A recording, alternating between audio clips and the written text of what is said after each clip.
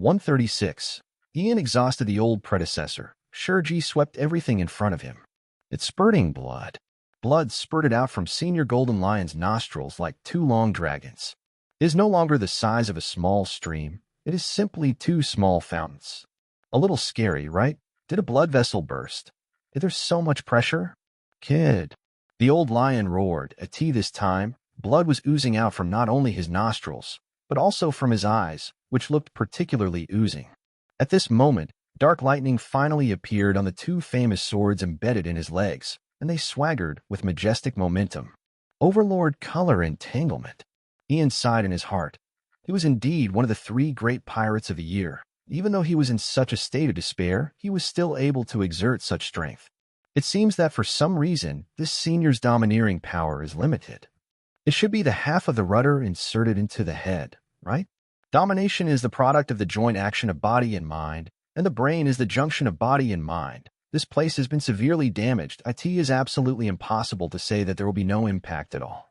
Judging from his performance just now, Senior Golden Lion probably hasn't used hockey in a long time. Until now, I was forced to use hockey again. It just seems that the price of using domineering energy is not light. It's really scary. Ian sighed as he looked at Senior Golden Lion, whose eyes and nostrils were oozing blood. You won't kill yourself just because you use your domineering power, right? The power of the lion, destroy the crack. The sword blade, entwined with the powerful weapon color and the overlord color, slash horizontally, cutting Ian's body in half in an instant. Oh. Ian made an inexplicable sound, and the body that was split into two pieces returned to its original shape the next moment. They could even comment with interest. Come to think of it, I don't feel as domineering as Teacher Kai. It is of course difficult to maintain the hockey that has not been used for so many years at its peak, and it is completely foreseeable that it will regress. Senkiria, the Golden Lion roared. The sword blades at his feet turned into a storm, swallowing Ian up in an instant. Although he was using his legs, Ian could still appreciate the elegance of the world's top swordsman back then. Senior Golden Lion's sword was so fast that he felt dazzled. But, damn it, why doesn't it work? The Golden Lion roared in disbelief. No matter how fast he is, no matter how domineering he is, he still cannot cause any harm to Ian. Come on, Senior Golden Lion, Ian said slowly. I'm going to be hacked to death by you. This is the result of insufficient information. No matter how fast it is, no matter how powerful it is, it means nothing as long as it misses. If he is from the Navy, he must be ready to distance himself from him by now. You still suffered too little, Senior Golden Lion. Damn you, brat. Stop talking nonsense in front of me. The Golden Lion raised his hand, and a huge island crashed directly towards Ian. Old God Ian was floating in place, showing no intention of escaping. The unbelievably heavy island hit him with thunderous force. No. Before it hit him, the island started to melt near him. It was as if the island was alive. It did not dare to collide with Ian, so it automatically split a tunnel for him. Ian was instantly knocked into the interior of the island. Ji Juan, the Golden Lion shouted lowly. The island instantly began to twist, and the spiral collapsed inward, turning into a huge ball. It was still shrinking and was about to crush Ian to death inside. However, even though Senior Golden Lion had desperately activated his abilities, the rocks and soil melted above the spiral sphere, and Ian floated out unexpectedly. It's actually quite interesting, Ian commented kindly. Kid. The Golden Lion's facial features were bleeding, and his mood became even higher. Several more swords flew over and cut Ian into several pieces. Ian just chuckled. Look, I'm anxious. Is being anxious useful? Be anxious when you should least be anxious. Calm down, Senior Golden Lion. Now seeing, hearing, and sex is the most important method. The muscles on Senior Golden Lion's cheeks twitched. Useless? How could it be useless? What happened to this kid's change? Isn't it elemental? Why doesn't even domineering work? Not to mention the armed color, I tried my best to use the overlord color entanglement, but it didn't work. How can it be? Hockey is what restrains devil fruit abilities. Senior Golden Lion's expression changed drastically. Then, blood. Blood seeped from his head, and even his long, silky golden hair was dyed bright red, looking extremely oozing. Oh. Ian raised an eyebrow. Did you touch the wound? Otherwise, just admit defeat, Senior Golden Lion. Ian couldn't help but said with concern, "The bleeding volume is huge." However, the golden lion only heard ridicule from his words and continued to attack with gritted teeth. It's no longer possible to stop the fight even if you think about it. During the battle with Roger at Etwall, half of the rudder was nailed into the golden lion's head, and it was too deep to be taken out. Originally, this was nothing and did not affect Golden Lion's daily activities. But later, when he attacked the Navy headquarters alone, in the battle with Garp Sengoku, the rudder was punched by Garp again, and this time it was completely embedded in the brain. After that, it became quite difficult for Golden Lion to use Haki. Once Haki is used, the wound will be touched. When Haki is used at a high intensity like now, the wound is completely torn apart. Golden Lion only feels like a bomb exploded in his brain, blowing his consciousness to pieces. In the extremely severe pain, he can't care about anything else. Kill this kid. It has come to this point. If you retreat halfway, you will die. Ian shook his head. This is really another attempt to rely on perseverance to defeat the mechanism. It doesn't work. Why? The desperate attack is meaningless that Ian's observation Haki can predict all the attacks of Golden Lion, and then instantly enter the Phoenix state and ignore the attacks of Golden Lion. This made Golden Lion go crazy. Why doesn't it work? The sword was swinging as fast as lightning. But again, being fast is meaningless. Suddenly, ugh! Golden Lion's body suddenly trembled, and he was struck by lightning in an instant. His eyes widened, and bright red blood flowed from his eyes, and the whites of his eyes were already red. Blood was gushing out from the edge of the rudder, behind his head. Ian couldn't help but be amazed at such a scene. It's too scary. Senior Golden Lion turned into a fountain. But this shouldn't be blamed on me, right? I didn't fight back the whole time. Senior Golden Lion's lips trembled and then fell straight down. Is he no longer able to maintain the strength to fly? Is this considered a win? Ian thought it was much easier than he imagined. He didn't even do anything serious, but just let Senior Golden Lion attack and drag him down. In ancient times, the Rider War Eagle outlasted the old lady, and now Ian outlasted the Golden Lion.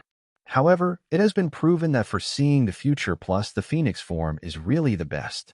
Even if he fights with Teacher Kai again, Ian is sure that he will never be as embarrassed as before. Wait, Ian suddenly realized something. He suddenly lowered his head and looked at the falling Golden Lion. Without any hesitation, Ian shot down instantly. Golden Lion Sr., you can't be in trouble.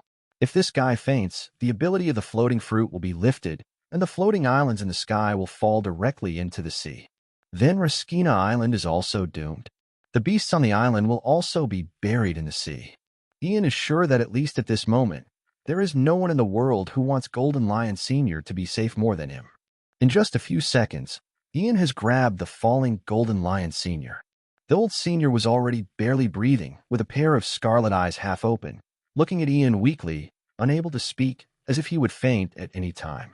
Ian was extremely anxious and slapped Golden Lion several times with his backhand. Can't sleep, Senior Golden Lion. Show your perseverance. Hang on. How can a man like you die here? Golden Lion was indeed awakened by Ian's slap, but he still couldn't speak, just glared at Ian. Ian breathed a sigh of relief, and then he didn't hesitate, directly spread his wings and flew down to the sea below. It is impossible for ordinary doctors to stabilize the injuries of Senior Golden Lion without fainting again. Luo, it depends on you. In the sky, in a huge floating island, in the castle of Golden Lion. Everyone watching the images transmitted by the monitoring Din Din Mushi was stunned. After a few seconds, someone screamed. Boss Shiki has been captured. The whole castle was in chaos. Dr. Indigo grabbed his hair and ran around like a headless fly, making a fart-like sound. After dancing for a while, he screamed, Boss Shiki. On the sea, the golden dragon floated quietly. Violet stared at the sky, broadcasting the battle situation in the sky to her partners in real time. At this time, a smile appeared on her face. Ian won, or it's better to say that the Golden Lion had no power to fight back at Dash. She felt something was wrong. Is it Ian who had no power to fight back?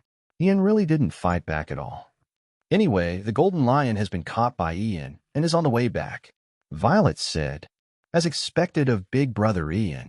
Jack was generous with his praise. That's Shiki the Golden Lion. He won so easily. Indeed, it's amazing. Drake was also in awe. The Golden Lion is a man who stands shoulder to shoulder with Roger and Whitebeard. Defeating the Golden Lion, wouldn't that be equivalent to defeating Roger and Whitebeard? Ian is so annoying. Yamato had a different opinion. He actually went to fight alone. The girl puffed up her cheeks, looking unwilling. I also want to fight the Golden Lion. For her, fighting is entertainment. Ian left her alone to fight, which was equivalent to Ian leaving her to play alone. Next to him, Hancock chuckled. It's not because you are too weak that Ian is worried. You guy. The two immediately became at war with each other again. Ian came back under such circumstances, completely ignoring the tit-for-tat confrontation between the two. After all, he had already tasted too much. Luo, come here. He placed the Golden Lion on the deck and shouted, use your ability to stabilize his injury. Ah, Golden Lion. Luo came over in surprise. You want to save this guy? Not an enemy. We'll have to count on him to send Raskina Island back later. Ian said briefly. Understood. Luo nodded slightly. I'll check him out. The injury is to the brain. Ian said, it should be that the old injury caused by the rudder piercing into the brain has recurred. Luo looked at the Golden Lion's head and smacked his lips. It's a shame he can survive such an injury. He muttered and waved, summoning a translucent spherical space. Then the Golden Lion's eyes widened, and Yin watched helplessly as Luo swung a knife and cut open his head, cutting his head into fine pieces with 3 strokes. The brain and blood vessels were severely compressed. Luo said, it was probably because of the battle just now that the wound broke. Just stabilizing his injury? Luo turned to look at Ian. If that's all, just use my ability to force the blood vessels to close. Do you want to take out the rudder? It's very simple. The Golden Lion's pupils shrank. It shouldn't be needed for the time being. Ian looked down at the Golden Lion and chuckled. Stabilize the injury first. Learn. Luo snapped his fingers lightly and said, Batten, he can control everything in this room space as he wishes. In the Golden Lion's brain, the broken blood vessels were forcibly pinched together. The damaged expressway was reopened to traffic, and Golden Lion instantly felt his mind clear. Kid. He was able to speak and even struggled to sit up. Luo sneered, don't move. The ability was slightly relaxed, and the Golden Lion instantly fell down with blood spurting from its head again. The Golden Lion immediately glared at Luo fiercely. Luo once again used his ability to pinch the Golden Lion's blood vessels, allowing the highway in his brain to connect again. The Golden Lion immediately let out a long sigh of relief.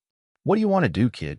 The Golden Lion understood the current situation and stared at Ian. I just want your help in moving Raskina Island back to the New World. Ian sat cross-legged beside him. As I said before, as long as you move the island back, I will forget about it. Are you threatening me? Even if he is controlled by others now, the Golden Lion will never bow his head.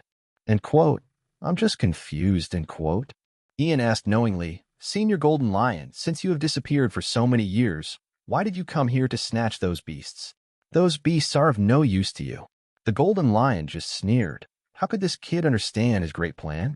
Ian knew what he was thinking. He smiled and said, After all, I can only think of one use for these beasts, and that is to use them for fighting. But Senior Golden Lion, you can't use them at all, right?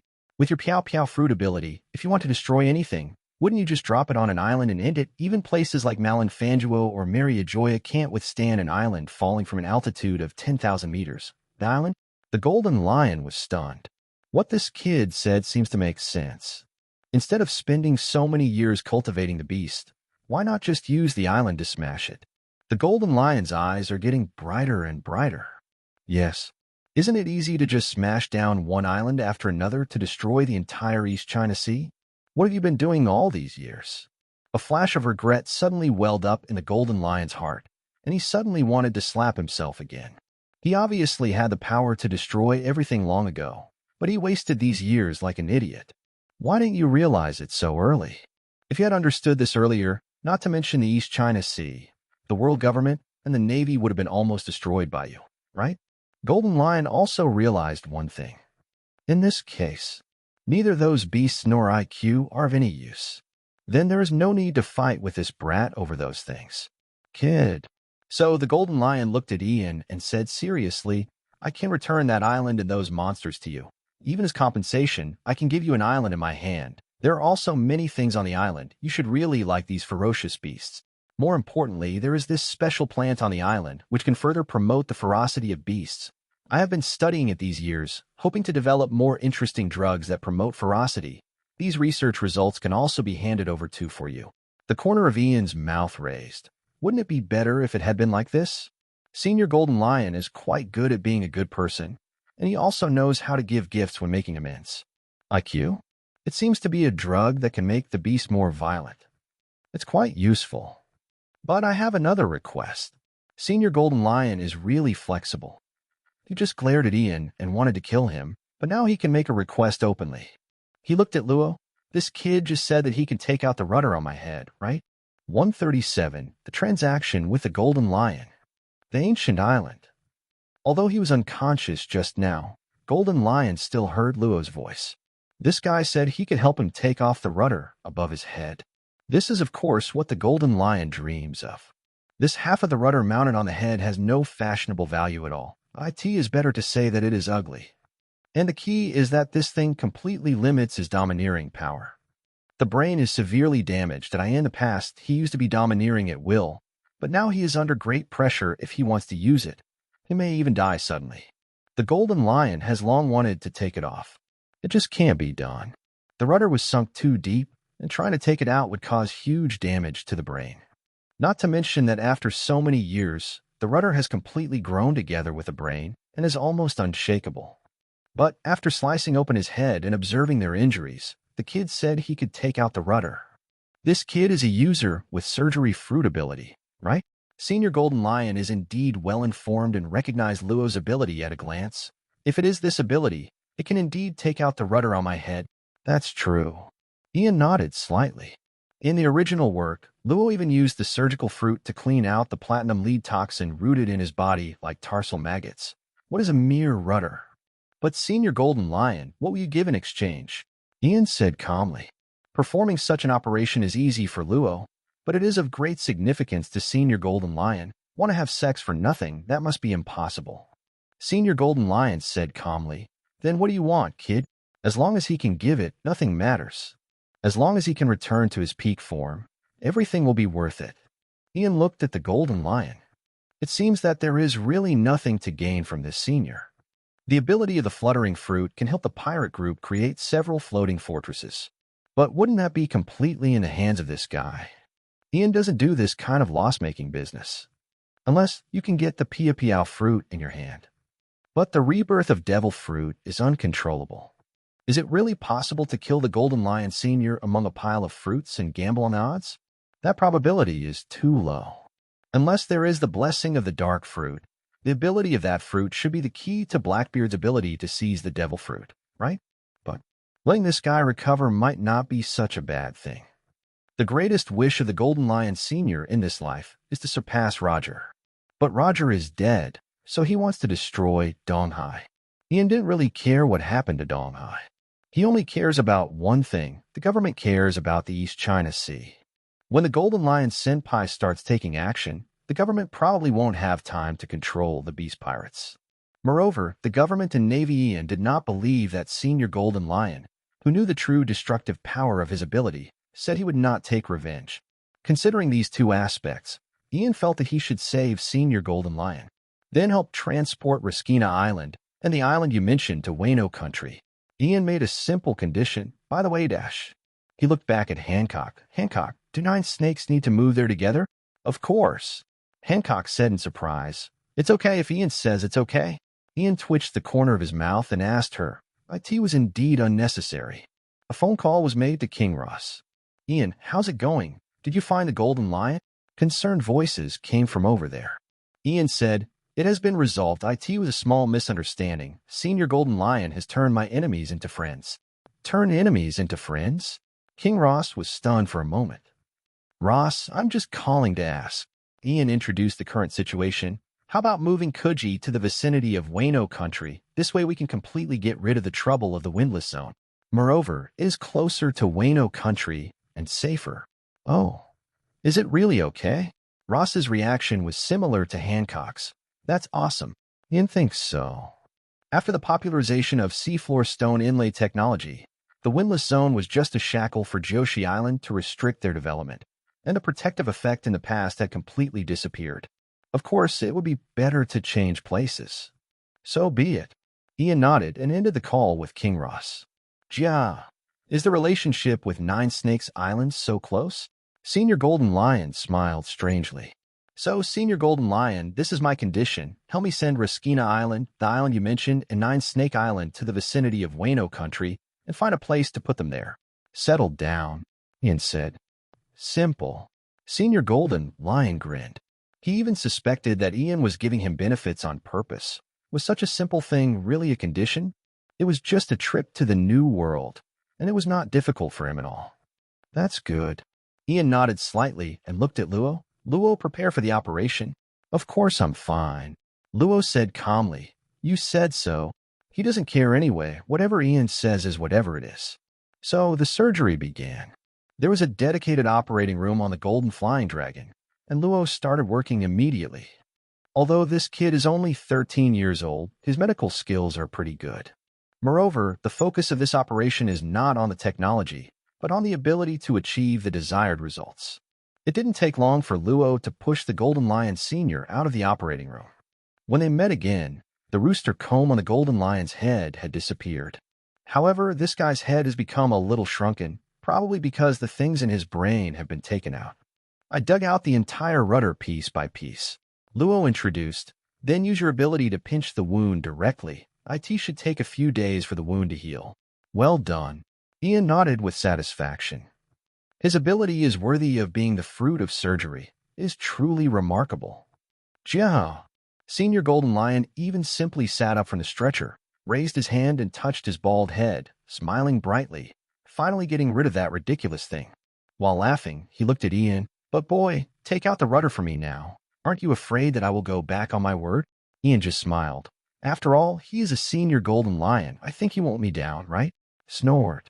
The Golden Lion snorted. Of course, he is not so cowardly as to renege on such an easy condition. I will be dispatched immediately. Senior Golden Lion said, send you and those islands back to the New World. No. Ian waved his hand at this time. It's enough to send those islands back. We won't go back yet. Luo looked at Ian in surprise. I've never heard of this. We've come here. Wouldn't it be a pity to go back like this? Ian smiled. The location they are currently in is not far from the outlet of the Grand Line, the starting point of the Grand Line. More importantly, when coming over, Violet discovered a nearby island, an ancient island full of dinosaurs. Dinosaurs are not the focus, and neither is the ancient island. The point is, there are two giants fighting on the island. Is it okay if I don't go and take a look? There is a snow country behind that island, which is also a place worth visiting. As you wish. Luo curled his lips and said again, since it was Ian's decision, he just had to follow it. Senior Golden Lion gave Ian a deep look. This kid is really relieved of himself. He actually asked me to send those islands back. Snort. The Golden Lion snorted again. This kid trusts him so much, so of course he can't be embarrassed. I will send you those islands back as soon as possible. The senior said firmly. Then it's up to you, Senior Golden Lion. Ian chuckled. Then, as if he remembered something, he looked at Golden Lion's incomplete legs and said, Senior Golden Lion, if you are interested, you can come to us anytime, and we can reattach your legs by the way. In the original work, Luo even replaced Monet's hands with wings. What's the point of just two legs? The Golden Lion's eyes narrowed. If only my legs could recover. However, there is nothing that can be exchanged with Ian in a short period of time. The Golden Lion touched his head again. The corners of your mouth are raised. This is enough. Later, the Golden Lion flew into the sky and headed towards the floating islands in the sky. Goodbye then, Senior Golden Lion. Ian waved goodbye to the senior. Is it really okay, Ian? Black Maria asked worriedly. Give all these to the Golden Lion or something? Peace of mind. Ian smiled and said, those islands are no longer attractive to Golden Lion, so he won't choose to lose face because of them. So, Ian. The soft body fell directly on Ian's back. Shall we play in a park next? Yes. Ian caught Yamato's legs and put his childhood sweetheart on his back. There are many places I want to go. 2 giant leaders in a small garden. A user with the ability to swallow fruits on the Island of Drums. A letter from Queen Lily that is kept by the Nefertarelli family in Alabasta. The Golden Bell of Sky Island and the Enel of Thunderfruit. Pluto's design of the Water City. We have already come here. How can we go back like this? Great. Yamato had already cheered directly. Let's go then. Behind him, Hancock bit his handkerchief angrily. How could this white-haired girl be so shameless? He always behaves so intimately with Ian as if nothing happened. If it were you. Hancock just imagined lying on Ian's back and acting like a baby, and her face turned red. You will definitely pass out from excitement. Violet. Ian turned back. In which direction is that ancient island? There. Violet pointed in a certain direction, diagonally behind her. Then let's move forward. Go see the ancient scenes. The golden flying dragon is heading towards the ancient island.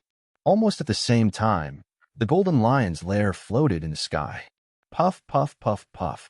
Fart-like sounds continued to sound, and Dr. Indigo hurriedly rushed to greet the returning Shurji. His eyes almost flew out of their sockets. There is none left. The rudder on Boss Shurji's head has disappeared. And then what happened? Wasn't he captured by Ian from Burning Heaven? He quickly started dancing and gesticulating. Jiao! The golden lion laughed loudly. Stop the research. Dr. Indigo, the plan has changed. Dr. Indigo was stunned for a moment. Then, you've been studying it for 9 years, and you want to stop? Small garden.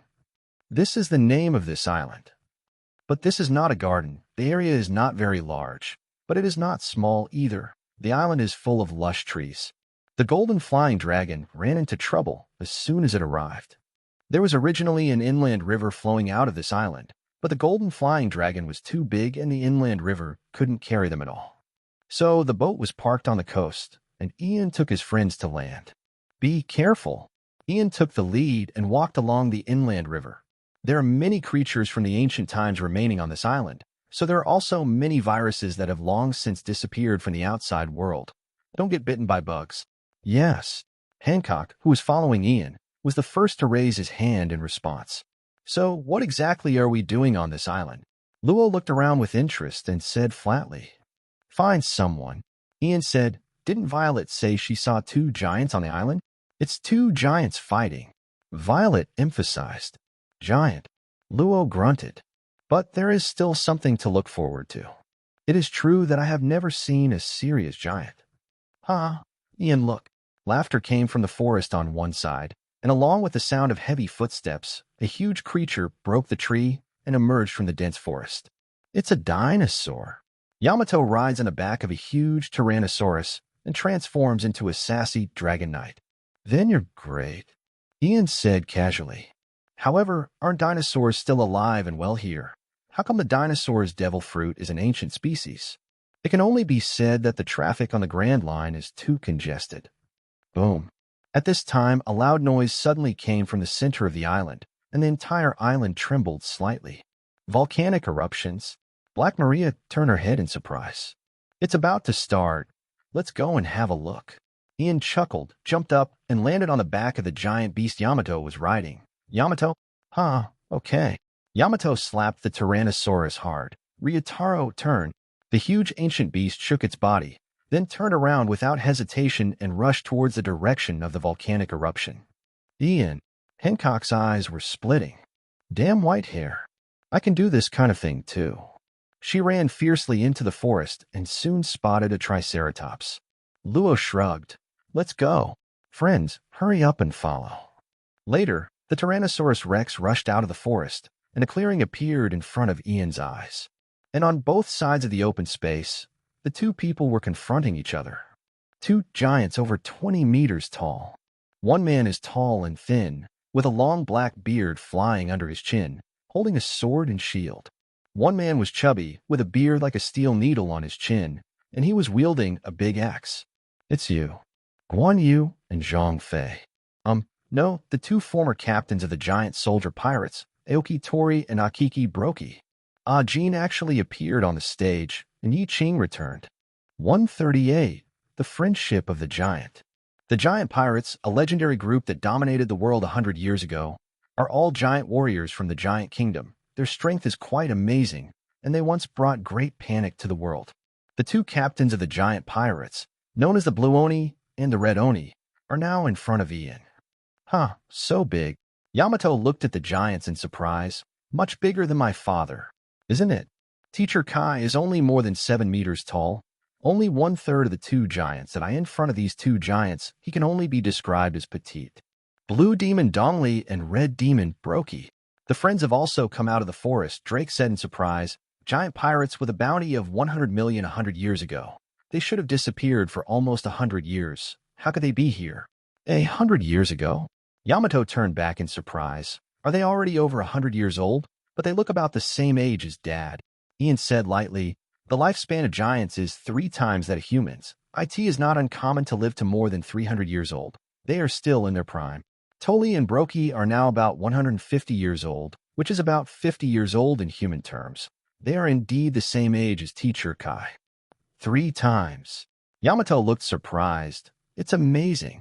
Is it amazing? That's really amazing. The blank 100 years, 800 years ago sounds like a long time ago. But in the giant kingdom, it was only 2 or 3 generations ago. But when pure gold is found in the future, this lifespan will not be a big deal. At this time, the two giants facing each other also noticed the arrival of Ian and others. Ga pa pa pa. Hey, Dongli. Brokey, who was more obese, laughed loudly. Another guest has come to the island. Dongli also laughed loudly and he shouted to Ian and others, it's been a long time since we last met. Hey, guests, although it may be a bit presumptuous, did you bring any wine? We haven't had a drink for a long time. Dongli's other laughter almost made Ian laugh out loud. Where did the Soul Hall Elder come from?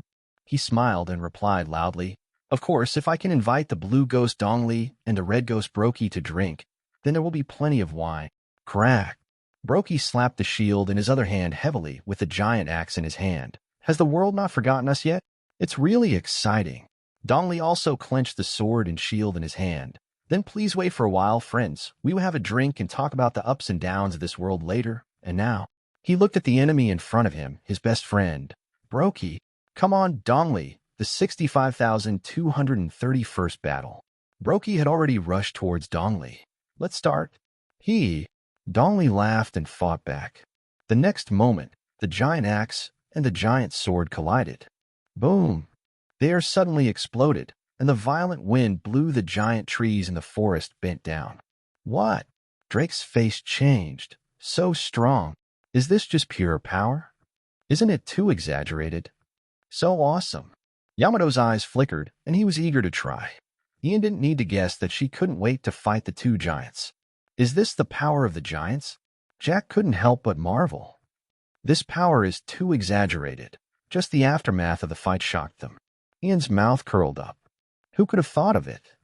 The two giants who were humiliated by the third brother of the Candleman in the Small Garden chapter made a gorgeous turn in the new world in an instant. The one-shot Tyrant Country destroyed the Kid Pirates. The two people on the Warhead Island headed up against the wild boar Valkyrie, who was suspected to be the strongest of the 5 elders, and cut the sandworm Peter in half. I can only say that this is the power of the version. Jack, go ask Babanuki to send some wine and food over. Ian said, the quantity must be enough. Okay, brother Ian. Jack did not hesitate and instantly shot up, stepping on the air and heading towards the place where he came from. The battle between the two giants continued, and the earth shook with every move. The giant swords and axes kept clashing. Shields kept colliding. Sun saw. Almost in unison, the two giants swung their weapons vigorously at the same time. The swords and axes collided, and thunder and lightning exploded in an instant. Ian understood why they were humiliated by the third brother. Donnelly, who was tricked into drinking a bomb, and then was chopped down by Brokey with an axe after being injured. Although Brokey was attacked by surprise, he was also taken down directly by Mr. 3. This is probably because they are too slow. The power is indeed full, but due to their size and weight, their reaction is slower than that of humans. This is probably a common problem of giants. But then again, why would the two captains of the giant pirates, who were rumored to be close friends, fight here? Drake asked in confusion. They didn't hold back at all in their attacks. Aren't they afraid of killing the other side? Don't worry.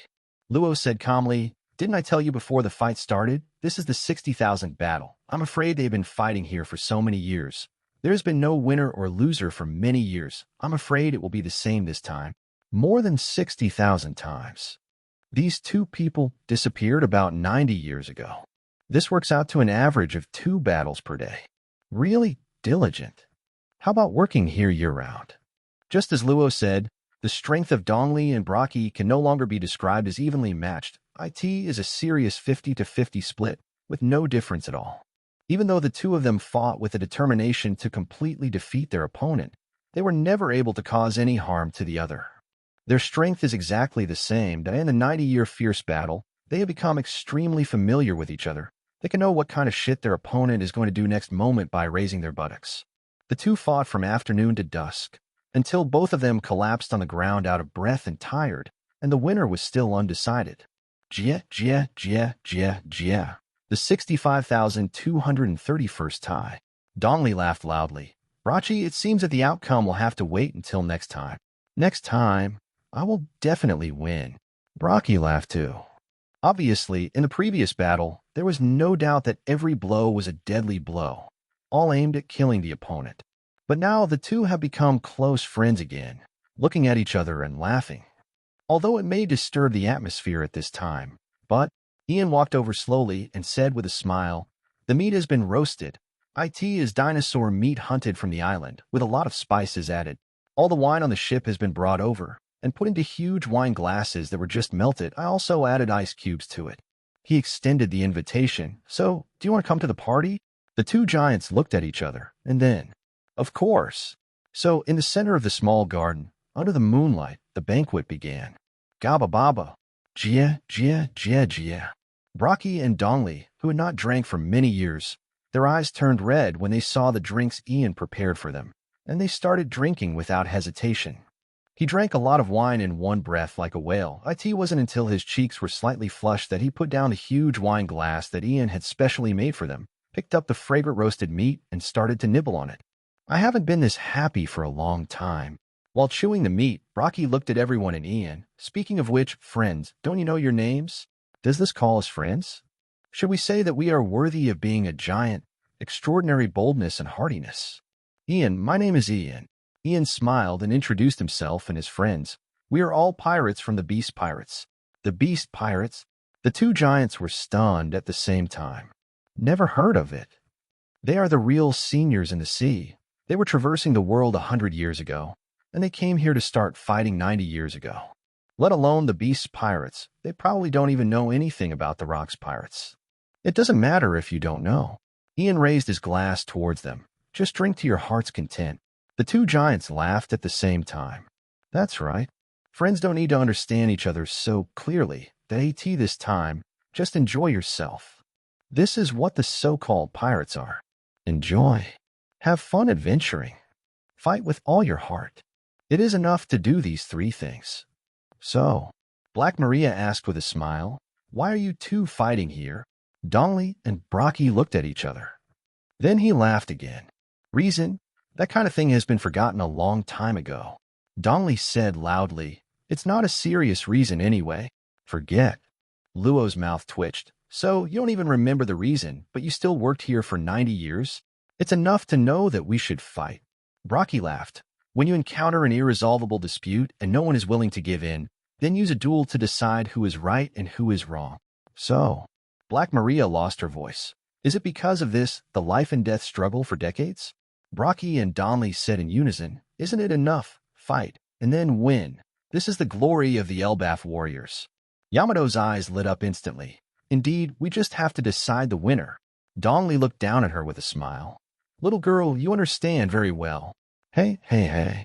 Yamato bared his teeth and smiled like a Shiba-Inu. Hancock, who was sitting on the other side of Ian, curled his lips. He even forgot the reason for fighting, but he still wanted to fight and kill his best friend. Isn't this stupid? What else is there to say about glory? Ian just drank and ate meat in silence. Didn't express his opinion on this. This is Elbaf's tradition. How can he, an outsider, have any room to comment? He just said lightly, "It's just a pity that the giant pirates, which was famous all over the world, immediately fell apart because of the disappearance of the 2 captains. Did those boys just disband the pirate group?" Donnelly couldn't help but sigh. Although this is the tradition of Elbaf, it is for the glory of the warriors. However, it is really selfish to abandon your companions for the sake of your own glory. It's not just as simple as disbanding. Ian said, The remnants of the giant pirates were later captured by the Navy and almost executed. What? The two giant leaders shouted at the same time. Don't worry, that execution was stopped by one person.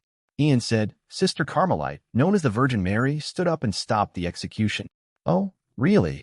Brocky said happily. Gababa, then she is really a good person. Ian's mouth twitched. Who could have thought? The woman who is revered as the Virgin Mary by the world is actually a human trafficker behind the scenes. Even Charlotte Lin still misses her to this day. But, Donley, Brokey, you probably don't know yet, right? Ian said calmly. About 40 years ago, two Titans who were once members of the giant pirates left Elbaf, and they wanted to confirm your safety. But they were deceived by the world government, and it is said that they are still guarding the gate of Judicial Island. Their names seem to be KC and Oimo. Luo glanced at Ian. Here it comes again. Ian's unique and inexplicable broad knowledge. He knows something about all kinds of inexplicable things. What? Donley and Brokey stood up together. Ian, you mean KC and Oimo? Those two guys were interns on the giant pirate ship at the time, and they were little brothers that both of them took good care of. Ian nodded gently. It is said that the government deceived them that you were captured by the Navy, and as long as they promised to guard the gate of Judicial Island for 100 years, they would release you. Damn world government. Brocky was instantly furious. It's as despicable as ever. No, we can't let KC and Oimo continue to be deceived. Donley gritted his teeth. We have to save them. But, Yamato said in surprise at this time, what about the dual agreement? Donley and Brogy choked at the same time. Yes. What should the duel be like? It has lasted for 90 years. Does it really have to end before the winner is decided? At this time, Ian smiled and said, then how about changing the duel method? Change. The two giants looked at Ian in surprise at the same time. There is no doubt that the two of you are absolutely evenly matched. Otherwise, it would be impossible for you to fight for more than 60,000 times without a clear winner. Ian said, but fighting each other is not the only option to prove your strength. For example, since we're going to save the two giants, why not compare who has contributed more in the process? The one who contributes more, of course, is stronger, right? The eyes of the two giants lit up at the same time. Yes, you can do this. Since the fight cannot determine the winner, let's try another method. Just in time to save Casey and Oimo. Genius. This boy is really a genius. It just so happens that I have to go to the Water City next time, which is very convenient, so, Ian said with a smile. Do you want to take my boat? Can I? Brokey was overjoyed. Donley also smiled happily. That would be great, but would it be too much trouble for you? They don't have a boat. The return ship prepared 90 years ago is no longer usable. After all, who could have thought that this duel would last so long? Ian just smiled. Nothing, it's on the way anyway, but I have to go to a few other places on the way. I hope you don't mind. Gee, there's nothing to say about the people who take the boat. Brokey smiled. Besides, since it's been 40 years, there's no need to rush. Then I'll trouble you next, friend. Donley laughed. You also said it. Ian said seriously. We are friends. Isn't it natural for friends to help each other? Ba. Amid the strange laughter, the banquet continued. It was so simple that Ian gained the friendship of the giant. With the giant pirates as a guide, he can then gain the friendship of the entire giant race. The giant kingdom is recognized as the world's #1 power. 139. The admiration of the giant. The god of the sun. The drum. After a night of partying, it was time to leave. The two giants didn't have any courtesy to deal with. Here they hunted dinosaurs to eat when they were hungry, went to the inland river to drink water when they were thirsty, and jumped into the river to take a bath, just surviving in the pure wilderness. Gaba. When boarding the golden flying dragon on the coast, Brocky looked back with some reluctance. I have spent most of my life here, and I am really reluctant to leave suddenly. Gigi. Just come back later. Donley laughed loudly. The separation at this time is for the next encounter. This is the child of the sea. Ba, that's right. Brocky also laughed. Giants are not sentimental. The melancholy in my heart disappeared in just a moment. Then let's go. Ian smiled. Babanuki immediately asked people to stow the anchor and lower the sail. The huge sea ship slowly started and moved around the coast of the island. But, Ian, Donley stamped his feet and looked around. Your ship is really big. Even by the standards of our giants, it's not a small ship. The average size of the giants is about 10 times that of humans. Even if the golden flying dragon is reduced to 1/10 of its current size, it is still a large ship with a length of several tens of meters. Because there are a lot of things to pack, Ian chuckled. Bombers, behemoths, and accompanying pirate and murloc troops, the golden flying dragon always carries a lot of things. Correct. Brocky suddenly remembered something and said anxiously, Ian, be careful. There is a monster that feeds on islands living in the sea ahead. All passing ships will be attacked by it. Before he finished speaking, the sea ahead became rough. Thick shadows emerged from the bottom of the sea and immediately broke through the water, setting off huge waves. That's a goldfish. An exaggeratedly large goldfish. The part exposed above the sea is already a lot bigger than the golden flying dragon. It is really difficult to estimate its size, including the parts hidden under the sea. That arrives so fast. Dongli instantly grasped the hilt of the giant sword he carried with him. Brachi, come and open up a navigation path for our friends. Gao Baba. Brocky also laughed. Let's use that move after a long time. Penetrate this guy in one go. But Ian smiled and said, how can we let the guests do it? Dongli and Brocky were stunned for a moment. Only then did they notice that the people on the deck were not even a little nervous when facing such a huge beast, let alone the slightest panic. How is this going? Ian had turned around. Which one of you is going to solve it? Leave it to me, Ian. Hancock was always the first to respond to Ian. The black-haired girl jumped lightly and landed directly on the mast. With her finger on her red lips, she pulled out the heart-shaped crossbow. Don't try to be the first. I'm the one who wants to kill it. Yamato never lags behind others when it comes to fighting. He instantly launches himself into the air and soars into the sky. Humph, white-haired monster, too slow. Just see me perform in front of Ian. Hancock snorted coldly, and in the next moment, pink arrows like a rainstorm rose into the sky, pouring down mercilessly towards the island-eater monster. Ouch. The monster looked at the oncoming arrows and didn't know what they were, and continued to approach here without caring. But the arrows landed on the monster's body, instantly turning its body into stone. In the blink of an eye, most of the monster's body exposed on the sea had turned into stone. Dongli and Brocky were stunned. Those who can. Moreover, he is also a pretty amazing ability user. Then they heard another voice, Zhang Sanshur Yinaraku. A white shadow fell from the sky above the island-eating monster. The iron rod in his hand, which was no different from a toothpick to the island-eating monster, hit the monster's head. Then, boom. The monster's body, with most of its body frozen, exploded. Parts of the body turned into a splash of stone. Part of the body turned into a splash of ice. Part of the body turned into stone and then turned into ice cubes and splashed. Dot. The two giants looked at each other in shock. So strong? Dongli couldn't help but look at Ian. Is it possible that you are a very powerful group of pirates? Ian smiled modestly. It's okay, that he should be somewhat famous in this world. You're still pretending. Luo rolled his eyes and said directly, the Beast Pirates should be the strongest pirate group in the world right now. The strongest? The two giants exclaimed again. Even when they led the giant pirates across the world, they were still far from being the strongest. As for this guy, Luo pursed his lips towards Ian. As the second-in-command of the Beast Pirates, this guy's bounty is 10 times as high as yours combined. 10 times. Dongli's eyes almost flew out. Brokey was already busy calculating, and when he finally got a result, he couldn't help but be shocked. Isn't that 2 billion? Too exaggerated. Dongli praised repeatedly. In our era, there has never been such a high bounty. It's just that the times are changing, and the bounty has expanded, Ian said with a smile. This is enough to show the exaggeration of Roger's bounty reaching 5.5 billion 10 years ago. You know, even if Whitebeard spent more than 20 years, the bounty has just exceeded 5 billion. This is the gold content of One Piece. However, there is another reason, probably because the contemporary pirates are indeed stronger than the ancient ones. Except for the era of Joy Boy and others 800 years ago, in recent decades, it should be the era when the number of strong men on the sea has been the most explosive and the intensity has risen the most. Otherwise, unprecedented great changes would not have happened in this era. No matter how much he expands, he can't expand dozens of times in one breath. Incredible. Really amazing.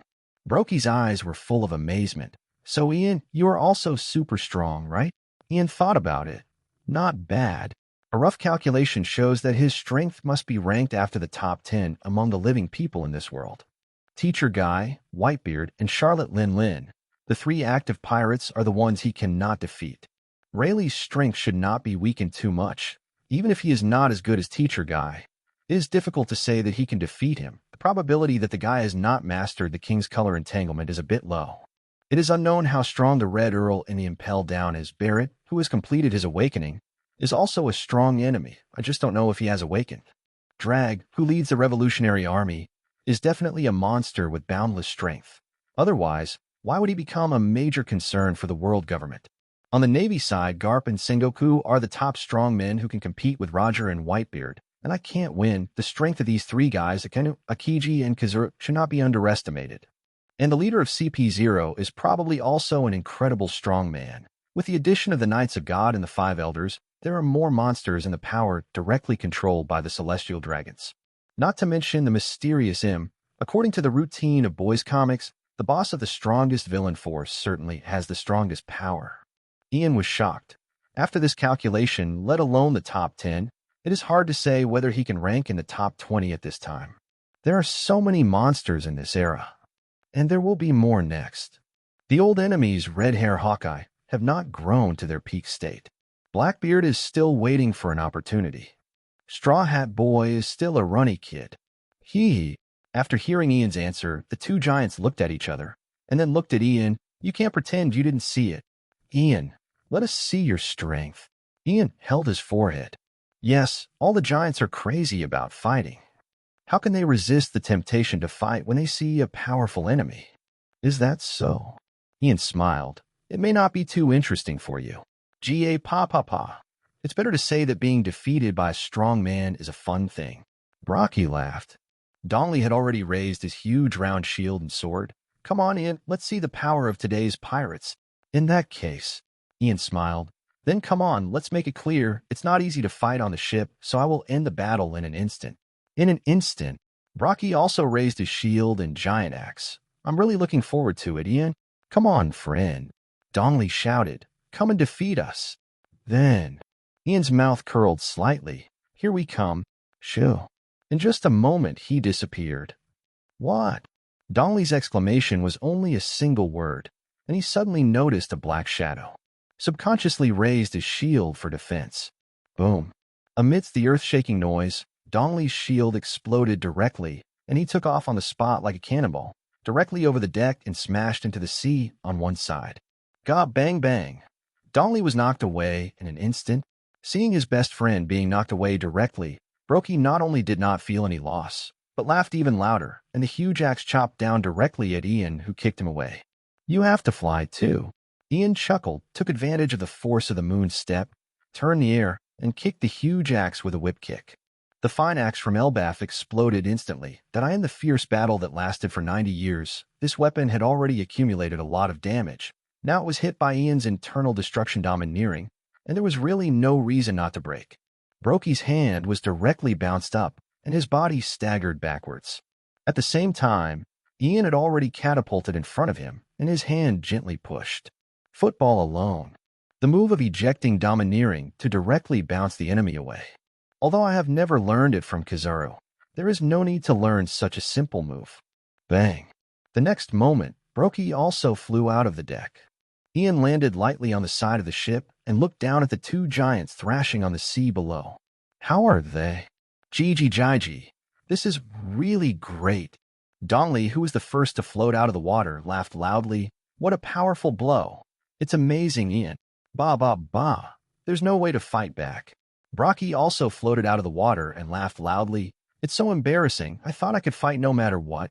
Your weapons are too badly damaged. How can you possibly block my domineering power? Ian smiled and said, and the 90 years of fierce fighting has taken a heavy toll on the body. Rather, they fight twice a day on average, and they go all out and show no mercy. That it is really incomprehensible that they can still be so lively. If I change my weapons and train myself properly, I will never win so easily. Ian said, this is no more modest. These two guys were able to withstand Phone Watchley's attack, even bounce him back. How could they be so weak? Gigi Jiji, if you lose, that no reason is needed. Ga ba. Yes, it's just that my skills are inferior to others. Ian chuckled. Bold and straightforward, these are giants. They are a group of people who are easy to get along with. After a small interlude, the golden flying dragon continued to move forward. On the way, the two giants told Ian and the others a lot about the giant kingdom.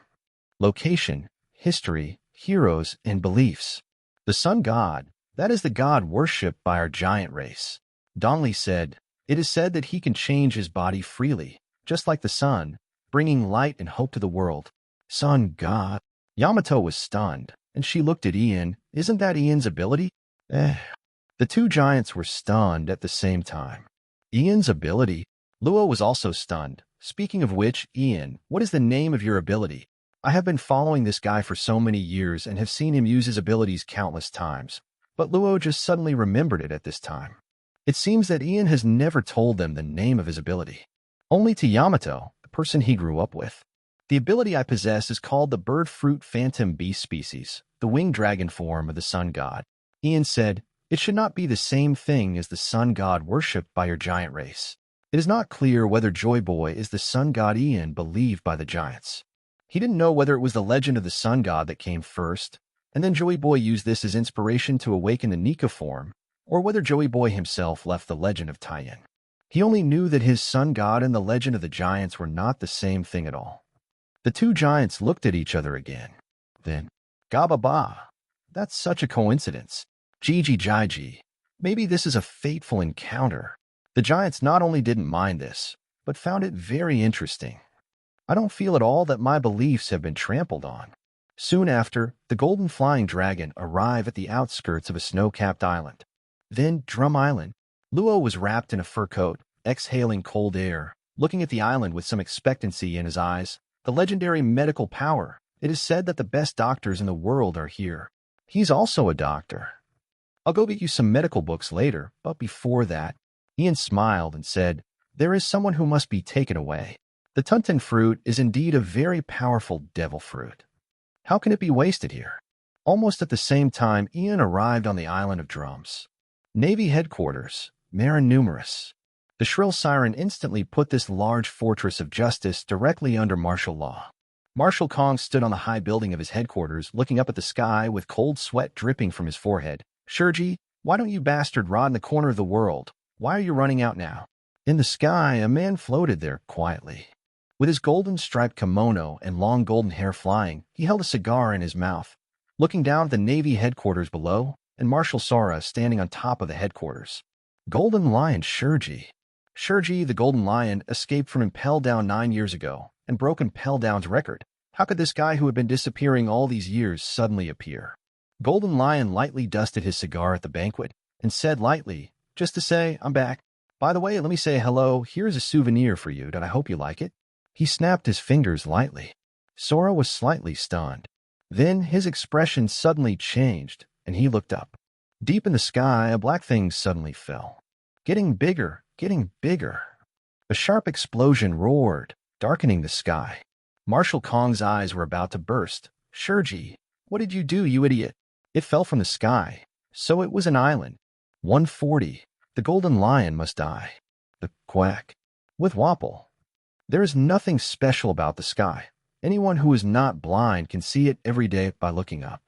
The islands are nothing special, except for Marie Joa. Everyone in this world lives on islands of various sizes. There's nothing special about the sky and the island. It is normal for people standing on the island to look up at the sky.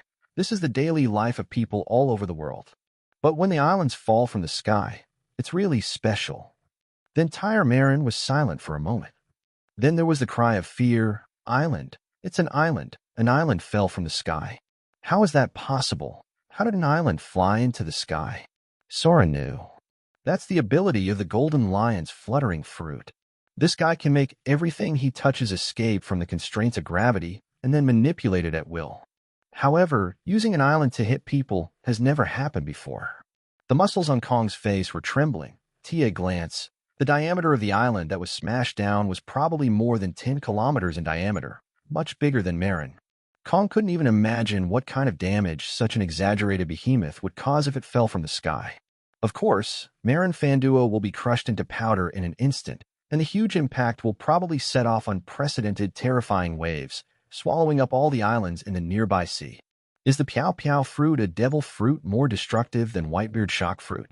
However, now is not the time to think about these things, and we must not let this island fall. Absolutely not.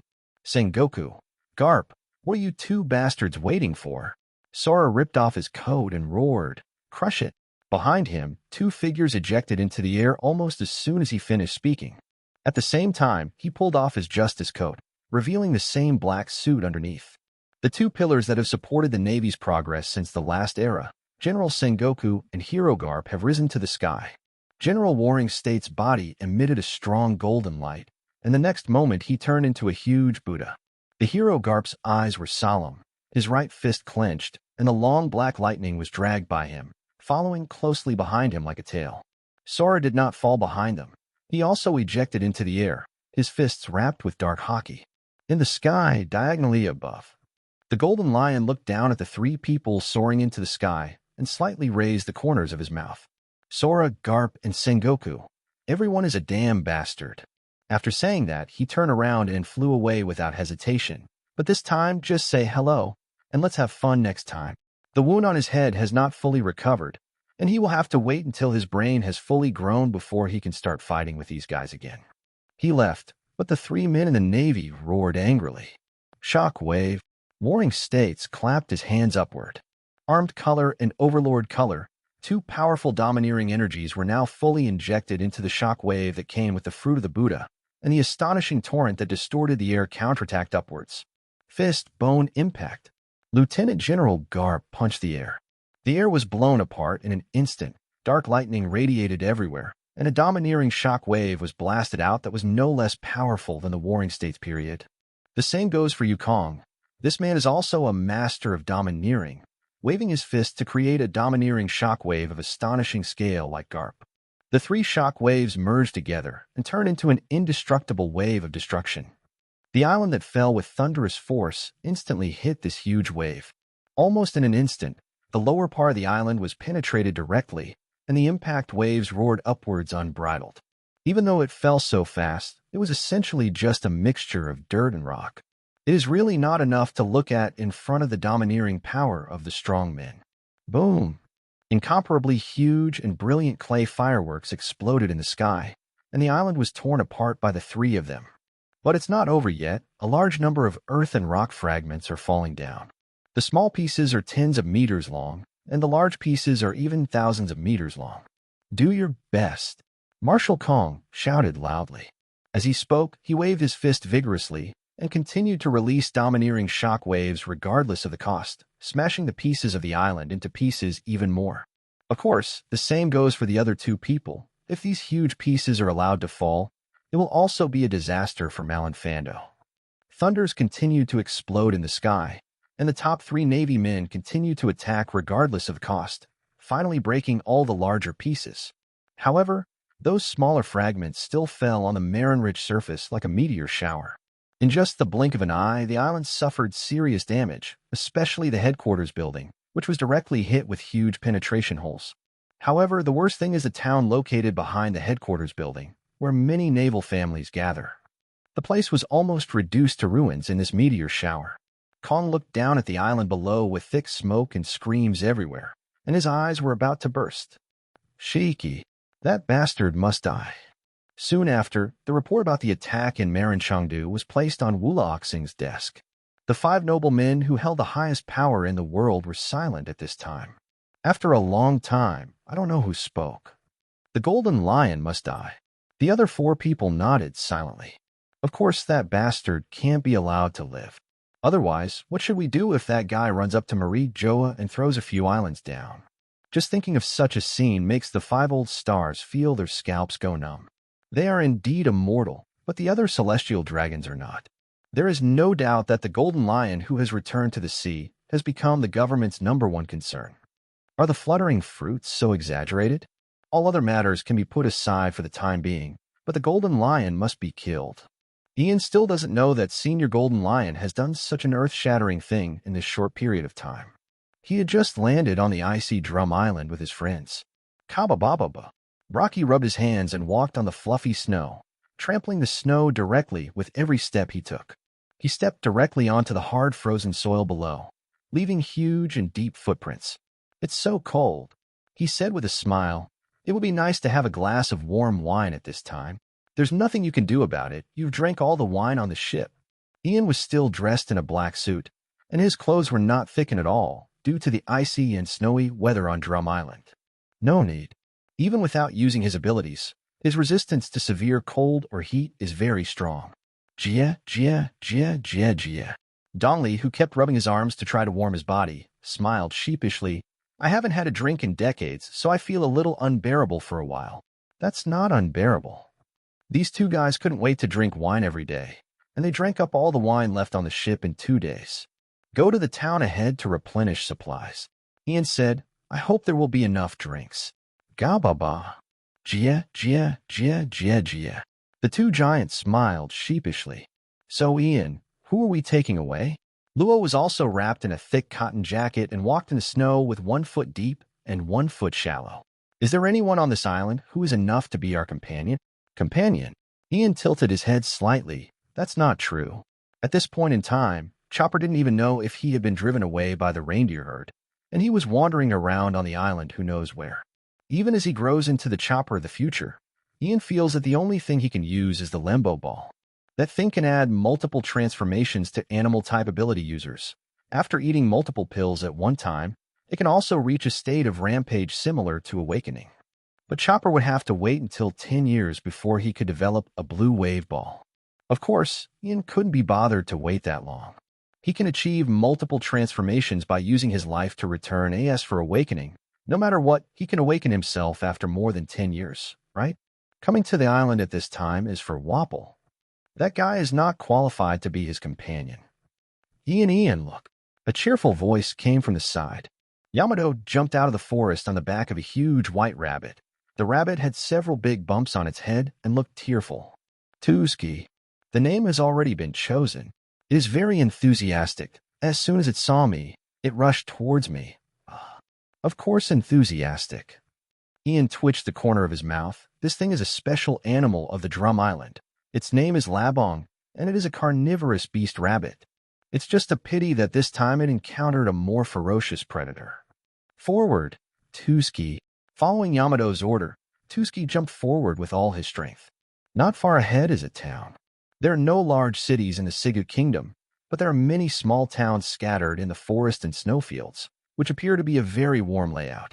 However, when Ian and his friend approached the town, this cozy atmosphere was instantly broken. When Yamato jumped into town riding a rabbit, people were just a little surprised. But immediately, people's attention shifted to the two giants who were walking in the front because they wanted to drink. Every step they took made the ground shake, causing the snow on the roofs of the houses on the edge of the town to fall. Giant. It should be said that a corner of this town was blown up in an instant. Giants are legendary creatures, even to those who live along the Grand Line.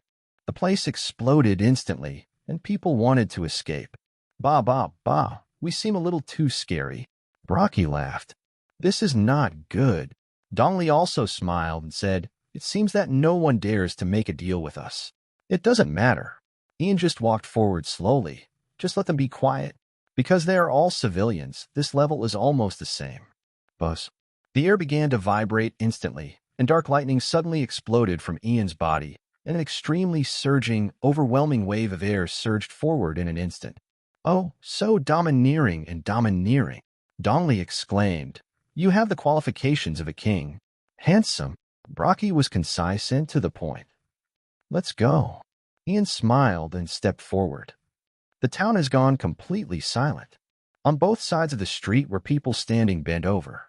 Ian's strength was controlled very well, and it was not enough to make these ordinary people lose their strength, but it was just enough to make them feel severe fatigue. But even so, it was enough to make people look at them with fear. Witchcraft. This is sorcery. Where is the tavern in town? Ian asked the civilian next to him casually.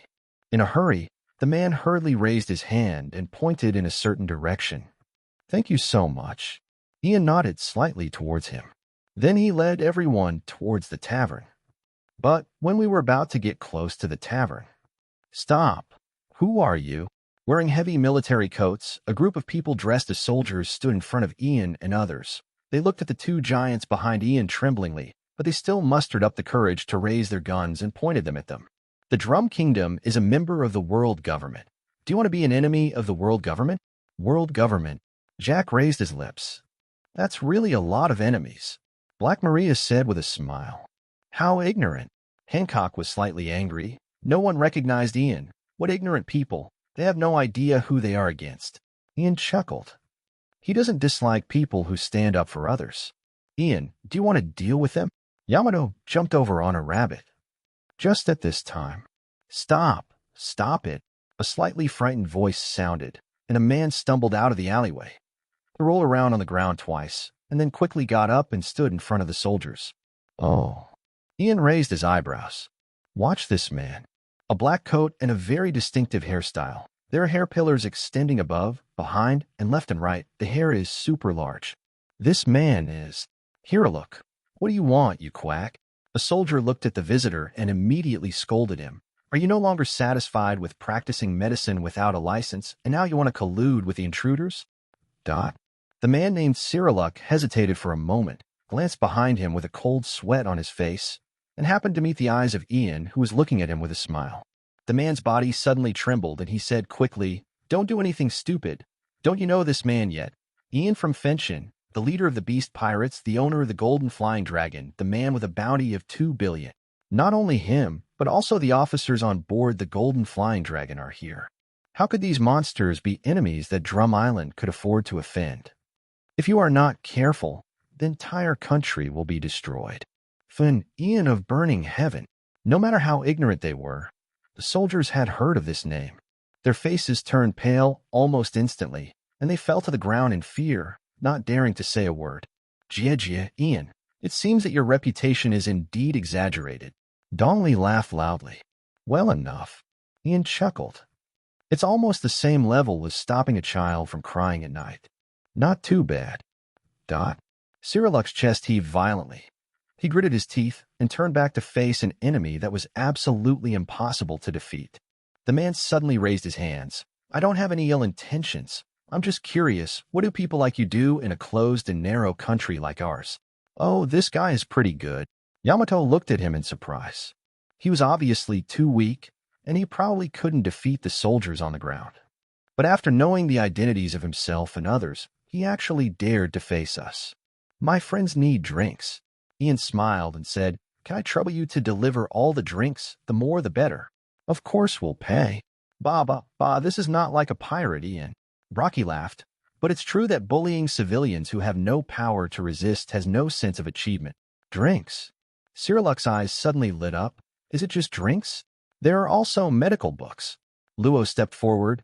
I'm also a doctor, and I am very interested in the medical skills of the Drum Island, so I hope you will give me some advice. Medical book? This request may be a bit difficult, but if it is for this country. He immediately turned around and yelled at the soldiers, What are you still standing there for? Contact Wapple immediately. Let him do it. The soldiers also reacted at this time point. One of the guys dressed as a leader hurriedly ran back. I'll make a call right away. Cyriluk breathed a sigh of relief. The demands of Fenshin's Ian and others are not excessive. Even that idiot Wapple should not mess around. Aren't you afraid of us? Cyriluk heard a voice coming from behind. It belongs to Ian of Burning Sky. Cyriluk immediately took a deep breath and turned around. He showed a calm smile. How can I not be afraid? To be honest, the sweat on my back has turned to ice now. I am scared to death. But someone had to stand up just now. Amazing. Dongli and Brokey leaned down to look at him at the same time, instantly making Cyriluk's body tense up. But what he received was the unstinting praise from the two giants. Courage is knowing one's own powerlessness, but he still dared to come forward. Ha ha ha ha. Cyriluk scratched his head in embarrassment. It's not that amazing, it's just... He said seriously, the pirate flag I believe in tells me there will always be times when men are desperate. Oh. Luo said in surprise. Were you a pirate before? Cyriluk waved his hand. I haven't done it for a long time, and now I have found a new goal in life. However, the spirit of One Piece is still inspiring me. Gababa. Jia. The two giants laughed. This guy is so funny. Ian, let him drink with us later. Ian shrugged. If he doesn't care, of course I don't mind. Sure. Cyriluk was completely relaxed now. Isn't the world-famous great pirate so difficult to get along with? Rather, this is the true pirate style. If you want to do it, then do it. But at this time, the soldier captain who had just left stumbled back. Cyriluk quickly asked, "Did Wapol give the order?" The soldier looked panicked. "I just finished reporting the news of the beast pirate's arrival, and His Majesty Wapol hung up the phone, and then I couldn't get through it all." "What?" Cyriluk suddenly broke out in cold sweat on his forehead. Ian is kind enough to achieve his goals. But what if it doesn't serve his purpose? "Wapol, what the hell are you doing, you idiot? Now it is related to the life and death of the entire country." The calm attitude just now could no longer be maintained, and I was suddenly sweating profusely. However, the corners of Ian's mouth curled up. The domineering energy immediately spread towards the highest mountain peak in the center of the island. That is where the royal palace of the country is located. It seems like someone doesn't want to see me. Ian could clearly feel that someone was hurriedly preparing to escape. "Then I'll go see him. You guys wait for me here. Hurry up." At this time in the castle, although he looked young, he was short and fat, with an iron bucket embedded in his chin. He was extremely panicked. He was the king of the Drum Kingdom, Wapol, the user with the ability to swallow the fruit. "Pack up all the treasures. Let's escape to the sea immediately." That's the beast pirates. No matter how arrogant he is, he doesn't think his army can defeat the beast pirates. It is still Ian of Finchin who has a bounty of 2 billion, leading the team. Escape. We can only escape. The soldiers in the castle quickly packed their luggage and loaded it into several cars. Then they only needed to take the cable car along the cableway from the top of the mountain, then change cars and go straight to the port, and then they could escape. Hurry up. Wapol sat in the back of a big hippopotamus and gave orders. "Maybe we will attack you anytime. Hurry up and run. Run." At this time, a long voice came from the top of the castle. "Where do you want to run to?" Wapol was stunned. Then he looked up blankly. I saw the figure standing on the top of the castle. How can it be? How could it have come so fast? 141. You come to be the king. The powerful power of the swallow fruit. Ian looked down at Wapol below. This guy seems to be 1 year older than me, right? But it seems that the age difference is much more than 1 year. The body is round and round, just like an iron bucket. At this time, this guy looked up at him as if he had seen a ghost, and his mouth was wide open, thinking that he was going to use his power to eat him. Ian jumped down from the castle lightly and landed on the head of the hippopotamus that Wapol was riding. "Wapol, I came to you specially. I just want to leave without saying goodbye. Isn't that a bit impolite?" Wapol's whole body was trembling, and he could not utter a word. How could this monster appear here? "Protect your majesty, Wapol." Even a loser like Wapol still has some loyal ministers under his command. There were 3 people at the head. One is a boxer with an afro. One is an archer dressed in green. There was another one who had now transformed into a bison. Ian didn't even raise his eyelids. "Be quiet. I'm not talking to you." Buzz. The violent momentum surged, and the snow on the mountaintops outside the castle was swept away in an instant. Except for Wapol, everyone has gone down softly. Wow. Wapol was so frightened that he screamed. He simply couldn't understand what was happening now. I understand. Wapol said loudly. "All my treasures can be given to you, so please spare my life." "Treasure?" Ian grabbed the guy's hair and pulled him up. "I'm not interested in that kind of thing. This guy is the biggest treasure on this island." Wow. It hurts. Wapol felt like his scalp was about to be pulled off. I'd never hated the quality of his hair so much as now. But what exactly does this guy want to do? Wapol's heart was filled with panic. Is he here for himself? I don't understand. Follow me. Holding Wapol in one hand, Ian immediately ejected into the air and headed towards the direction he came from. The Drum Kingdom was not that big, and within a short time, Ian had already landed outside the tavern. In just a moment, the 2 giants were sitting on the floor and drinking. Even Jack and Drake were drinking together. There is no way. The island of the magnetic drum is a winter island, covered with snow all year round, and it is indeed very cold. Unable to ignore the severe cold like Ian Yamato, they could only rely on drinking to keep warm. "Welcome back, Ian." Yamato raised his right hand and greeted Ian energetically. If there were any enemies in normal times, she would never let Ian face them alone. But this time the enemy was so weak that she couldn't arouse any interest in it. Wapol. Cyrillic's eyes were a little complicated. The king of this country, in such a short period of time, was lifted back by Ian like a dead dog. Even now I am still screaming for mercy. What a shame. Now, contact all the towns on the island. Ian threw Wapol on the ground and said calmly, "We need a lot of wine and all the medical books. I'll give you one day to send someone to deliver everything I want." Ming, I understand. Wapol hurriedly took out the phone from his pocket and made calls one by one. Hurry up. I don't care what method you use. Send me all the wine and all the medical skills on the island as soon as possible. After making the call, Wapol looked at Ian flatteringly. Is this okay? Ian nodded slightly in approval. Well done. Wapol suddenly became excited and said, Then can I leave now? Walk. Ian chuckled. Don't worry, come with us tomorrow. Wapol was stunned. Don't talk about him. Ian's friends were all a little stunned. Ian, Luo couldn't help but said, Don't tell me that you came to this island just for this guy. No matter how you look at it, this guy is just a pure waste. Don't underestimate him. Ian said, The abilities that Wapol possesses are quite interesting. The swallowing fruit is a powerful ability that can combine everything it swallows. In the original work, Wapol used this ability to refine Wapol alloy and made a comeback. Even in the theatrical version, this guy showed the ability to swallow a person with abilities and gain the abilities of that person. It can be said to be quite a perverted devil fruit ability. It means the user is too weak. You. Wapol finally understood what Ian meant. He pointed at Ian with trembling fingers. You want to kidnap me? I am the king of the Drum Kingdom. What will happen to this country if I leave? His words made everyone laugh. Gababa. Does this guy want pirates to be responsible for his country? Rocky laughed out loud. Ian couldn't help laughing. You probably don't know anything about pirates. The so-called pirates have no taboos. As for the king, Ian's lips curled up. Can't just anyone do this position? It is not easy to be a subordinate, but it is easy to be a leader. Here a look. Ian raised his hand and pointed towards Cyrillic and said calmly, From now on, you will be the king of this country. Cyrillic was stunned and pointed at himself in disbelief. Me? Don't you want to save this country? Then I'll give you this opportunity. Ian said, Remember, if you don't rule this country in the future, then I will come back and completely destroy this country. Hearing this, Cyrillic's body trembled. Is this a threat? But is this also a threat? No, you cannot. Wapol panicked and said quickly, This king is Dash. No, I can. Ian looked down at him with cold eyes. Now, announce my decision to the whole country. Wapol was so frightened that he burst into tears, but finally he obeyed the request honestly.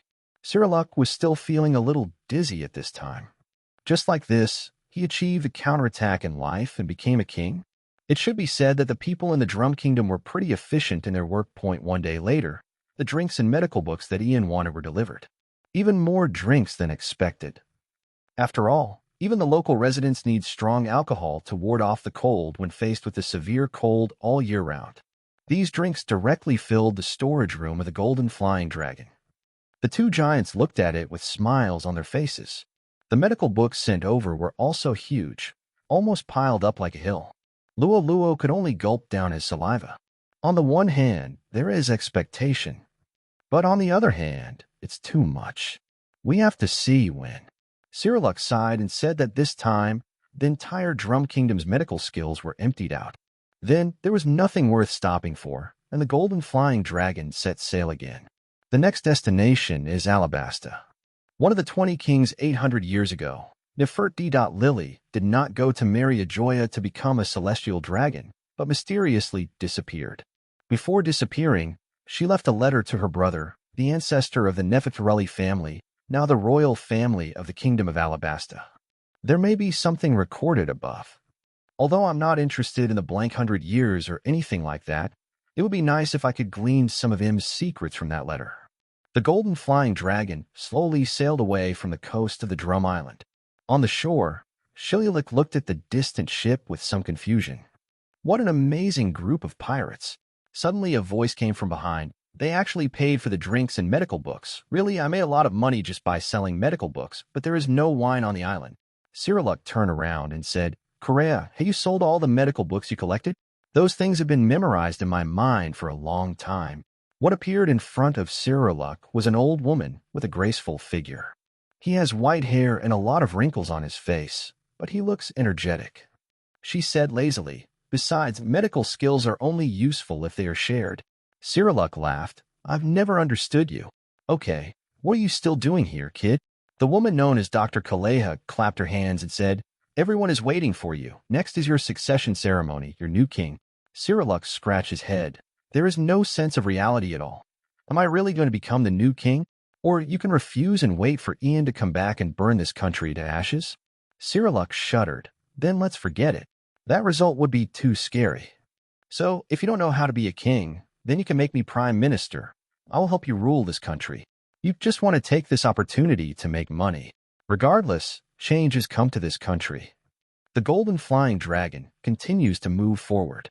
On the deck, crowd gathered around Wapol. Wapol shrank into a ball in fear. He was also desperate in his heart. He was clearly a king in the Sigu kingdom, eating hot pot and singing songs. But why was he suddenly robbed by pirates? Pirates must be suppressed at any time. Navy, what the hell are you guys doing? So Ian, what is this guy good for? Luo looked at Wapol suspiciously. No matter how you look at it, this guy is a piece of trash. The strength is rubbish, and the mentality is weak. Then let's show it off. Ian clapped his hands. Babanuki, he shouted, bring some weapons. Yes, Lord Ian. Babanuki immediately ran over, followed by several pirates, dragging a bunch of swords, guns, and even cannons. Do you have any orders? Ian pointed at the weapons and said to Wapol, eat it, eat it. Everyone was a little stunned and looked at Wapol. Are these things actually edible? Wapol was even more confused. How did this guy know his abilities? But he didn't dare to resist, so he quickly got up, walked quickly in front of these weapons, opened his mouth wide, to the extent that it was several times larger than his body, and swallowed all these weapons in the trailer boxes in one gulp. Go down. Oh, what an interesting ability. Yamato's eyes lit up instantly. If she had this ability, wouldn't she be able to eat as much as she wanted? Wapol Arm's house. Following Wapol's strange cry, a large number of weapons emerged from the surface of his body, instantly turning him into a strange hedgehog-like form. He absorbs what he eats? Derek guessed. More than. Ian shook his head. Wapol, separate all the metal parts and non-metal parts, combine them, and spit them out. Wapol obeyed the instructions honestly. Wapol factory. The next moment, he opened his mouth wide again and spit out a huge metal block and another cube made of various miscellaneous materials. Oh. Luo's eyes lit up instantly, and he understood somewhat. This guy is a Superman with the ability to swallow fruit. Ian said, he can combine and disassemble everything he swallows as he pleases. Point one person is a super manufacturing factory. The congenital assembly line holy body belongs to yes. Interesting. Jack was a little surprised. If you can combine various substances as you wish, Luo is worthy of being a scholar, and he quickly discovered the key point. Doesn't that mean that he can easily create all kinds of strange materials? Ian nodded slightly. The big guys in materials science from the previous life would love this ability to death. That's really true. Luo's eyes lit up. It's amazing. He seemed not to be looking at a person, but at a factory. Wapol was sweating profusely. That's not all. Ian smiled and turned his head. Babanuki, would you mind doing an experiment for me? Certainly. Babanuki said sternly, your will is my mission. Then, go and pull up a ferocious beast, Ian said. So immediately, a huge orangutan appeared on the deck. Its size was exaggerated, much bigger than the two giants. Ian pointed at the orangutan and said to Wapol, eat it. Wapol's stunned eyes almost flew out of his sockets. No, this is too big. How could he swallow a beast that was dozens of meters tall? It's not like his mouth can be expanded infinitely. Wouldn't it be great if you became bigger too? Ian asked people to find a bunch of inexplicable things and use boxes, spare wood, and other things, and let Wapol swallow them all. So, in just a few minutes, Wapol also turned into a giant dozens of meters tall. It's just that he didn't quite have the strength to support such a huge body, so he fell to the ground and gasped. Okay, we can start now. Ian said, swallow both the orangutan and Babanuki. Do you want to swallow yourself too? Babanuki couldn't help but swallow. It's a bit scary. However, since this is Lord Ian's order. Of course, Just implement it. He showed a determined look in his eyes and said as if he was about to die, "Come on." Wapple struggled to grab Babanuki and stuffed it into his mouth. Then he wandered up to the orangutan, opened his mouth to the limit, and swallowed the orangutan in one mouthful. "No way," Black Maria muttered. "Is it possible to do such a thing?" Lua was also speechless. The friends have basically realized what Ian wants to do. That's why I was amazed. "Put them together," Ian said. "Let Babanuki's will be the dominant one." Wapple burped and patted his belly. Wapple Factory. After a long time, he finally opened his mouth again and spat out. The huge orangutan was spat out again. But now the orangutan's appearance has changed dramatically. For example, its face changes into Babanuki's. Oh. The orangutan lowered his head, looked at his fists, clenched his fists, and let out a cry of surprise. "How do you feel, Babanuki?" Ian asked. "Excellent. Excellent, Lord Ian." Babanuki's voice came out of the gorilla's mouth. "This body is completely under my control." For a moment, the eyes of the friends suddenly lit up. It seems that it is really an amazing ability. After a small interlude, the golden flying dragon continued to move towards Alabasta. On the way, the flying newspapers brought Ian a piece of news. In other words, it brought a message to the world. The golden lion is back. As soon as he returned, he attacked Marin Fandu and caused huge damage to the naval headquarters. The name of Flying Lion once again resounds throughout the world. At this time, the Flying Lion has already arrived in Wano country. Kaido, how long have we not seen each other?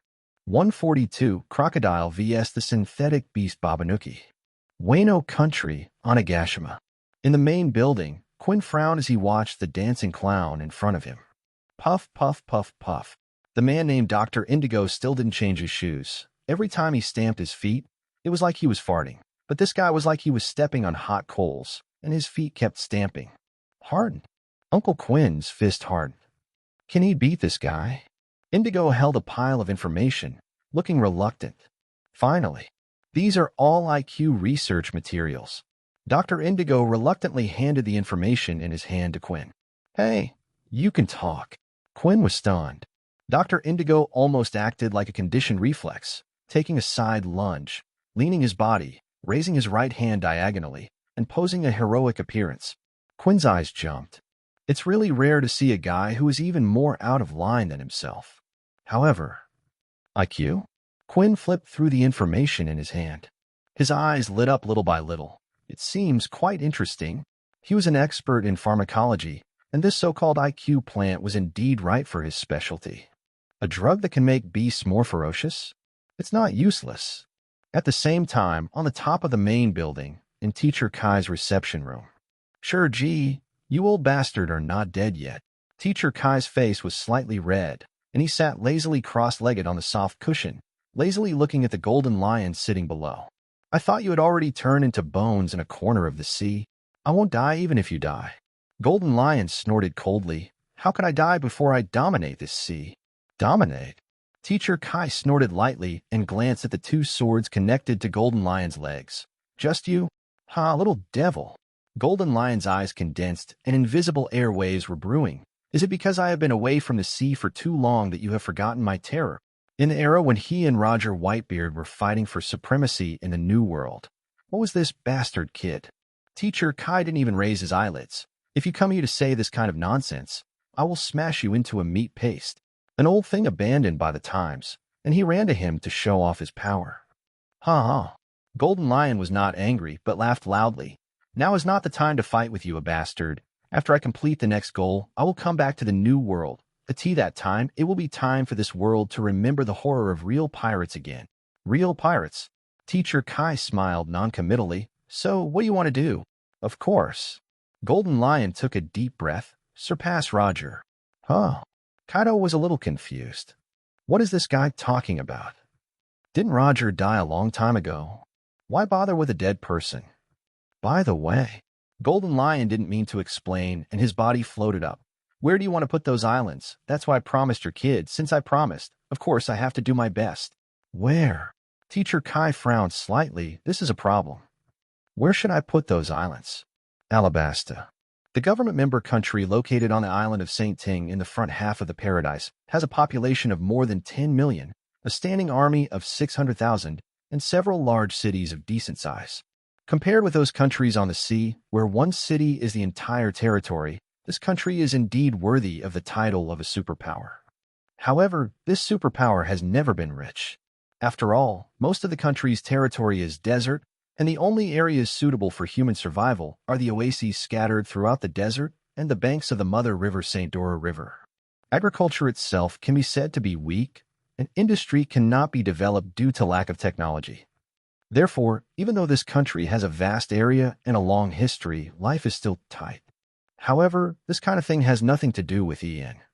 Alabasta is too far away from Wano country, and the beast pirates cannot cross thousands of mountains and seas to conquer the entire country at this stage.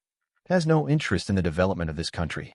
The Golden Dragon has now arrived at the seaside of Alabasta. Without any hesitation, it went upstream along the mighty St. Dora River. Its goal was Albana, the capital of Alabasta. The big ship slowly went upstream against the river. This was not an easy task. The pirates in the cabin were paddling desperately, and the fishmen on the water were also driving the temporarily captured sea beasts to tow the boat.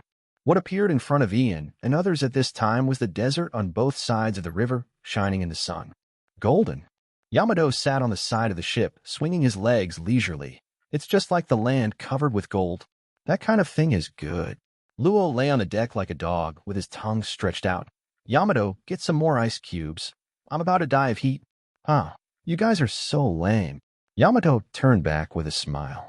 The officers of the beast pirates on the Golden Dragon, which crisscrossed the sea, were tortured by the astonishingly high temperature in Alabasta. In the cold Drum Island, you can wear a cotton jacket to keep warm, but in this extremely hot Alabasta, you can't take off all your clothes, right? Everyone was sweating profusely, and big drops of sweat oozing out of their bodies like raindrops. Except Ian and Yamato. Their abilities destined them to not be disturbed by severe cold or heat. Yamato smiled and pushed Kin 2 onto the deck. White mist instantly swept across the entire deck. The cool breath instantly surrounded everyone. Ga ba ba ba. Brokey wiped the sweat from his head and laughed. I'm alive. I admit it. I've never felt that your ability is so useful. Hancock also breathed a long sigh of relief. Sweat soaked her clothes. If this face was shown in front of Ian, there would be no problem. Hancock would rather be happy. However, there was more than Ian on the deck. Humph. Nothing was more gratifying than the enemy's praise. Yamato raised his chin a little arrogantly. But Ian, Donnelly looked at the shore not far away. There were many people on the shore, and even other ships on the river crossed with the Golden Dragon. It seems to have caused a riot. The people on the coast were fleeing, and the ships passing by were speeding up. Everyone was madly moving away. There was no way. Today, the Golden Dragon has been somewhat famous in the world. Everyone knew that it was the flagship of Ian, the second in command of the Beast Pirates, and the appearance of this ship meant that the monster was coming. That was a super monster with a bounty of 2 billion. Ranked 4th among all the living pirates in the world. Oh no, now it has slipped to 5th place again.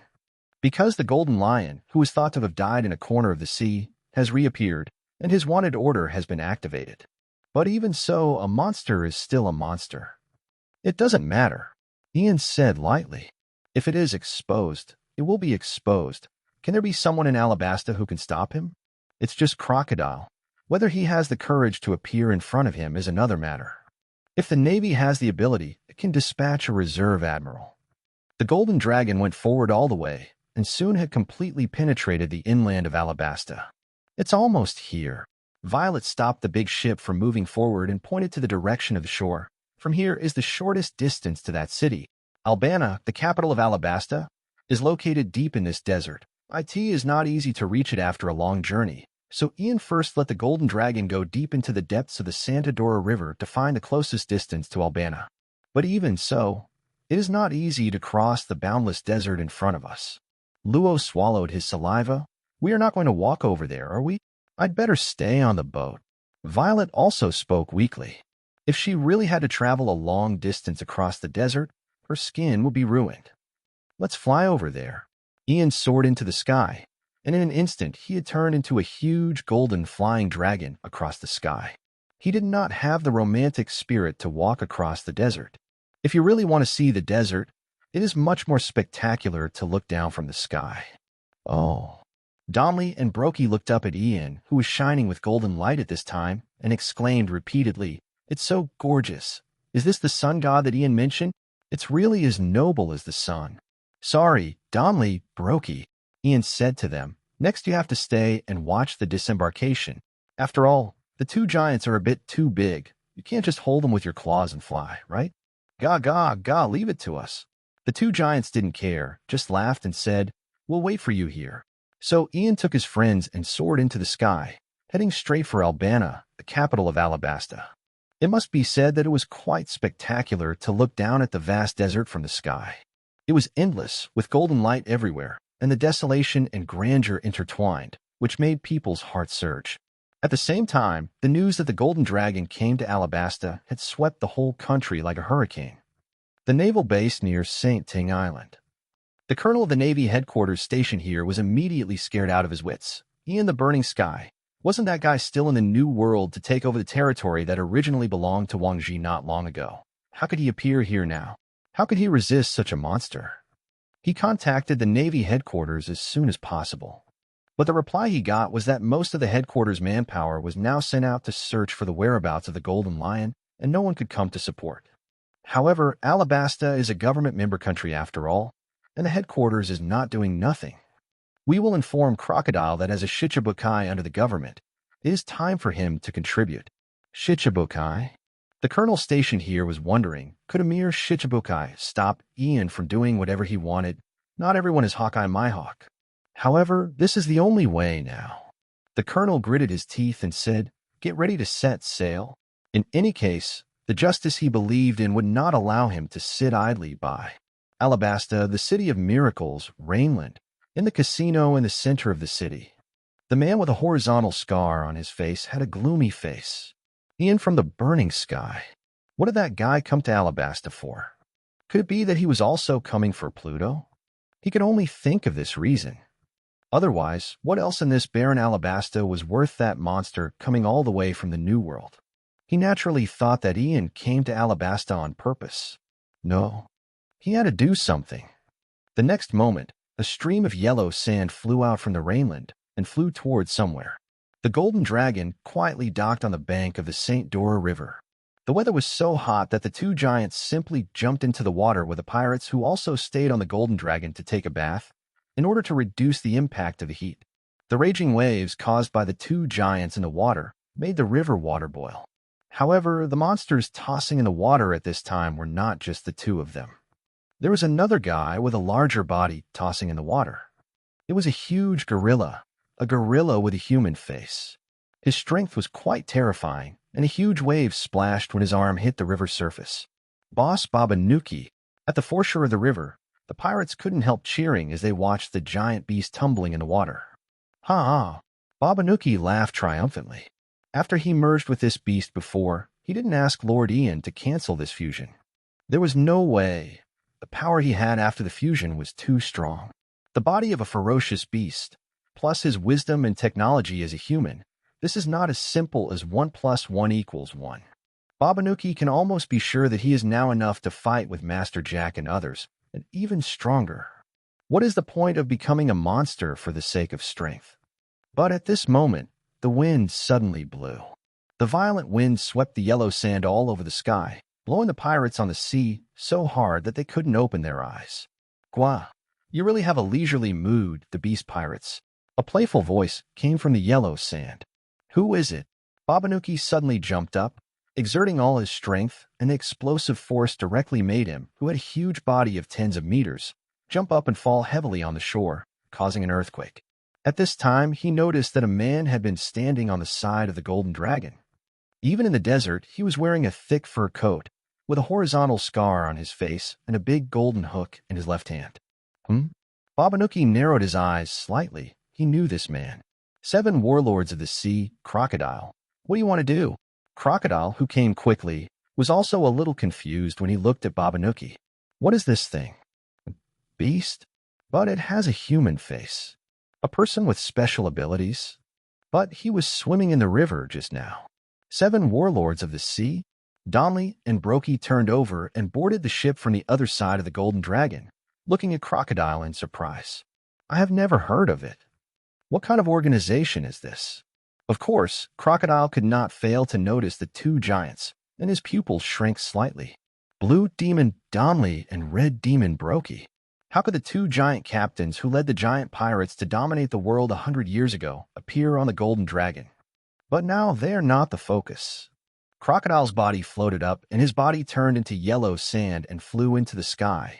He just said indifferently, "Answer me, monkey, where did Ian of Burning Sky go?" Babanuki chuckled, "Are you questioning me?" Or, Crocodile just sneered, "You can also choose to die." If it was Ian of Burning Sky who was here, he would still be a little bit afraid. But what kind of person is this guy? There is not even a bounty. It is probably just a small leader on the Golden Dragon. How dare you look down on your uncle Babanuki? Babanuki, who had just obtained the external armor, was at the time of bursting with self-confidence, and Crocodile's contempt instantly angered him. "Then let me beat you up." "I don't know what I mean." Crocodile sneered. "Even if it comes from the New World, from the Beast Pirates, there are always such ignorant guys, right? Ga pa pa pa. Do you need help?" Brokey laughed out loud. The two guests, "Please watch the fight." Babanuki, who was full of confidence, spoke loudly. Then we won't be polite." Donley laughed loudly. The giants not only like to fight, but also watch others fight.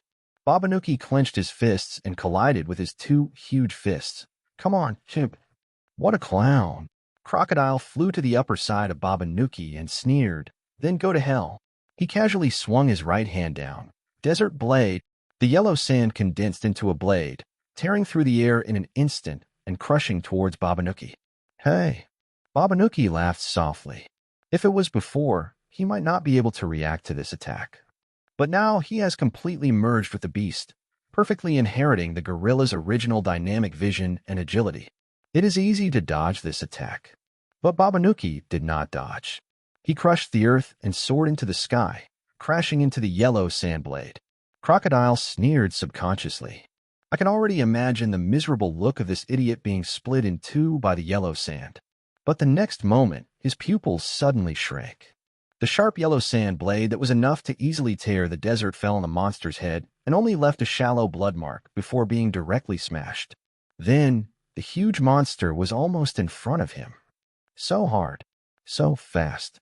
But it doesn't matter. I'm a natural type. Finger gun, crushing cannon. Babanuki laughed wildly and punched. A layer of invisible airflow was wrapped around his fist. Then, this punch hit Crocodile heavily in the midst of his bloodshot eyes. 143. Crocodile doubts his life. Queen Lily. Of course, Babanuki can use haki. After all, he was already a pillar of the Beast Pirates before he followed Ian. After he followed Ian, he also learned the 6 styles. His haki may not be very strong, but it is enough for this moment. It is enough to touch Crocodile's elemental body. Then the terrifying strange power will solve everything. The huge fist slammed into a ball of yellow sand. A figure was blasted out of the originally scattered yellow sand by Babanuki. Who else could it be if it was not Crocodile? Who was so arrogant just now? The man spurted blood from his mouth, and his body was almost twisted and deformed by this punch. It fell like a cannonball, splashing dust all over the desert behind him. Roar, roar, roar. Babanuki fell heavily to the ground, patting his chest excitedly like a real gorilla, and roaring rapidly. Boss Babanuki insulted the 7 warlords of the sea. Boss Babanuki is invincible. The surrounding pirates have cheered. That's the 7 warlords of the sea. A real pirate. Now he was beaten to pieces by Boss Babanuki. This is the strength of our beast pirates and our golden dragon. It's incredible. Even Donley and the others couldn't help but exclaim at this time, "What an amazing power." Babanuki's power at this time made them both recognize it. Not far away, in a huge hole in the desert, Crocodile sat up slowly. He suddenly spit out a mouthful of blood. The scarlet blood fell on the extremely dry yellow sand and was almost swallowed up immediately, leaving only a little scarlet remnant. Crocodile raised his head gloomily, looking at the giant beast cheering in the distance. Veins popped out from his forehead bit by bit. What a joke. This is just a nameless fish in the sea. He was forced to this extent. I don't know how many bones were broken by this unexpected punch.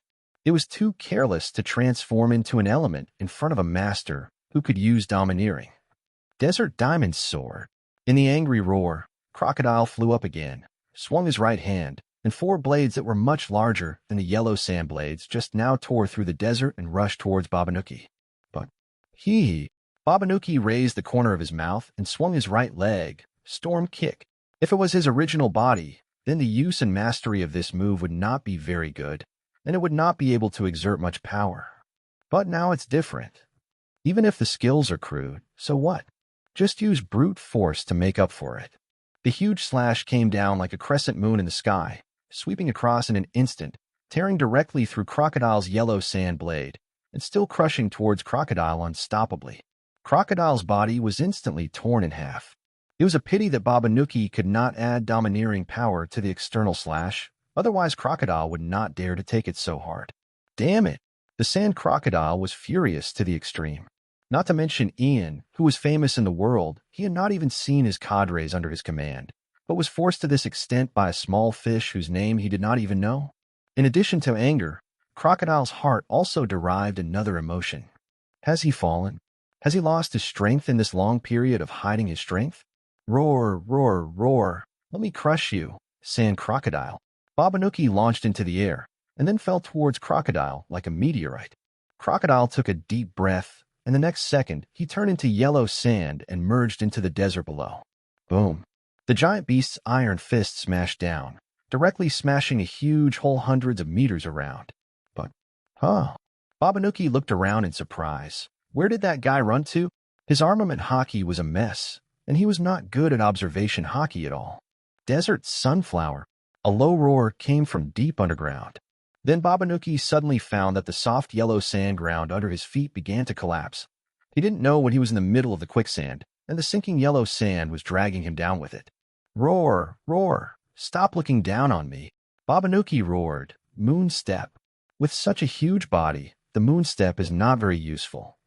But with the explosive power of his legs, he still soared into the sky, got rid of the quicksand and jumped into the air. At the same time, Babanuki swung his feet wildly, and a series of slashes fell from the sky, directly chopping the quicksand into a mess. Then he landed heavily on the ground not far away. Get out, Crocodile. Babanuki was furious. You are not even my opponent. Are you qualified to spy on Lord Ian? In the distance, Crocodile slowly emerged from the yellow sand. He clenched his teeth, and his neatly combed big back hair was now completely messy. How long has it been? How long has it been since you were forced into such a difficult situation? Damn it. These guys deserve to die. Crocodile pressed his hand on the ground. Erosion of reincarnation. The dry power suddenly activated. Suddenly the entire desert was shaking, and all the yellow sand was boiling. What? Babanuki suddenly discovered that the ground beneath his feet was rapidly collapsing, as if the entire desert was about to turn into quicksand. Is this the natural system? The attack range is really exaggerated. He hurriedly ran back. He should be fine if he reached the river. Is it possible that this guy can swallow up an entire mighty river? But heavyweight Sha-Lan. Crocodile flicked his right hand, and a small desert tornado flew out of his hand. Then, the moment it landed on the yellow sand, this small tornado had grown to the point of swallowing the sky and the earth. Countless amounts of yellow sand were attracted to it, causing its size to continue to expand. Babanuki's nose was about to spit out snot. Why, in the blink of an eye, a tornado that reached all over the sky was crushing towards him. Gwa, let me be torn into pieces. Crocodile laughed loudly. His ability is invincible in the desert. If not controlled, this Sha-Lan can grow in the desert to the point where it can easily destroy a city. Lan Jiao. Babanuki used his only long-range move, but it was meaningless. The majestic vacuum wave tore the tornado apart, but in the blink of an eye, the tornado had been repaired again. But at this time, leave it to us. After all, I promised Ian to help him guard the ship. The heroic laughter of two giants came from behind. Babanuki turned back. I saw two giants standing on the side of the ship, each with their weapons raised. Donnelly's giant sword and Brokey's giant axe have been repaired. Wapple swallows it and spits it out. It will be as good as before, and even restored to its original sharpness and toughness. At this time, invisible fluctuations wrapped around the two huge weapons. Gah, it's been a long time since I've used this trick. Jia jia jia jia. Brocky, don't hold back. The two giants wielded their giant blades at the same time. Elbaf's spear, hegemony. Light. The spiral beam of light roared out instantly. Just by passing by, the terrifying wind pressure had blown Babanuki away. And Huang Shalong, who was facing the spiral shockwave, was directly penetrated and eliminated invisibly. A huge chasm was opened directly in the desert, spreading all the way to the depths of the desert who knows how far. The disgraced Babanuki got up and couldn't help but swallowed when he saw the scene in front of him. Create a canyon with one move? This is the strength of the captain of the giant pirates back then. It's so scary. Where's that crocodile guy? After marveling, Babanuki thought of business. Why can't Crocodile be found anywhere? Where did that guy go? Crocodile ran away. Although it was embarrassing, he did choose to retreat. He realized that neither the two giants nor the orangutan were opponents he could easily defeat. To go to war with them at the same time is tantamount to courting death. Crocodile's mind was in chaos at this time. An indescribable emotion stirred in my heart. When did I fall to the point where I was about to be beaten by a guy like this? Crocodile almost broke all the teeth in his mouth. He could only tell himself that now was not the time to worry about it. If Ian also came here for Pluto, then he must have gone to the royal capital of Albana. You must stop him. As for how to stop it, Crocodile didn't think about it, and he didn't know how to think about it. He just knew that he had to go. Albana. This is probably one of the oldest cities in the world. IT was built as early as 4,000 years ago and is still in use today. IT can be said that this city is a living fossil that witnesses the long history of this country, with places of interest everywhere. However, a long history will not bring any improvement to the city's strength. When the brilliant golden flying dragon passed over the city fell directly into extreme panic. It's Ian from Fenshin. He's here. He's here. Run. Leave Albana. The whole city will be destroyed by him. The extreme fear made the people in the city dare not stay for a long time and fled out one after another. This is Ian's intimidation. On Ian's back, Hancock said intoxicatedly, "He's so handsome." How handsome? Luo pouted. No matter where you go, you are greeted with fear and wailing, and you can't even play normally. Brother Ian. On the side, Jack hung up the phone bug. The golden flying dragon called. Crocodile attacked the golden flying dragon, but was repelled by Babanuki and the two giants. Crocodile. Yamato tilted his head. Who is that? It's hard to imagine that she has been wandering the sea with Ian for several years. My head is still as empty as ever. Words from Crocodile. Black Maria said in surprise, "That's the Shichibukai, the same as Doflamingo, but is Babanuki that strong now?" Doflamingo? Yamato blinked. Is that guy strong? Not as strong as myself at all. Don't underestimate him. Ian chuckled and said, "As for Babanuki now, Maria, you shouldn't be able to defeat him." Joke. The orangutan that merged with Babanuki was already one of the strongest ferocious beasts on Raskina Island, possessing a strength that was not inferior to the level of Linkong Liuzi of the future beast pirates. After merging with Babanuki, his intelligence and skills have been complemented, and he can even use 6 styles in hockey. Let alone Black Maria, Jack is probably no match for him. Excluding the two giants who hitched a ride, Babanuki was undoubtedly the 4th strongest person on board the Golden Flying Dragon at this time. He can even become stronger. Although there is no hope through exercise, there are artificial devil fruits and IQ poison. After these 2 rounds of strengthening, it is really hard to say how strong a synthetic warrior like Babanuki will be. Is it really possible to reach the level of a disaster? In addition to outstanding pillars like Babanuki, the Beast Pirates also have a unit that is very suitable for merging with the ferocious beasts. The Beast Pirates also have a unit called the Barbarian Tyrants. It's so easy to become so strong. Black Maria sighed softly. It's really disappointing. If you like it, Luo chuckled. You can also ask Wapol to help you merge with a certain ferocious beast. Then forget it. Black Maria waved her hands repeatedly. It's too ugly. I can't physically accept it. Strength is only temporary, but beauty is long-lasting. I think we can give it a try.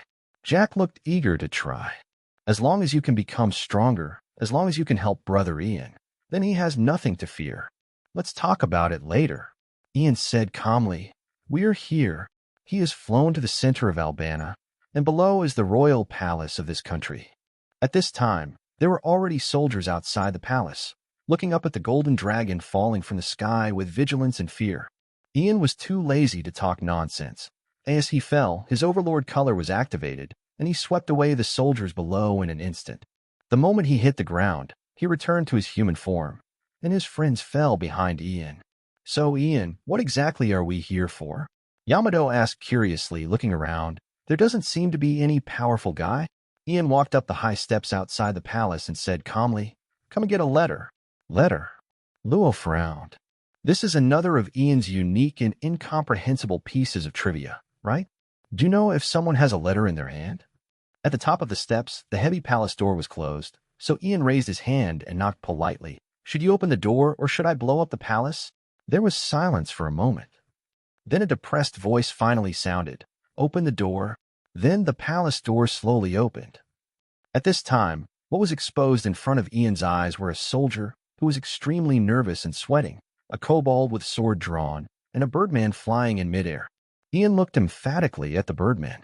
Alabasta is a country based on ancient Egypt. Although there are no myths and legends of Anubis and Ra, there are still some images projected into it. For example, the birdman, his is the falcon, which represents the falcon of Ra. But soon, Ian's eyes rested on the man who was guarded by everyone at the back.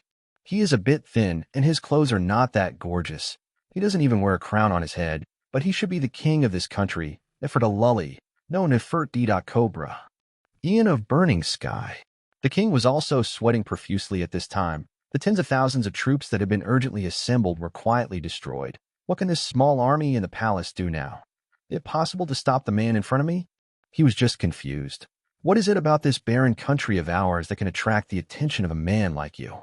There are at least two things that attract my attention in this country. Ian smiled. Then, Buzz. Overlord color is activated again. At this moment, whether they were ordinary soldiers or the two jackals and falcons, known as the patron saints of Alabasta, they all rolled their eyes and fainted. Only Ian and Cobra were left in the audience. Cobra's eyes were about to burst. "Don't worry," Ian said. "They are just unconscious. However, it depends on your decision whether they will be unconscious for a while or not wake up." Cobra clenched his fists and said with difficulty, "If you have any conditions, just tell me. If I can do it, I will satisfy you without hesitation." "Great." Ian clapped his hands. "I heard that one of the 20 kings who created the world government 800 years ago, your ancestor, Queen Lily, once left a letter. Let me see it." Cobra was stunned. How did this man know? His friends were also stunned. The 20 kings who created the world government? Luo hurriedly said, "Aren't they the celestial dragons? This guy, is he a celestial dragon?" Hancock's eyes changed instantly when he looked at Cobra, and he was extremely fierce. It should be said that the Nefert family should have become celestial dragons. Ian smiled and said, "But Queen Lily refused to go to marry Geos, so there are only 19 celestial dragon families." Cobra's mouth was dry. Nefert family. He even knew his family's original surname? This doesn't make sense at all. I only knew these secrets after reading the letter. And that letter was passed down from generation to generation in the family, and only the kings of each generation knew it, and it had never been leaked. What on earth is going on?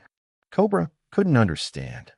"So, Cobra," Ian said calmly, "what's your answer?" Cobra looked down at the fallen soldiers and finally sighed dejectedly, "Turn around. Then please follow me." 144D. Pluto. Crocodile completely breaks through the defense. The royal palace in Alabasta is indeed very old. When Ian followed Cobra and walked through the palace, he could see traces of the passage of time everywhere. This country really has nothing to boast about, except for the fact that it has a long history. But Ian was not very interested in this. It may sound politically incorrect, but the fact is that in this world, the real history is the history of heroes. Many heroes in history were above the country. One by one, heroes determined the direction of the entire world. The so-called history of the country is just an embellishment in their backstory.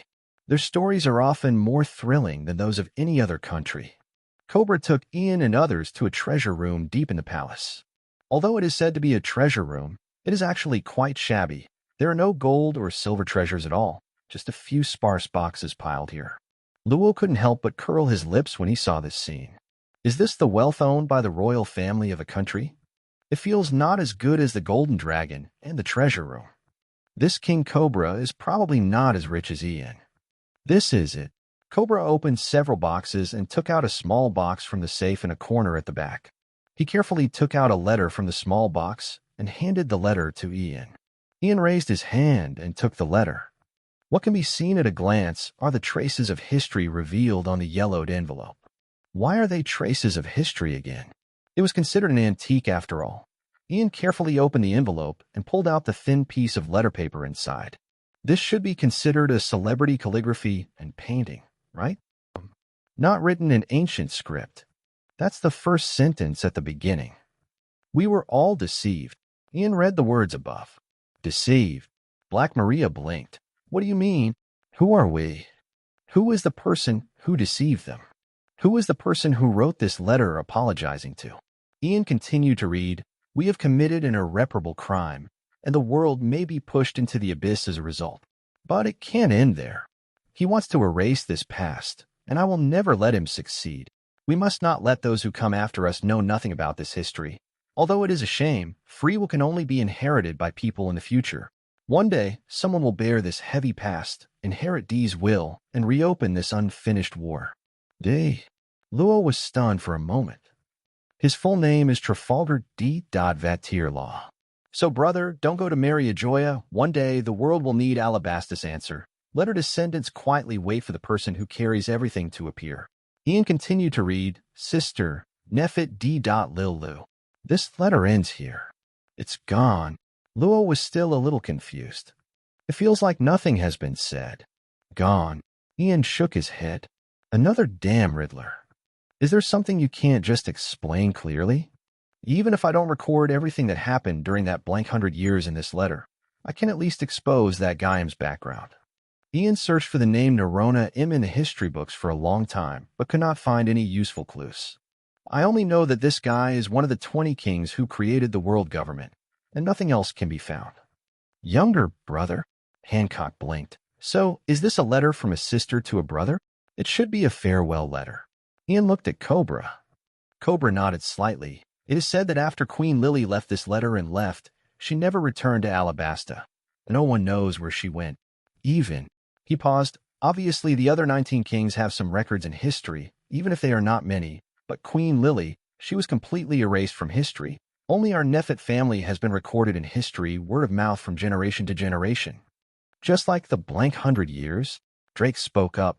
Did she do something so that she was erased from history by the government? Also, what does the so-called unfinished war mean? And why is she apologizing? Black Maria said, confused. Perhaps. Ian thought for a while. It was probably a war between a certain group of people and the founders of the world government that took place in that blank 100 years. As for why Lily apologized, it was probably very cliché. She or they were deceived by someone and took wrong actions, which ultimately led to a deviation in the outcome of the war, right? Then she's going to do something to remedy that. In fact, based on the plot revealed in the comics of his previous life, Ian can almost guess what happened 800 years ago. It is nothing more than a war between the huge ancient kingdom, represented by Joy Boy, and the 20 kingdoms represented by him.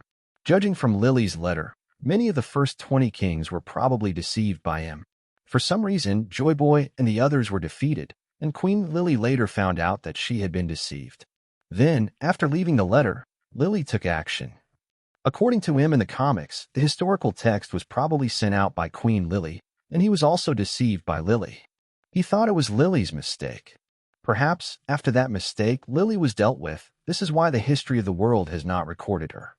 What about D? Luo asked. What is the so-called will of D? I don't understand what Queen Lily means by D either.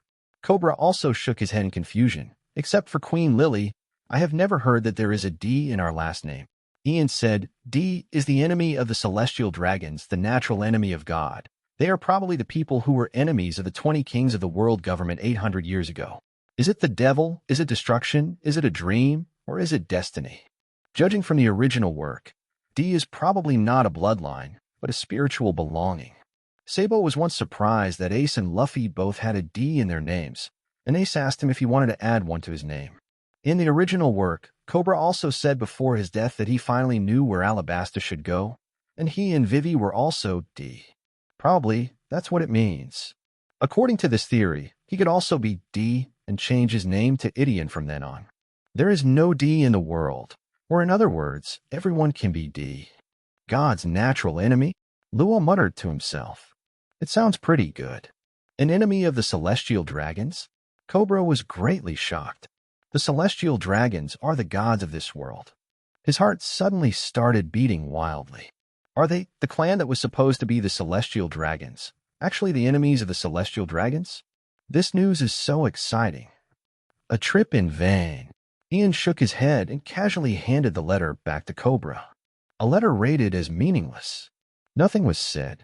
Cobra was a little uneasy after receiving the letter. He took the letter carefully, glanced at Ian secretly, and finally couldn't help but asked, "Mr. Ian, Queen Lily said the world is waiting. What does Alabastus answer mean?" Ian raised his eyebrows with interest. "Are you asking me?" Cobra suddenly broke out in cold sweat on his forehead. "Yes, as the king of a country that joins the government. Isn't it a little strange to ask a rare big pirate?" "Huh?" Ian chuckled. "Didn't it say in the letter, one day someone who is responsible for everything will appear and start the unfinished war again? Roger said that the will pass down from generation to generation, the tide of the times, and people's dreams. As long as people are still pursuing the answer to freedom, all these will never stop. Even if it is not in this era, it will be in the next in the next era. One day, someone who bears everything will stand up." Cobra's body was shaken. Will the war that happened 800 years ago continue to this day? The war that lasted 800 years ago? The corner of Luo's mouth raised. Betting the whole world is really exciting. So, who will be the one carrying all this? Jack laughed. "Of course it's us." Yamato laughed loudly. "Who else could it be besides us?" Ian laughed too. "The one who can win this war is the new Joey boy, who isn't the sun god anymore." "Let's go, Cobra," Ian said. "Take me to see the historical text Lily sent back." Cobra's body was shocked again. "How do you even know this?" "I didn't even know that the stone was sent back by Queen Lily." He looked deeply at Ian again and said, "Please come with me." Cobra led Ian and others out of the palace through the back door and came to the cemetery of the Nefertali family. He opened a tunnel here and led everyone into the underground palace. It was probably because no one had come in for a long time. The air in the underground palace was quite stuffy. There were no lights, and Cobra had to light them one by one along the way. And until the deepest part of the underground palace, a huge stone was displayed in front of everyone. "This is the text of history." Drake looked up at the huge stone in front of him and couldn't help but exclaimed, "Although I have heard about it before, this is the first time I have seen it with my own eyes. So big. It is said that just studying this stone will result in merciless attacks from the world government. No one knows what's recorded on it." Cobra said carefully. "It uses words that no one knows. It's just recording the whereabouts of something." Ian looked at the words above and took the time to say, Luo was stunned. "Ian, do you understand ancient writing?" "Understand a little bit." Ian nodded slightly implicitly. Ian also occasionally delved into the knowledge of ancient texts extracted from Kazuki Sukiyaki. "I dare not say anything else, but there should still be level 6 in ancient writing." Tisk. After reading the content on this stone, Ian smacked his lips. "What's wrong?" Yamato looked at him curiously.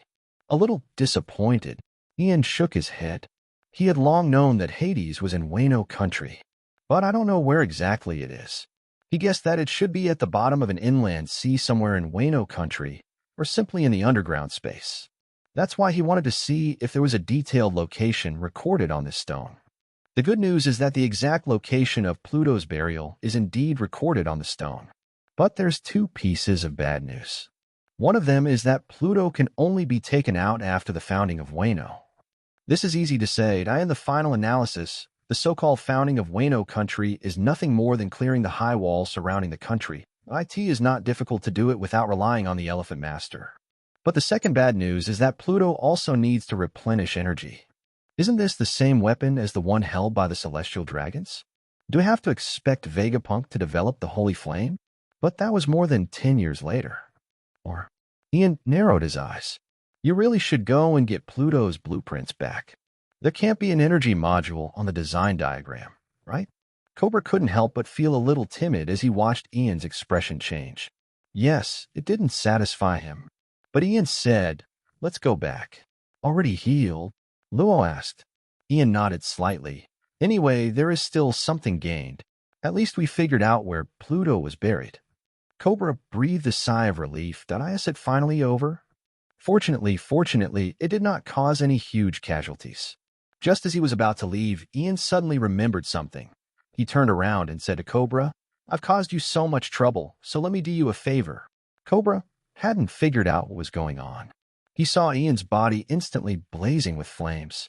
He became a pyro, a bright red pyro. But the strange thing is that there is no scorching temperature spreading. Ian stretched out his hand towards the huge historical text. The fewer people who know about this, the better, right? The flames of divine wrath. Red flames poured out and instantly enveloped this supposedly indestructible historical text. Then, quickly turn it into nothingness. Cobra's mouth went dry. His ancestors had tried many times, but no matter what method they used, they could not leave any traces on the stone. As a result, it was burned away by a fire. Ian withdrew the flame with satisfaction. Think carefully about how to deal with the Navy's interrogation next, Cobra. Cobra's eyes suddenly became serious. Neither the letter nor the destroyed stone must be exposed to the world government. Otherwise, don't talk about yourself. Maybe this country will suffer disaster. Then it's time to leave. The golden flying dragon spread its wings again, rushed out of Albana, and returned in the direction it came from. Alabasta Royal Palace. Cobra looked at the soldiers who were gradually waking up and breathed a sigh of relief. Ian wasn't lying. He wasn't hurting them. Looking at the back of the huge golden flying dragon disappearing into the sky, Cobra couldn't help but wonder, is the arrival of Burning Sky Ian really a bad thing for Alabasta? Let's think of a reason first. At least answer the government. What exactly did Ian of Burning Heaven do here? Outside Albana, in the direction leading to the Sundola River, strong winds swept the yellow sand and rolled it. Crocodile is mixed in the yellow sand. Running away before the battle was undoubtedly something that made him feel extremely ashamed. However, there are more important things to do now. If Burning Skies Ian's target is really Pluto, that would be terrible. Only, Crocodile couldn't help gritting his teeth again. What should he do after he really sees Ian from Burning Heaven? Just at this time, Crocodile noticed a golden light in the sky. He took a closer look and saw that a flying dragon made of gold was spreading its wings towards him. Burning Skies Ian. Crocodile suddenly stopped moving forward. Has this guy succeeded? Or is it a waste of time? Are you going to stop him? Crocodile hesitated. Before he was ready to do anything, Ian, who was passing by in the sky, had already noticed him. What a coincidence. Let's go say hello then. Apart from Crocodile, who else could not recognize the wrong person at all and could integrate himself into the sandstorm and move around? Ian swooped down instantly, like a heavy bomber. Looking at this scene, Crocodile's heart skipped a beat. Then suddenly there was a fire in my heart. Did you not take yourself seriously at all and just pounce on you? Crocodile's body turned into yellow sand and merged into the sandstorm. With a move of his hand, the tornado of yellow sand had condensed in his hand. No matter if you offer a reward of 2 billion, as long as I am in this desert, I will never lose. Crocodile sneered in his heart. But Ian chuckled lightly as he swooped over. Elementalize? Who are you looking down on? Buzz. The pitch-black lightning suddenly jumped up from Ian's body and then fell down like thunder. This black lightning is not lightning, but the embodiment of Ian's spirit, the manifestation of the domineering color. Wow. In the sandstorm, Crocodile's body trembled suddenly. This black lightning could not be avoided at all. It hit him directly, paralyzing his body. He was actually forced out of the elemental state. What is this? He couldn't understand it at all, and felt that his body was about to be out of control. Domineering color. This degree of domineering color? Not only that, he was even knocked down by the violent spirit, smashed into the yellow sand, and splashed huge sand waves. Ian was not surprised. Red hair could even paralyze Green Bull with a domineering color from 800 miles away. What's wrong with suppressing Crocodile himself? So the natural system has to be relegated. Being restrained by the domineering master is too powerful. However, when Ian flapped his wings and landed, The big pit that Crocodile had smashed was empty. This guy once again transformed into an element and melted into the yellow sand and escaped. Tisk. Ian smacked his lips. The Conqueror's haki was still a little too violent, and the control was still a little insufficient. He could not suppress this guy all the time, and still gave him the opportunity to transform into an element. At this rate, it will take some time to complete the entanglement of the Conqueror's haki. Forget it, let's go. Ian was too lazy to look for IT. It would be troublesome to find Crocodile in this desert, even with his observation haki. He flapped his wings again and left directly. Only Yamato's doubts came from behind. Ian, are you going to ignore him? Just a guy who doesn't know what he is. Ian said lightly. If it was the Crocodile who fought with Barrett more than 10 years ago, he might have taken a closer look. As for this one now, he should sit at the same table with Moria. Just a small character who is not worth mentioning. Let's play with Babanuki first. The golden flying dragon flew away quickly. It was not until a long time later that a figure emerged from the yellow sand. He clenched his fists so tightly that he almost bled. His eyes were full of bloodshot, and his eyes seemed to want to choose someone to bite. Unprecedented shame. Even when he lost to Whitebeard, he didn't feel the shame at this moment. Because when he was shot down and saw Ian of Burning Sky swooping down, he was scared. Because he knew that he could not win anyway, he chose to run away in fear. It was not until now that he realized what he had done. He didn't even dare to meet the other party, but was shocked by his domineering aura and chose to run away directly. Ian of Burning Sky, what have I been doing all these years? The words were full of resentment. But it seemed that he was not going for Ian. 145, soaring straight into the sky. The local gods are not very friendly. Santa Dora River. The golden flying dragon sailed down the river. Ian and others have returned and are now preparing to leave the country. At this time, it is much easier and faster than going upstream. After all, this river has not yet experienced the drastic drop in water level in the future drought era. The water flow is very large, and the vast flow of water pushes the big boat very fast, heading towards the mouth of the sea. Gababa. Have you met that guy too?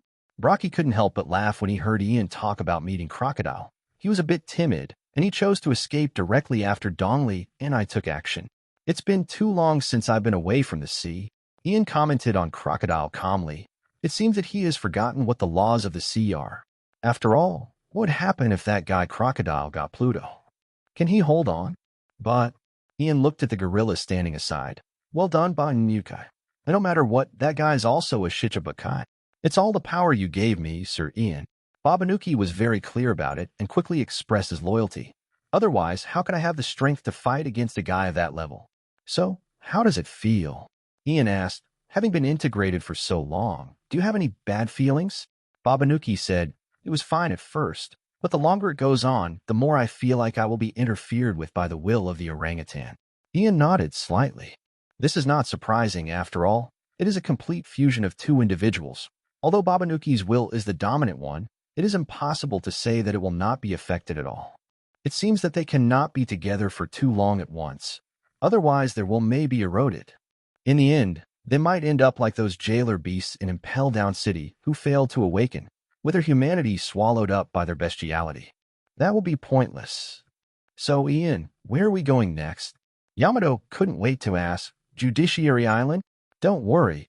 Ian smiled and shook his head. Before going to Judiciary Island, there are 2 more places to go. 2 places? Yamato blinked. Where is it?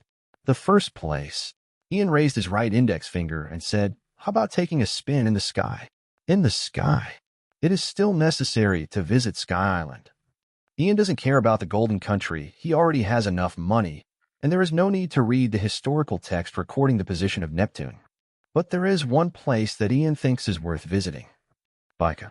Enel's hometown, Sky Island Baika, was destroyed by Enel 6 years before Luffy landed on the island.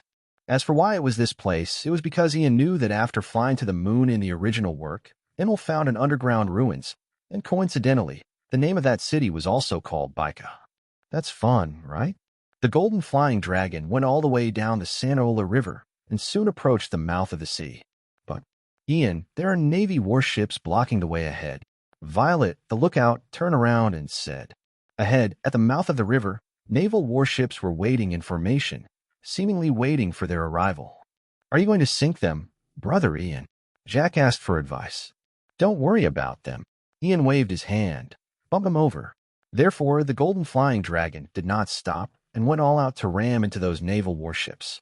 It should be said that these Navy warships are no different from chickens in front of the Golden Flying Dragon. The length of dozens of meters is indeed considered good, but the Golden Flying Dragon is a ship with a length of several hundred meters in the true sense. See Fortress.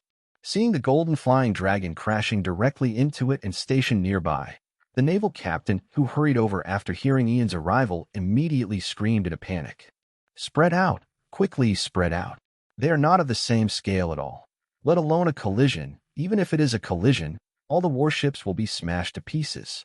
As a result, the naval warships that originally blocked the road dispersed, allowing the Golden Flying Dragon to rush out of the channel they had vacated. When the giant ship passed by the warships, all the navies tensed their nerves. The huge hull brought huge psychological pressure to them, not to mention the densely packed gun bays on the side of the big ship. Colonel, do you want to fire? A Navy man couldn't help but ask for instructions. No, never fire. The colonel jumped up as if he had been electrocuted. He almost gritted his teeth. Let them go. Without orders from above, we are not allowed to fight against the forces belonging to the pirate emperor. He knew very well that if they fought, they would only end up being wiped out. Let them go. The Navy were at a loss. So what are we here for? Are you here to see them off? So, as the Navy watched, the Golden Flying Dragon drifted away. Later, the royal capital of Alabasta, Albana, in the underground palace of the Wong family cemetery behind a palace. Cobra came here with a navy. They took away the treasures left behind by our ancestors. Cobra pointed to the area where a stone was originally placed but is now empty. Not to mention the large amount of ancient heritage stored here. There is also a huge gem dug out from the depths of the desert. The ancestors called it Desert Star. It is said that that gem alone is worth buying an entire sea area, and I don't know where they found out about it. The Marines nodded. I'm sorry, this time I really caused trouble for you, Your Highness Cobra. It was because we were too incompetent to stop them. Cobra shook his head. The enemy is the beast pirates. The situation this time is already very good. At least they didn't go on a killing spree. The Navy also sighed. There was nothing they could do in front of burning Tianjin. After seeing off the Navy, Cobra breathed a sigh of relief. This should be considered a fool, right? But he didn't know that after he left the underground palace with the Navy, someone else went there. Crocodile stood in the empty underground palace and carefully looked at the area where the historical text was originally placed. The historical text has indeed disappeared without a trace, but there is still a slight depression on the ground, which shows that heavy objects were indeed placed here. Desert Star. Crocodile sneered, then turned into yellow sand and disappeared. He didn't believe a word of what Cobra said. What he wanted must have been taken away by Ian. Then there is no value in staying in this country. It's time to go back. No, it's time to come back. Golden Flying Dragon. After the big ship left Alabasta, it headed straight towards the Sky Island. Because there is no permanent pointer, he left Alabasta too quickly, and the magnetic force of the recording pointer was not fully charged, so he had to rely entirely on Violet for guidance. Fortunately, the characteristics of Sky Island are too obvious. The White Sea suspended 7,000 meters above the sea, and the White Sea 10,000 meters above the sea are difficult for Violet to miss even if she wants to. So, is there really a sea of clouds in the sky? Hancock's second sister, Sundar Sonia, is still a little in disbelief. It's 2 pieces. Violet raised 2 fingers to remind her best friend. They are all quite vast, and there are many islands on them. Oh, an island in the sky? Black Maria said with a smile. It sounds really good. Are there people living in the sky, too? Hancock is the third sister, Marigold asked. There are quite a few. Violet said, there are people living on many islands, and they have wing-like decorations on their backs. The girls all looked forward to it. That is the world above the sky. Not to mention them, even Ian was looking forward to it. The kingdom above the clouds is a place that only appears in fairy tales. Fortunately, this expectation does not take long. It will be a few days later.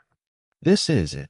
Violet suddenly raised her head. Directly above here is the edge of the sea of clouds below. Oh, is it finally here? Yamato perked up instantly. Gia. Is it the legendary empty island? Dongli, who was arm wrestling with Brocky, turned around with a smile. But how to get up there?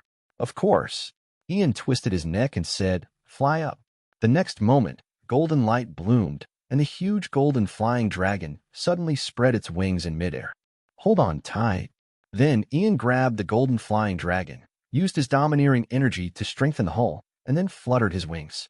Because the acceleration was too fast, a large number of pirates were slammed onto the deck, and even the two giants couldn't help but stagger.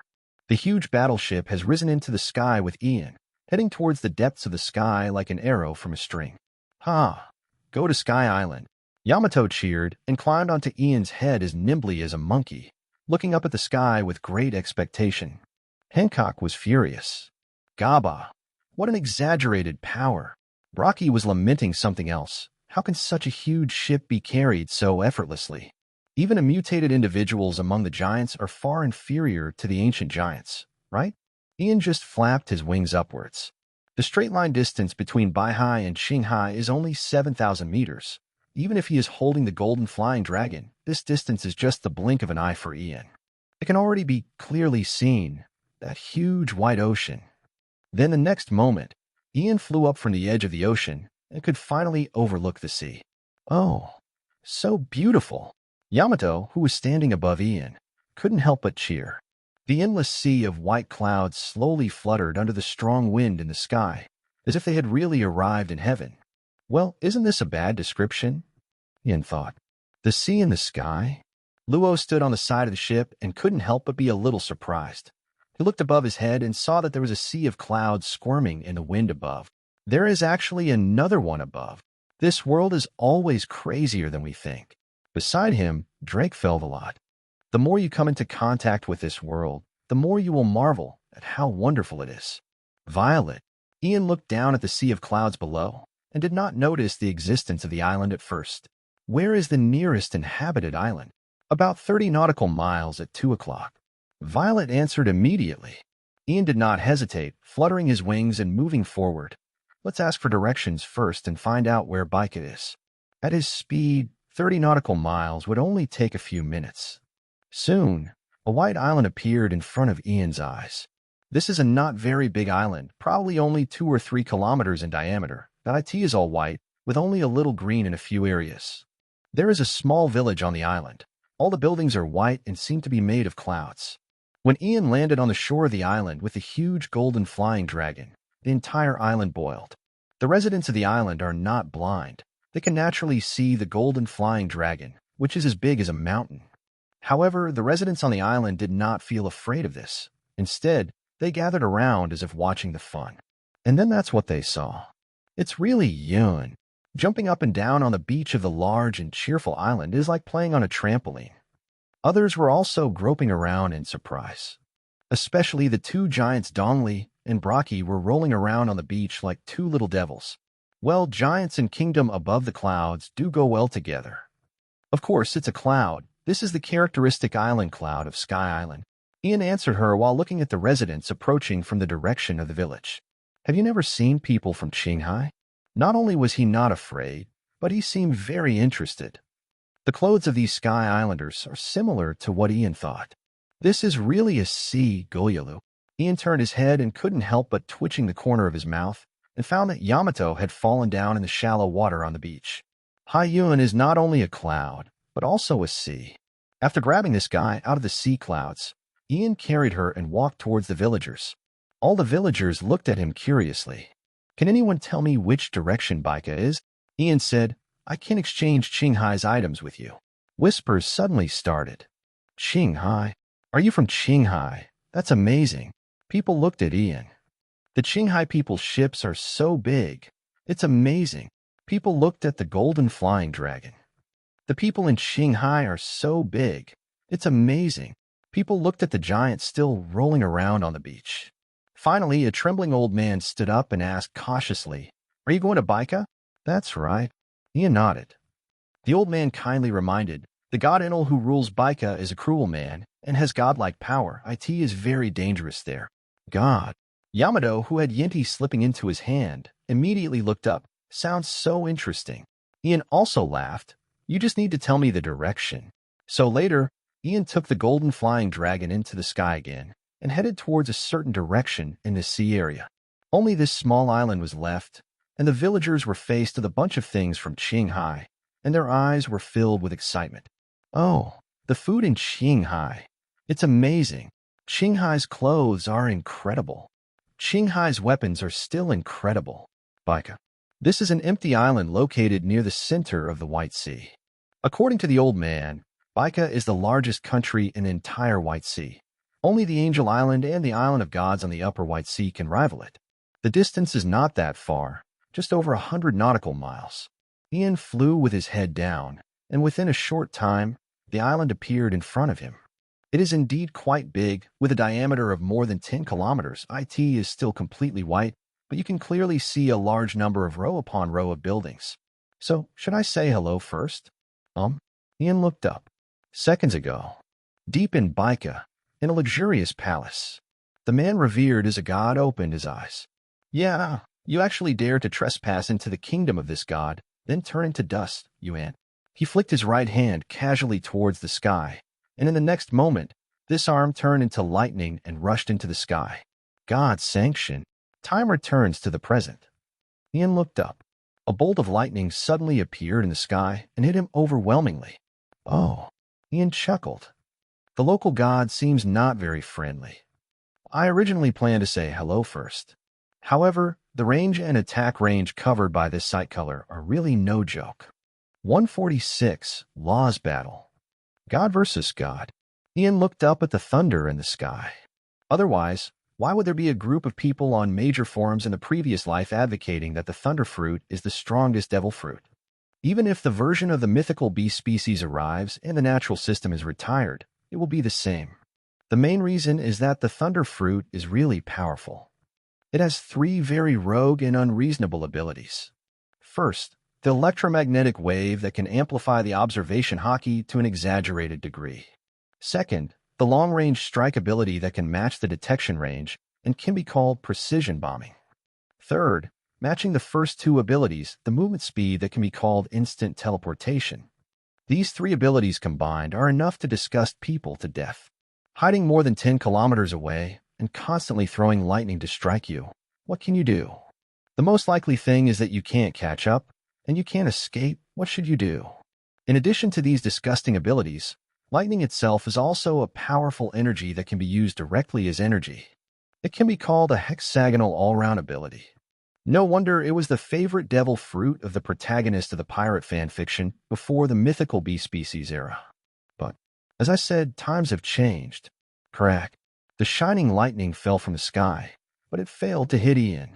The invisible barrier blocked the falling lightning and instantly shattered it, turning it into shining silver snakes that spread in all directions. Armament color barrier, boy.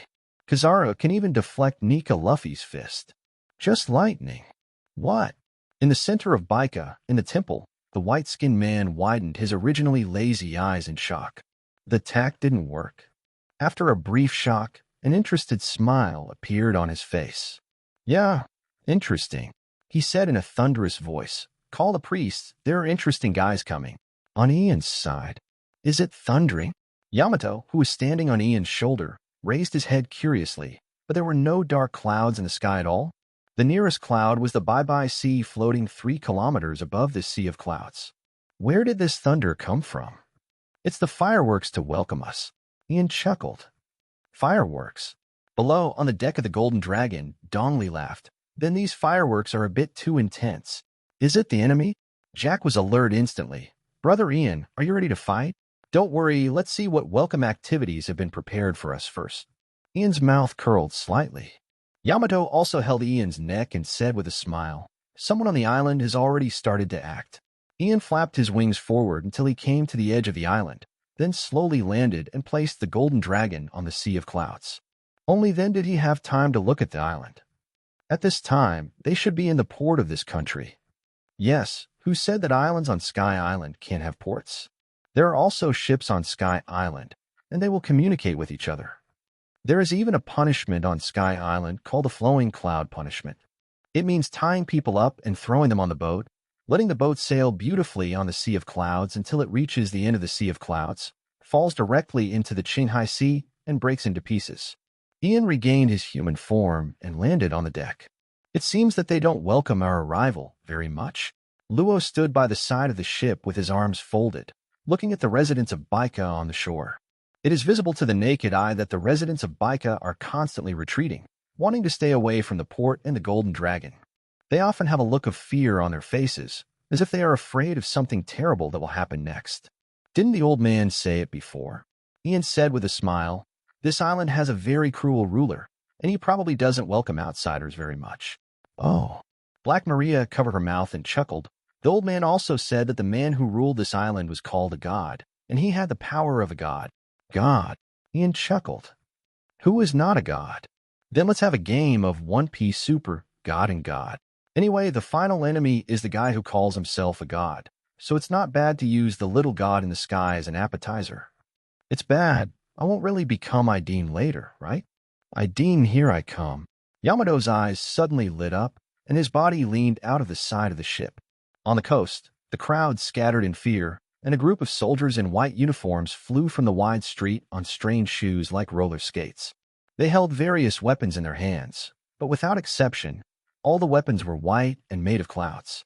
There is no soil or rocks above the sea of clouds, and naturally there are no metal minerals, so all the weapons on the Sky Island are basically a combination of clouds called iron clouds and various shellfish.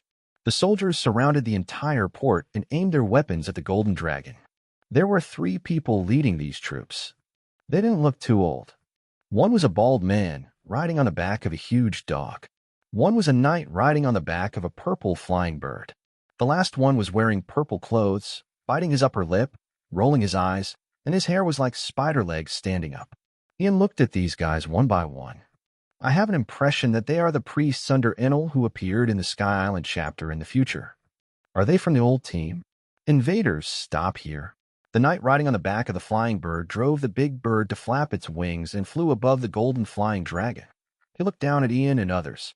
When he saw Dongli and Braki, the man clearly showed a look of astonishment. Are there any Qinghai people this big?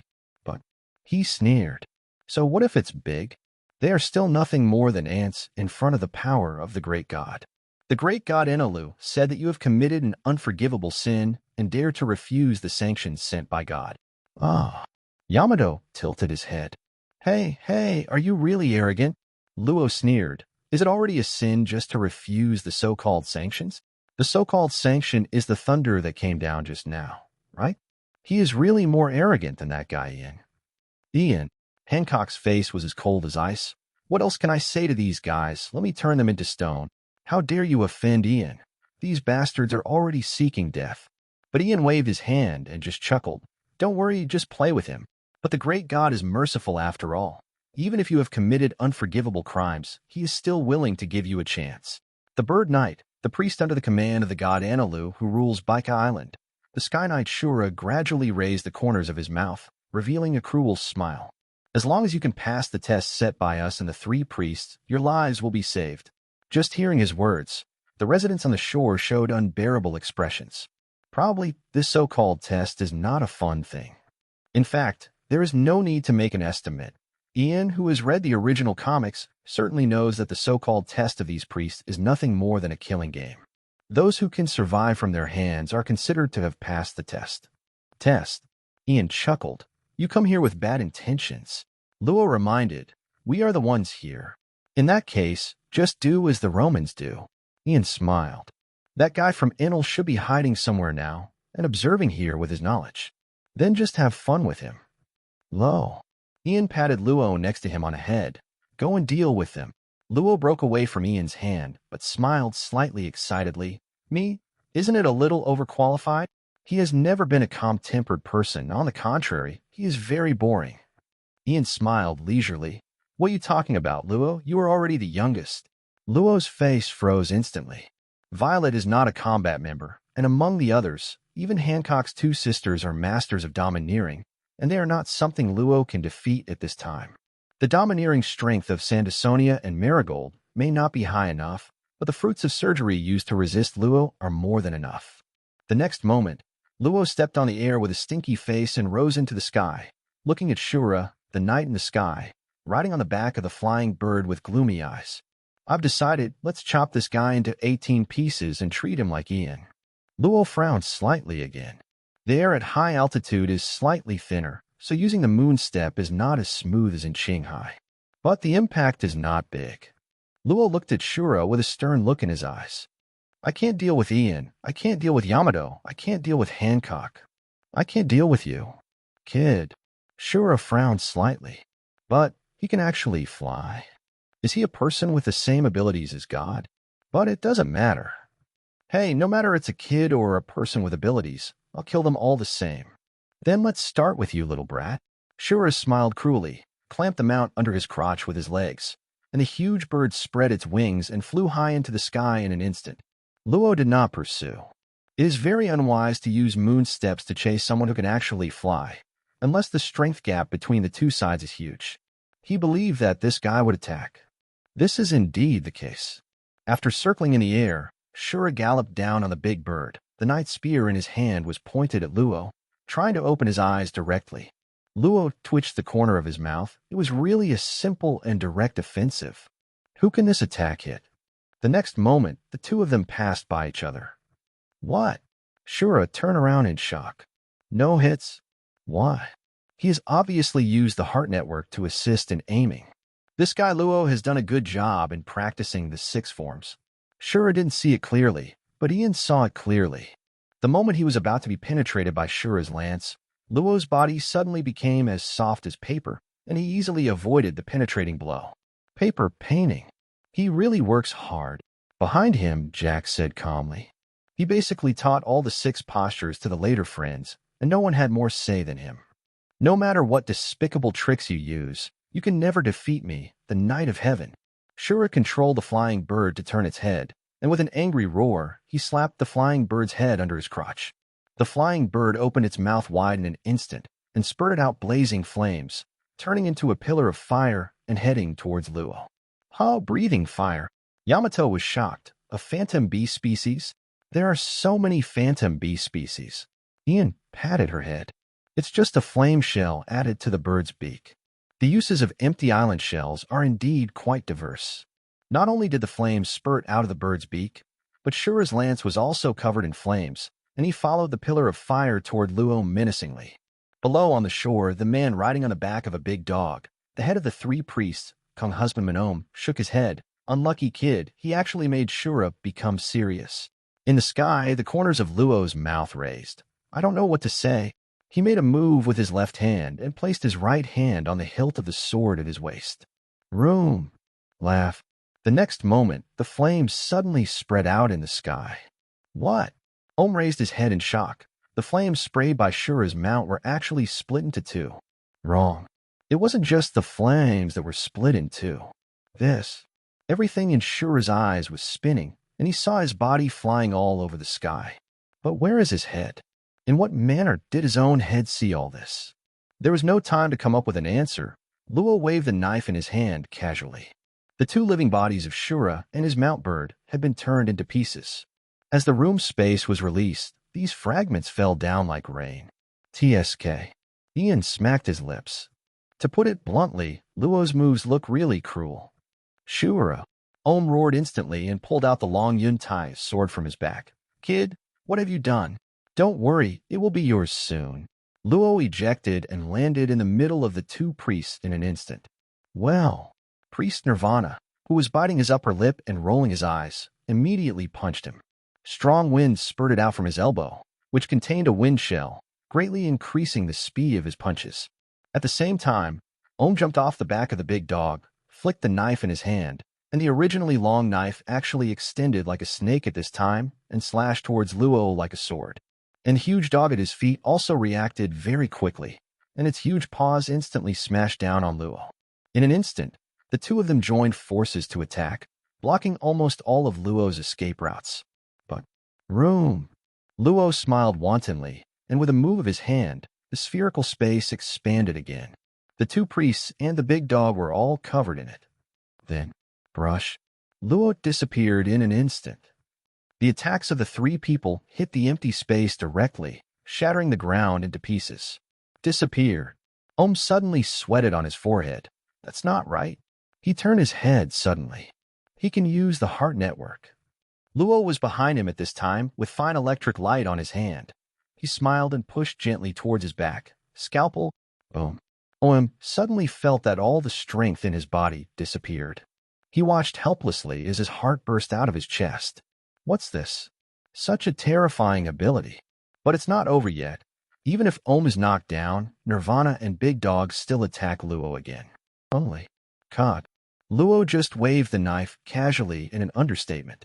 There is no need to aim at all. His attack is sure to hit in this room space. There is no need to control the power. As long as you don't have armed hockey, then don't try to block his cutting power. In just an instant, both Nirvana and the Big Dog had turned into pieces. The battle is over. All the divine soldiers were silent. The three priests were defeated so easily by this brat. But immediately, fear appeared on their faces. Because, if the priests are defeated, the same fearful emotion also appeared on the faces of people on the shore, and some people had even begun to run away. Ian looked up. Finally come. Crack. Thunder falls from the sky. Brilliant lightning struck a high-rise building in the port, instantly attracting everyone's attention. Almost at the same moment, both the magic soldiers and the people on the shore all knelt down smoothly. Oh, Black Maria said with a smile. It seems like a very interesting person is here. Jack frowned. Natural type? Is it the thunder fruit? Yeah, it's really good. Weird laughter spread in that tall building. IT was a tall and thin figure with pale skin, wearing a turban, his earlobes hanging down to his chest, and 4 golden drums embedded behind his shoulders. Standing in a posture that could be called lazy, you can actually defeat the priests under this god, so it doesn't hurt to give you a chance. With a bit of arrogance and a generally dull tone, the voice echoed in the port. Kneel down, mortals, and ask this god for forgiveness, and he will spare your life. There was silence. The natives of Bika were trembling with fear and dared not say a word. The people on the Golden Dragon were also shocked by this guy's speech. This guy, how dare he say it? Then, the extremely cheerful laughter broke out on the Golden Dragon. The 2 giants laughed until tears came out, and they pounded the deck of the Golden Dragon hard, as if this would prevent them from laughing so hard that their bellies would burst. Jack, who always pretended to be a master with a cold face, couldn't help laughing. Drake Maria and others laughed so hard that they fell backwards. As for Yamato, she couldn't stand up straight with laughter. It was Ian who hugged her to prevent her from lying on the ground. At tea this time, she looked more like a weak and boneless snake than Hancock. Even Ian's mouth corners were slightly raised. At this time, no matter what kind of words were pale and powerless, just laughing was enough. Such a movement almost scared the native residents of Bika on the shore to death. How dare they? How dare these unknown guys? So, on the high building, God Enel's face turned cold. Are you rejecting the kindness of this god? Then die. He was still talking about forgiveness the last second, but at this moment he had already killed all those who made him unhappy. This is the arbitrary god Enel. Crack. The next moment, Enel had instantly moved to the top of the port. His body turned into lightning, and his hand was aimed at the golden dragon below. Turn into dust. Disrespectful people. God's punishment. But it was just at this moment. Ian looked up. Okay, the clown show is enough here. Buzz. The moment the blue lightning bloomed, the dark lightning shot up into the sky. Enel suddenly felt a blank in his mind. His body trembled and almost exploded, and then he suddenly restored his human form and was carried by the dark lightning and fell directly from the sky and hit the shore heavily. The whole audience was silent. 147. Instant kill of Enelu. The history of Bika. Blueprints. What happened? Enelus lay on the ground incomprehensible. What hit him? His body was shaking constantly, and there was a terrifying force squeezing his body, paralyzing his skin, muscles, and even bones. So much so that now he couldn't even do the elementalization that he usually did. What on earth is this? He is the invincible natural devil fruit user. Boom. Enelus heard footsteps. He sat up with some effort and saw Ian landing not far in front of him. Ian continued to release the domineering color, just like he did to Crocodile in Alabasta before. When the domineering color domineering is used to attack directly, it is essentially not much different from the armed color domineering. Therefore, it can also directly attack the body of the natural ability user. Even if it is just a simple release, it is still the same if it is not at the level of entanglement. In other words, at this time, Enelus is in a state of continuous domineering attack, so how can he achieve elementalization? Ian sighed softly. Of course, this situation can only be achieved when the difference in the level of domineering between the two sides is a bit large. If the person in front of Ian is not Enel, but Akainu, Kizaru, and Akiji, they probably won't pay any attention to Ian's domineering color. However, it is enough. This is the version. When Ian sighed, God's punishment, the dazzling thunder bloomed in Enel's hand. Even if he can't elementalize, he can still easily create powerful thunder. The brilliant thunder column swallowed Ian directly, and the remaining power shot towards the sky. Oh! Luo on the side exclaimed, the thunder fruit, amazing. This devil fruit is also quite famous. In the long history of the world, there have been many ruthless characters who have created a great reputation after eating the thunder fruit. But it's a bit hot. Ian walked out of the thunder slowly. When the armament hockey spreads, it is truly invisible armored. IT is no longer just hardening to increase hardness, but can really block a lot of things. The defensibility against various elemental attacks is naturally greatly increased. Are there any more powerful moves? Ian chuckled. Enelo's pupil shrank. Useless? Useless again. Could it be that the original thunder was also blocked by this bastard? How is it possible? How could the thunder of this god be blocked? Enelu subconsciously wanted to elementalize to distance himself, but he couldn't do it at all. He could only grit his teeth and stimulate the thunder drum behind him to turn into thunder. 60 million volts Thunder Dragon. The Thunder Dragon with bared fangs and claws suddenly pounced on Ian. To be honest, Ian is not interested in these moves that are fancy to shape in addition to elemental attacks. It's the same thunder. Will it become more powerful after it has the shape of a dragon? Maybe because it looks more handsome. Ian thought, and then slapped the Thunder Dragon with his backhand. The blue thunder splashed everywhere, but Ian, who was standing in the thunder, looked more like the master of thunder. How is it possible? Enelu's facial features were distorted. Snot spurted out of his nostrils, and his eyeballs almost flew out of his eye sockets. Instantly reproduced the classic emoticon package. That was thunder and lightning. It was God's punishment. It was slapped away with a slap. Is this guy really human?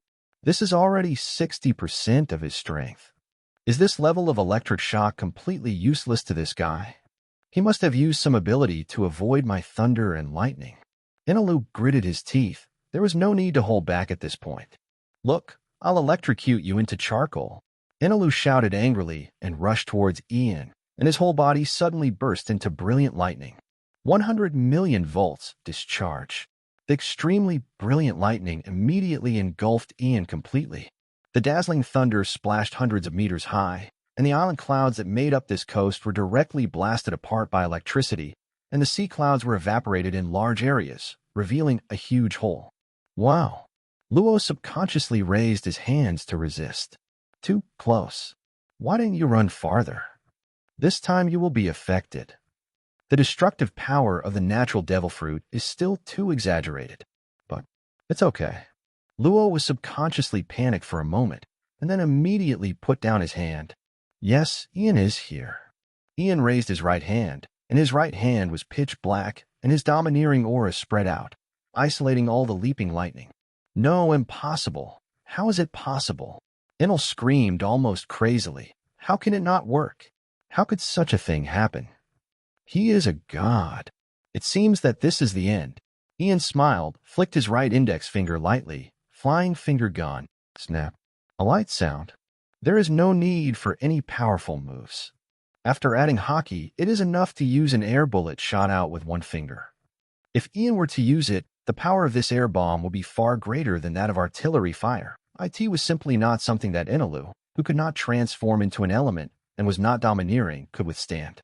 A hole was directly punched through his chest. His lungs were also pierced. Enelu immediately spit out a mouthful of blood and fell to the ground. His eyes were still blank. What kind of monster is this guy? Oh, this is the so-called god? On the Golden Dragon, Drake shook his head. A frog in the well. If he is a god, Jack said as a matter of course, then isn't Brother Ian the god of gods? Luo. The god of gods said lightly, catch him. Understood, room. The translucent spherical space unfolded, and the next moment, Luo had stepped on Inalu's body. Although he was severely injured, Inalu had not completely lost the power to resist. He subconsciously wanted to discharge electricity to electrocute this stinky kid. If I couldn't electrocute that bastard, could I also electrocute this kid? But how could it be? Inalu was stunned again. His ability couldn't be used. Not only that, his body also fell into a state of exhaustion. Idiot. Luo couldn't help laughing. Do you think you can resist sea stone? He had already handcuffed Inalu's hands with a pair of sea stone handcuffs. Do you understand the lethality of teleportation plus sea stone to ability users? It's just a pity that the range that room can cover is too small, and the range that can be teleported is too narrow. Heal him, Ian said. Inalu is only 26 years old this year, and there is still a lot of room for development. Apart from anything else, just relying on his thunder fruit is enough to have a place in the new world. He just had the bad luck to meet me, which doesn't mean he is really useless. Try to recruit him. It doesn't matter if you fail. What's important is the thunder fruit, not Inalu. Although he can't do it now, it won't be long before Law will master the ability of the surgery fruit to exchange minds. Then he can just change the owner of the body with the thunder fruit. Understood. Law grabbed Enel, who was struggling so weakly because of the sea stone, and stepped on the air to return to the golden dragon. Then, Ian turned his head and looked at the people on the shore. Confused. Everyone looked at Ian with a confused look. They still didn't understand what was happening now. God Enel was defeated? The supreme and absolutely invincible God Enel was defeated just like that? And now the God Slayer rose to the sky and turned into a golden god overlooking everything. Listen, send me everything on the island related to the history of this country. At this time, Enel was lying on the deck of the golden dragon for treatment, and he could just see the giant god spreading his wings in the sky. He had not seen Ian's appearance when he arrived before, so he was inevitably confused at this time. What is that guy?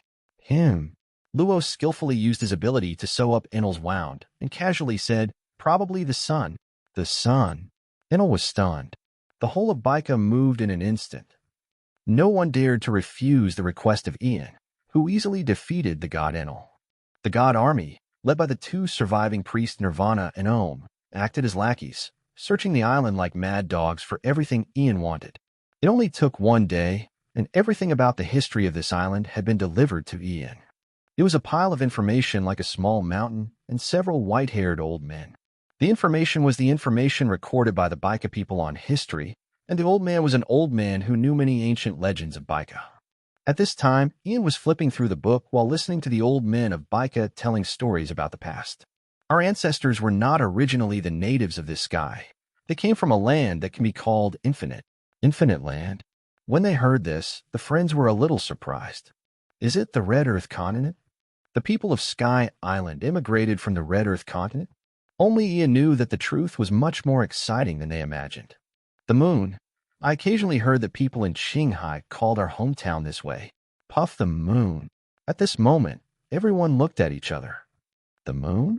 Seriously? Ian. Yamato couldn't wait to pull Ian's sleeve. He said their ancestors came from the moon. Keep listening, Ian just said lightly.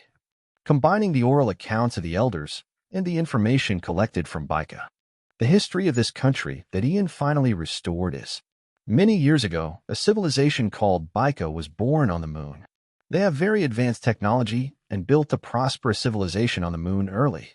But perhaps because the internal technology was too advanced and the demand for resources had reached the supply limit of the moon, the environment of the moon entered a state of collapse about 1,000 years ago. Rivers disappear, vegetation is destroyed, and resources are depleted. The Baika people had no other choice but to abandon their homeland and use their remaining resources to build a large ship that condensed the crystallization of Baika people's technology and carried everyone to Qinghai. Hancock even screamed in surprise. Is there such a thing? I have never heard of aliens before. However, the migrating Baika people did not stay in Yunhai. Baihai and Baihai are just their first stop when they arrive in Qinghai. Only a few Baika people decided to stay here. These people believe that their overdeveloped technology destroyed their hometown, so they decided to give up technology and live a peaceful life high in the sky. They are the ancestors of the current Baika people, that is, the ancestors of the Kongdao people. And more Baika people went to Qinghai, This part of the Baika people believe that the technology itself is good, but they used it wrongly in the past. They decided to rebuild Baika in Qinghai. However, this part of the Baika people's story is not recorded in these materials. It seems that the two parties who parted ways have never been in contact since then. But, Luo asked in shock, where are they? There has never been a country called Baika in Qinghai. Where did they go? Where did their technology go? A blank 100 years. Black Maria said, the time when Baika came to Qinghai was about 900 years ago, which was the beginning of the blank 100 years. In the Legend of the Giants, Dongli also said thoughtfully, once upon a time, a very great country appeared in the world. Could be that was Baika? Ian closed the book in his hand. What can be confirmed is that the Baika people were the beginning of everything. The Baika people have brought brand new technology to Qinghai, and the collision of the two civilizations will definitely set off turbulent waves. This was probably the beginning of the dramatic change 900 years ago. Everyone looked slightly excited. Although it's just a little bit, they have already come into contact with the truth of the world. What a pity, Luo sighed. There is no record at all about Baika in Qinghai. He was really curious. Could it be related to this Baika? At this time, Ian was looking at a piece of information in his hand and was a little dazed. This is a thick stack of drawings. It looked like a drawing of a ship, a super big, super complex ship. Could it be a drawing of the Enel Ark? But how could the design of Enel's broken ship be so complicated? The thick stack of drawings looked scary, filled with all kinds of things. Although Ian couldn't understand it, he didn't understand it either. The ship in Enelu should come from this. It is probably a super simplified youth mini version. His technical skills were severely lacking, so he added a lot of shells to act as motivation. Ian asked the elders, and they didn't know what this blueprint was about. Suddenly, Ian had a guess. Is it possible that the Baika people who went to Qinghai took away the ship that contained the crystallization of Baika technology, but left the blueprints behind? That would be very interesting if that were the case. I'm lazy, I'm guilty. 148 Golden Bell. Inola. Split into two groups. Advance. When? It is clear and magnificent, graceful and magnificent. The huge golden clock was shaking slowly. The huge pendulum made of pure gold slowly hit the wall of the clock, and the sound waves slowly spread.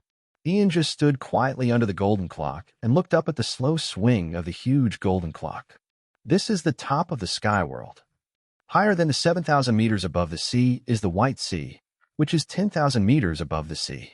Higher than the White Sea is the unique Earth Island above the sky. In the center of the Island of Gods, there are huge vines that run through the entire Island of Gods and extend deep into the sky. And higher than this vine is this small island floating in the sky. However, what is even higher than this empty island, which is only a few hundred square meters, is the golden clock lying here quietly, having been sleeping with it for 400 years, and the lights of Shantora, the golden town. After finishing collecting information on Baika, Ian took his friends to the Gate of Heaven, and then climbed the spiral road directly to Angel Island. Then all you have to do is fly over again. It is easy to find this golden clock here. This is the bell of the Oath of Rolando in Calgara. Ian told the friends a story about the great talker and the great warrior 400 years ago. The emotional friends were immediately moved to tears. Dongli and Brocky almost burst into tears. A man's promise must be kept with his life. So, at everyone's request, Ian rang the huge golden bell. The refreshing and wonderful bells slowly spread in all directions from the top of the sky, towards higher altitudes, towards further distances, toward downwards, toward the Island of Gods, towards Angel Island, toward the Sandian village, towards all the islands in the White Sea, towards all the islands in the sky. Then, it finally reached Qinghai and reached Gaia Island directly below. The pirates gathered here looked up in surprise. As surprised as they were, there were many, many people in the sky. But it has nothing to do with Ian. Will Rolando's descendants hear it? Yamato looked up at the huge golden bell. Ian smiled. At this time, the uncle with the diamond-shaped face should not have gone to Gaia Island yet, but as long as he inherits Rolando's will, he will hear it one day, Ian said. Gaba baba. Brocky laughed, because it's right here. Yamato also smiled. Yes, it's right here. So, Luo raised his head with regret. Should such a big golden bell be left here? Don't say such disgraceful words, Luo, Ian said leisurely. Let's leave it to others to see later. IT doesn't have to be held in the palm of your hand. In Ian's opinion, this golden clock is a landscape, not a treasure. Well, when I become the king of the world in the future, I will designate this place as a world-class 5A scenic spot. Luo pouted. Also, who made Uncle Ian rich? His weapons business has already spread all over the world. The territory in his hands has reached an exaggerated level, and the wealth he possesses is simply incalculable. But Ian's eyes moved downward and finally settled on the base of the golden clock, where a huge historical text was embedded. The golden bell can be kept, but forget about the historical text recording the identity of Neptune. Fishman Island is already an important partner of the Beast Pirates. How can they leave something like this that will cause them trouble? This is the consciousness of the partners of Wano country. Ian used the fire of God's wrath to erase all the words on the historical text. In this case, there should be no problem. Then, it's time to leave. Without any regrets, Ian took his friends back to the golden flying dragon on the Island of Gods, and then soared into the sky, heading straight away from the Sea of Clouds. Only the Sky Island God on the Island of Gods was left, and Gonfor was a little confused. These people were coming with such force that he and his team of magic soldiers could not resist them. He once thought that the entire God domain was going to end. But I didn't expect that this group of people would leave so easily. Are they not interested in Sky Island at all? Of course, there is no interest. The only three things in this sky that can attract Ian's attention are Baika's history, the Thunderfruit, and the Golden Bell. Now that all three goals have been accomplished, Ian naturally has no regrets. It was even said that there was an unexpected gain this time. At least Ian never expected to find such a drawing in Baika. Because the most educated person on the Golden Flying Dragon is Ian Ben, and he is not a talent in science and engineering, he cannot judge how valuable the drawing is. But his intuition told Ian that this drawing should be quite remarkable. After all, it is too complicated, and simple creations cannot use such complex and precise design drawings. The details will have to wait and see what Uncle Quinn says after returning to Wano country. He is definitely a first-rate talent in weapons manufacturing. Ian took the Golden Flying Dragon straight away from the Bye-Bye Sea, crossed the edge of the Sea of Clouds, then went down into the wind, and finally landed gently on the sea. After several days of sailing in the sky, they finally returned to the sea again. It's almost like a dream. Black Maria still said with some unfinished thoughts, I still can't believe it. We really experienced a big adventure in the sky. I will take you to play in the universe when I have time. Ian smiled. This condition is not yet available, but it will not be the case once an aircraft that can fly in the sky is manufactured according to the drawing in hand. Enel's broken ship can fly to the moon, so it shouldn't be a problem for me to copy the original drawing and create a spaceship that can fly through the universe, right? I'm going to the moon. When Yamato heard what Ian said, he raised his right hand excitedly. I want to see what kind of place the Baika people lived back then. Sounds good, doesn't it? Luo's eyes lit up. The Baika people migrated to Qinghai, but there should be no Qinghai people who have been to the moon, right? Jia. Dongli added with a smile while drinking wine. Can you leave us 2 ferry tickets? We also want to see the moon and stuff. Of course, it's not a problem. Ian chuckled, and then he looked at a corner of the deck. So, what about you, Enel? Do you want to go with us? The great god of Baika, God Enel, was crouched beside the deck at this time, just staring at Ian with fierce eyes like a wild dog on the roadside. He could only stare at Ian. The pair of shackles on his hands were made of very high-purity sea-floor stone, which not only completely suppressed his abilities, but also deprived him of his physical strength to the minimum, making him unable to even move. However, no matter how angry he was towards Ian, at least at this moment, Enelu could not help but feel shaken after hearing what Ian said. You mean infinite land? But this wavering was swallowed up by the arrogance in his bones in the next second. He sneered. Wherever I want to go, I will go by myself. Why do you need your help? Of course that's because. Ian smiled and said, if you choose to reject me, then the only place you can go to is heaven. And Iroh's pupils shrank instantly. Of course, he doesn't want to die. But, do you think threats can make me bow down? Enelu snorted coldly.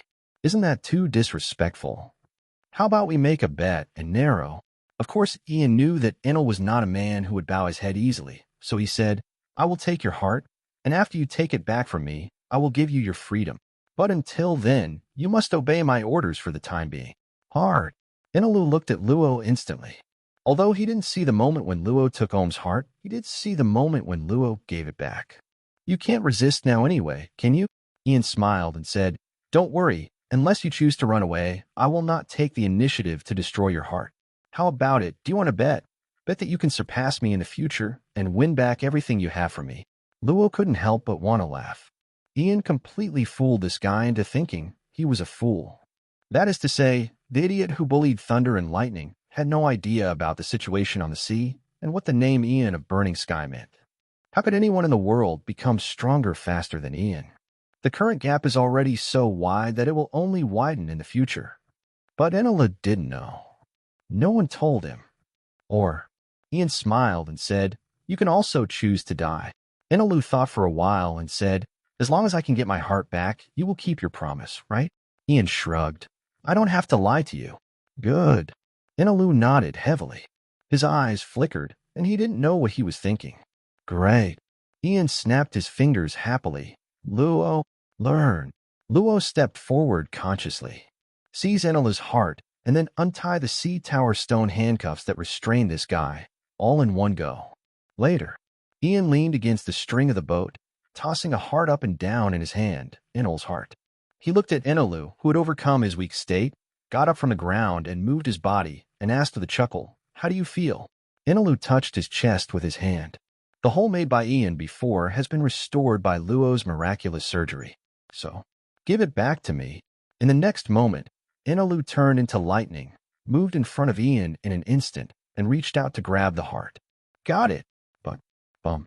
An iron fist hit Enelu on the head. With just one punch, Eniru's entire face was dented, his consciousness was knocked away, and his eyes were instantly distracted. Whoosh.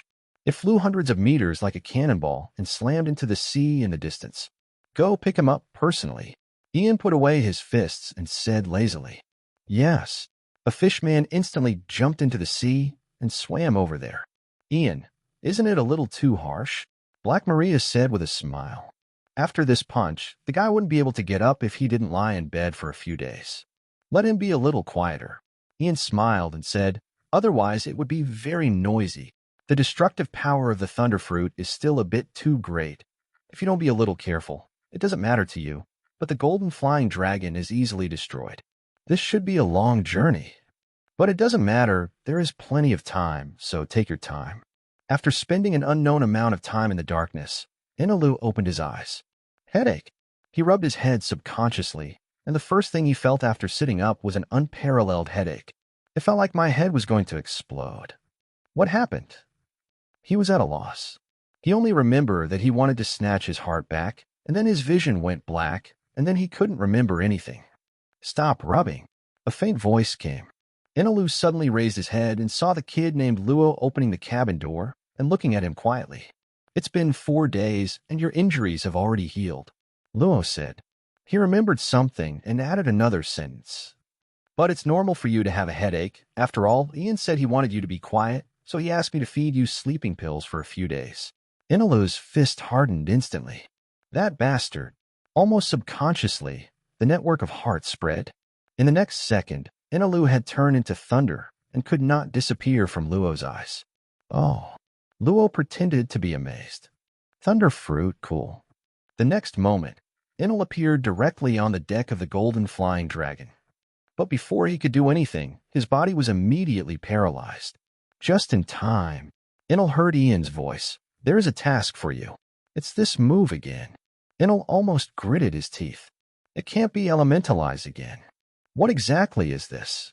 If he can't resist this move, then he has absolutely no chance of winning against this bastard. See that island in front of you?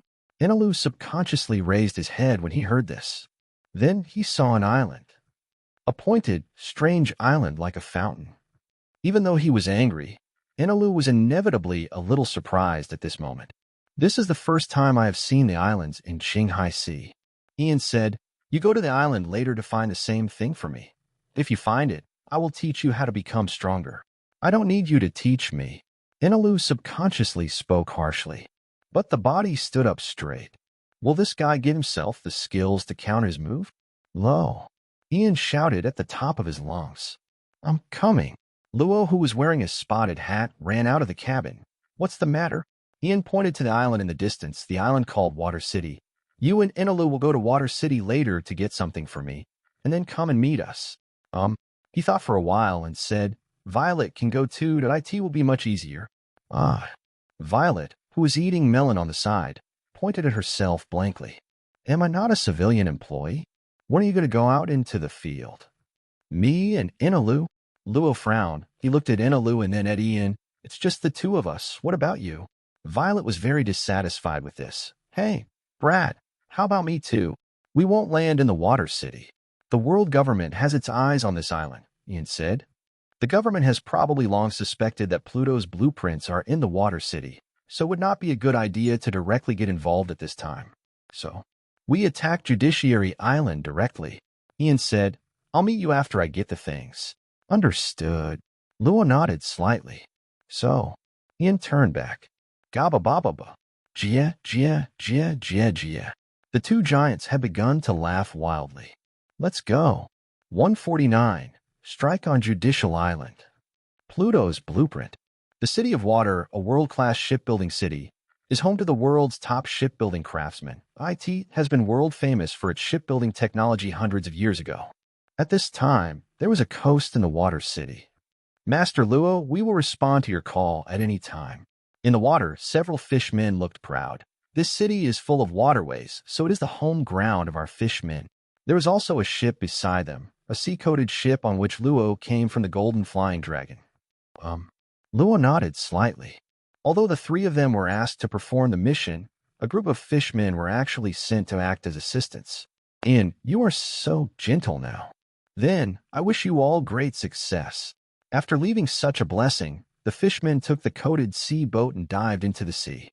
So, Luo turned back and looked at his two partners. What are we going to do next? Inalu stood on the coast, just looking at the scene of the Water City in trance. This was his first time setting foot on the islands of Qinghai, and he unlocked a new life achievement. Oh, it feels pretty good too, doesn't it? Compared with Anero, Violet is much more lively. This woman's eyes are wide open, and she has used clairvoyance to observe the city. It's quite lively. Ian told us not to rush into action. Luo Yu said, after they start taking action, they can start taking action based on the noise they made. Tiske. I really don't know if this guy is cautious or arrogant. To be honest, he was cautious, but now he directly led the team to attack Judiciary Island, which was one of the three major institutions under the world government. To launch an attack, there would undoubtedly be a slap in the face of the government. But to say that he is hasty, he is so cautious here in the water capital, and it is clear that no one here can stop him. Then let's have fun on this island first, Violet said with a smile. Just treat it as a trip. Luo nodded slightly. It seemed good. Snored. However, Inalu suddenly snorted. It's boring. I don't have time to play with mortals like you. He turned around and walked directly towards the city. Hey, you guy. Luo frowned slightly. Sure enough, without Ian's suppression, this bastard would be very difficult to deal with. Don't forget what Ian said. After hearing Luo's words, Anila's body paused slightly. No need to say anything, just call the name of this god when you act. Before he finished speaking, this guy turned into thunder and disappeared on the coast. Hey, bastard. Luo could only shout at the top of his lungs. Remember not to mess around on the island. That bastard has a very bad temper. If he's not careful, he might destroy the entire island. He can definitely do such a thing, and there is no doubt about the destructive power of the Thunderfruit. There was no response from anyone, and Inalu had already run away without knowing where he was. What a bastard! Luo couldn't help but curse angrily. Don't you have any team spirit? What about us? Violet blinked. Luo's expression suddenly became calm. I'm going to touch Fishman Tom's bottom. As for you, you can move around freely. Ah. Violet's face was stiff. What are you talking about, you brat? I'm a civilian. I have no fighting ability. Luo glanced at this woman with disgust. She is indeed a civilian, but she is by no means without combat capabilities. She already has a certain amount of fighting power in the Gaogai fruit itself, not to mention that she has also practiced the 6 moves, so she is not very proficient, but at least she can use it, which is enough to put her above the huge number of people in the sea. If you ever get into trouble, call Inila's name. Luo Yin said concisely and concisely. That guy can hear it. Ian briefly introduced them to Inil's abilities. With a super long attack range and a large range of sight that can cover the entire island, as long as Violet doesn't encounter anyone who is too strong, Enel's attack should be there the next moment she calls for help. As for whether Enel will help, Luo has no doubts. This is what Ian meant. Luo ran away quickly. Next, he was going to find the fishman Tom. The thing Ian wanted was in the hands of the fishman. Angrily, Violet curled her lips and finally entered the Water City on her own. You're here, let's have some fun. The three people here are fighting on their own. This is the Golden Flying Dragon. Gaba Bababa. Even we know what Judicial Island means to the world government. Brocky laughed and said, Ian, is it really okay to fight directly with us? Yes. Dongli also nodded in agreement. Such behavior is tantamount to directly going to war with the world government. What did you say? Ian just said calmly, we are just going to Judiciary Island to find someone. How can we start a war? The two giants looked at each other and laughed at the same time. They already understand Ian's determination and feel Ian's friendship. Friends have already decided to go to this extent. What else can they say? Then get ready, Donnelly. Brokey laughed. This time, it's time to completely decide the winner. The winner must be me. Donnelly laughed even louder. The fierce battle that lasted for 90 years finally ushered in the moment of deciding the winner. Next, they will use who plays a greater role in the attack on the Judicial Island as the basis for victory or defeat. Ian's mouth curled slightly. Then I will be the referee. Water City, on a high platform somewhere. Luo leaned lazily on the railing, looking down.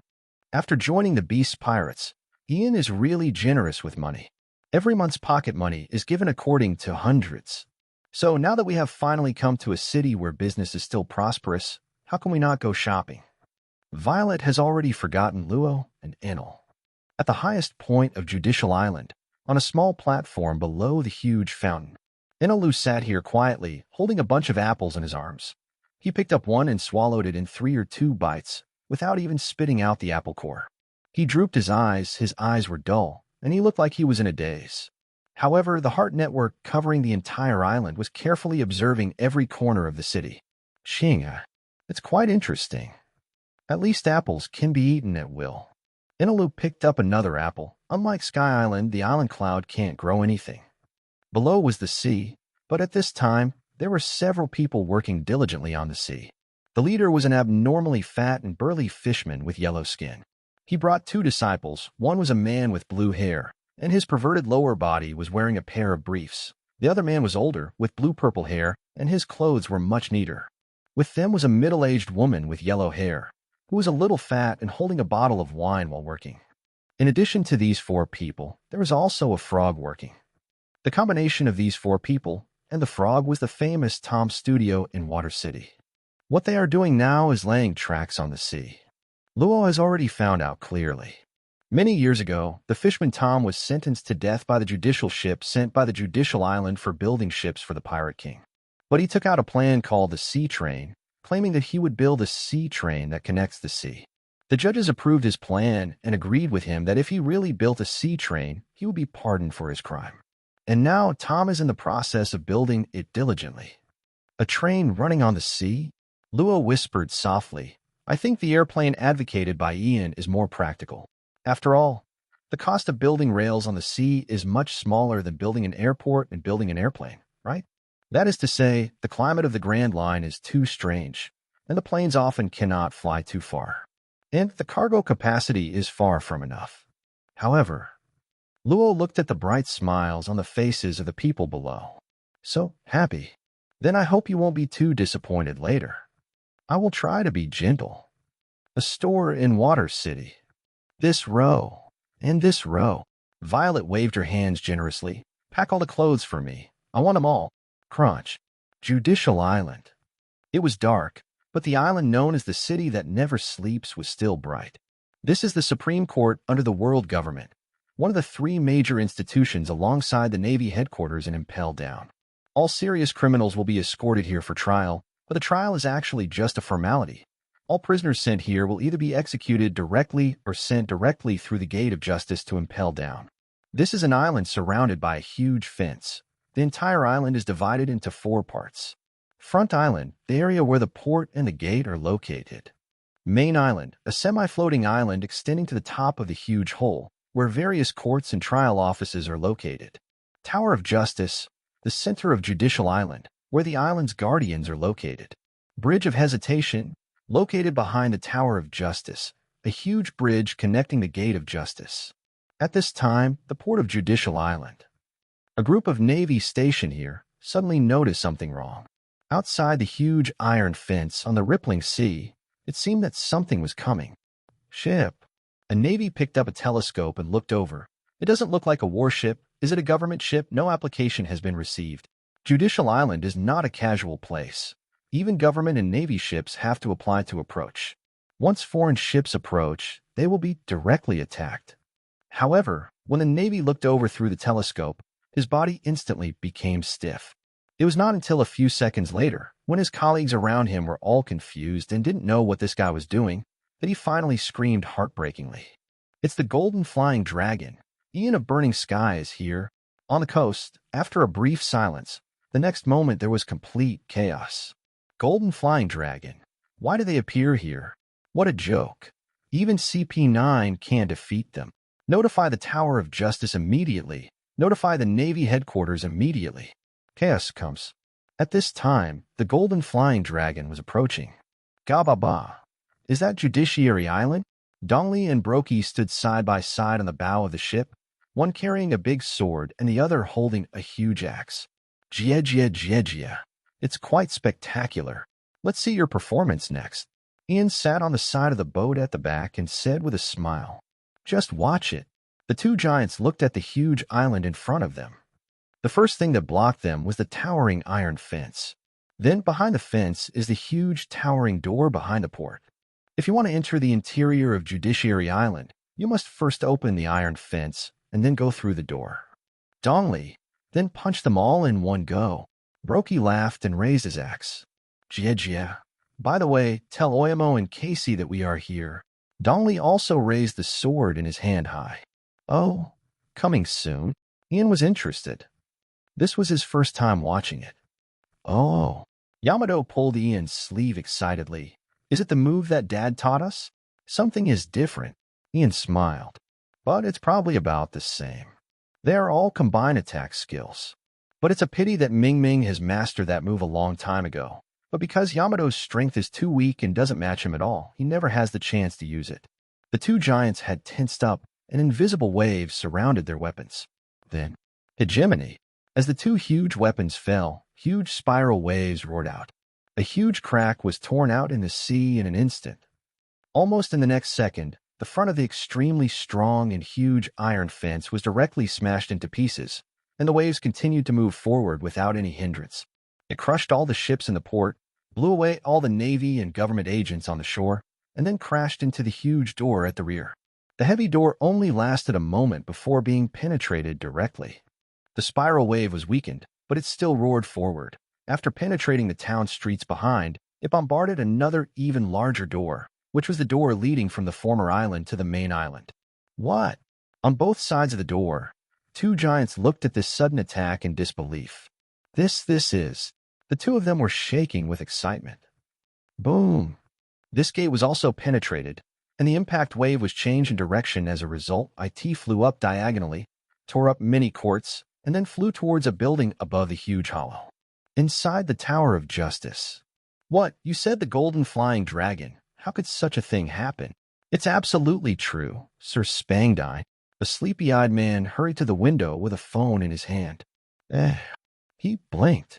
The dazzling light engulfed him instantly. Boom. The entire upper section of the Tower of Justice was directly blown away by the violent fluctuations. And at the same time, boom. The Golden Flying Dragon has passed through the hole in the iron fence and docked on the shore of Judiciary Island. The two giants jumped from the deck, laughing loudly. Oyamo, Casey, we are here to pick you up. The laughter passed through the first gate and instantly reached the second gate of Mishima. The two giants here burst into tears instantly. Captain. On the Golden Dragon, Ian put down the phone book. Action has already begun over there. The City of Water.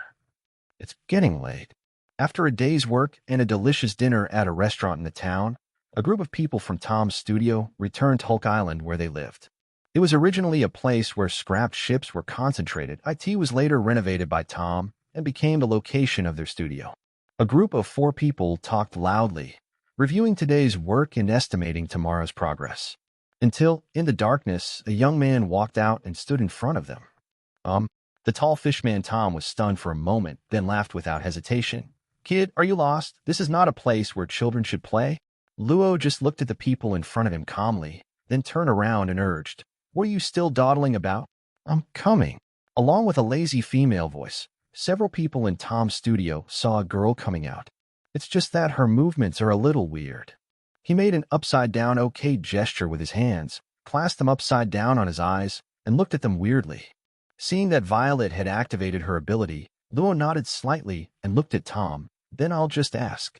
Master Tom, where are the drawings that have been passed down from generation to generation by the shipwrights in the Water City?" "What?" Tom was stunned. "Here for the design of Pluto."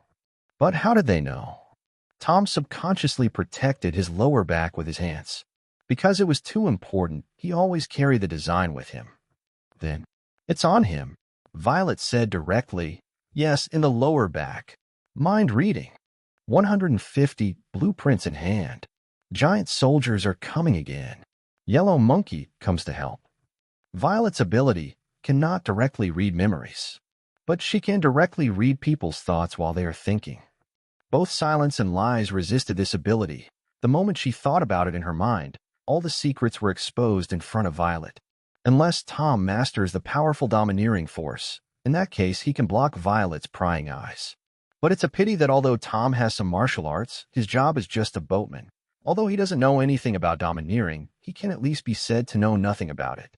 It can be said that Violet has easily obtained the location of the drawing from his mind. Just put it on his lower back. Oh.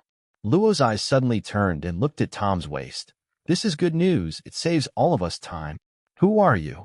Tom was astonished. Whether it is Luo or Violet, although they are both old people on the Golden Flying Dragon, they have been following Ian on various expeditions since 2 years ago. But one of them has basically never fought seriously, and the other is a civilian employee. They have no bounties on their heads. Not to mention Tom, even if someone from the Naval Intelligence Division was standing here, they probably wouldn't know the two of them. Stay away from Mr. Tom.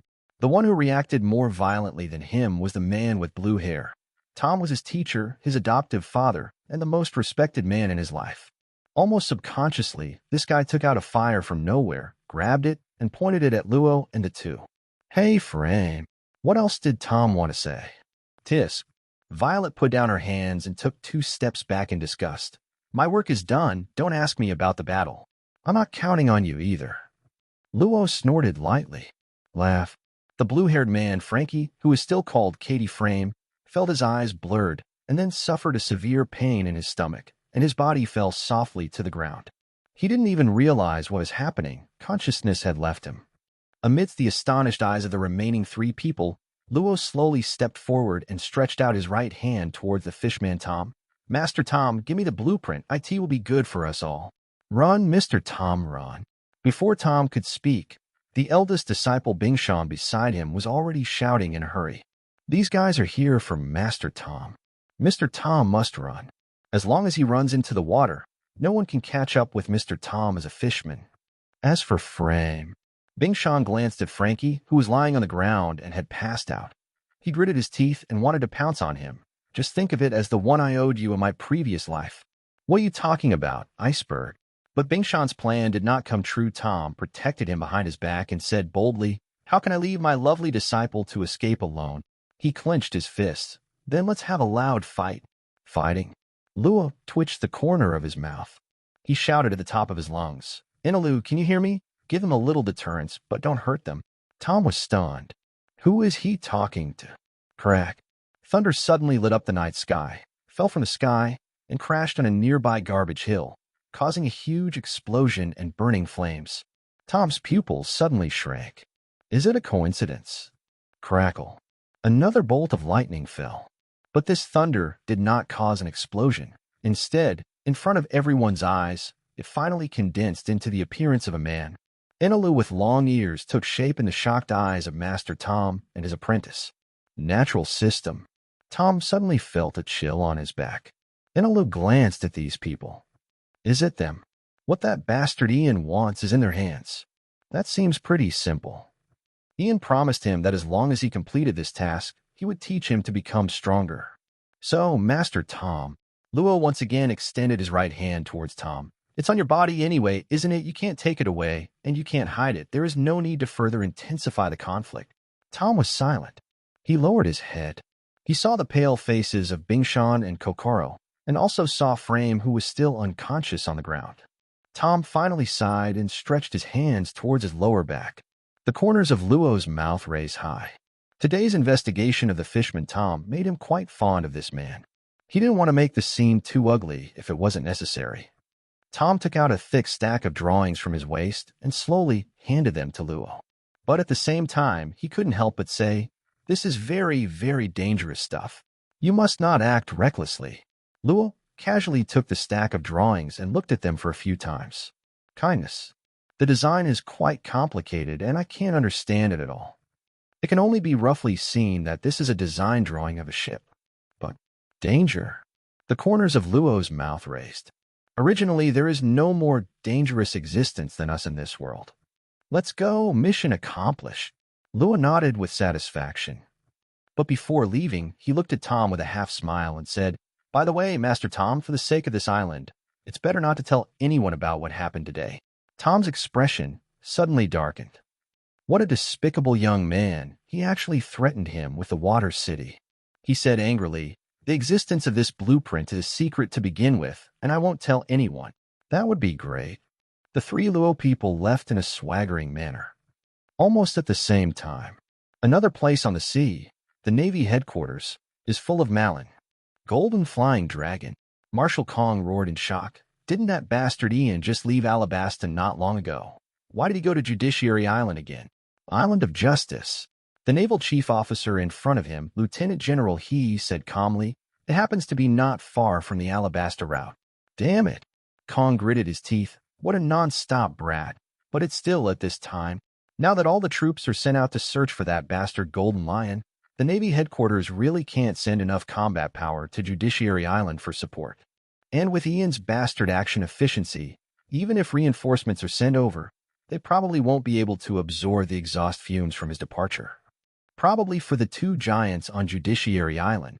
Lieutenant General, he said, along with him are the two captains of the giant soldier pirates who disappeared 90 years ago, Akitori and Akiyuki Broki. Are those two old antiques not dead yet? Ian doesn't want to reorganize the giant soldier pirate, does he? Sora felt his head hurt. The Kingdom of Giants is the most powerful country in the world, even though the giant pirates are far from representative of the entire giant kingdom. However, this at least means that Ian already has a channel to connect with the giants. There's no point in thinking about it anymore. Lieutenant General, he said, we can't just sit idly by. Poor Salino is in the nearby waters. Let him go there, at least we can't let Ian make too much noise. Sora nodded. Justice Island. The island was now in complete chaos. The arrival of the Golden Flying Dragon had already horrified the garrison troops and judges on the island. But at this moment, the Tower of Justice as the center was directly blown away by a combined attack from the giants, and the unlucky Commander Spangdine was shattered to pieces. The CP-9S who stayed in the tower also suffered heavy losses. For a while, no one was able to maintain order on the island. The Navy and government agents responsible for guarding this place were wandering around like headless flies. Some people fled towards the rear in fear, while others charged towards the front island bravely. However, no one was coordinating either the retreat or the attack. Instead, the wide street was completely blocked. The stampede alone resulted in many deaths. In this chaotic scene, there are two shadows that are the most conspicuous. Two giants. The two former members of the giant pirates, Oyamo and Casey, were crying and running towards Meijima. What just passed through the gate was the hegemony of two captains. What just exploded like thunder on the front island was the roar of the two captains. The captain is here to pick us up. They don't even realize that they have been deceived by the government and have guarded the gate here for 40 years in vain. At this time, all I had in my mind was the thought of meeting the captains right away. Captain. The two shouted at the top of their lungs. Captain Tali, Captain Brocky, we're here. It should be said that the giants have really loud voices. Even in such a chaotic environment, the two voices still reached the port. Dongli and Brocky's eyes lit up instantly. Kabababa. Jia, Jia, Jia, Jia, Jia. Without hesitation, the two of them rushed directly towards the door that they had penetrated. Game start. Brother Ian, don't we need to follow? On the golden flying dragon, Jack asked. While counting the achievements of the two giants with his knowledge, Ian said casually, No need, there is no one on this island who can defeat Dongli and Brocky. After this period of recovery, the two giants have returned to their peak physical condition. Although Judicial Island is also known as one of the three major institutions under the government. But the CP9S station here, not to mention compared to the Navy headquarters, are far inferior to the guards of Impel Down City. If you want to stop the giants, you must at least call Lu Chi, who has awakened 13 years later, and even that guy probably only has speed.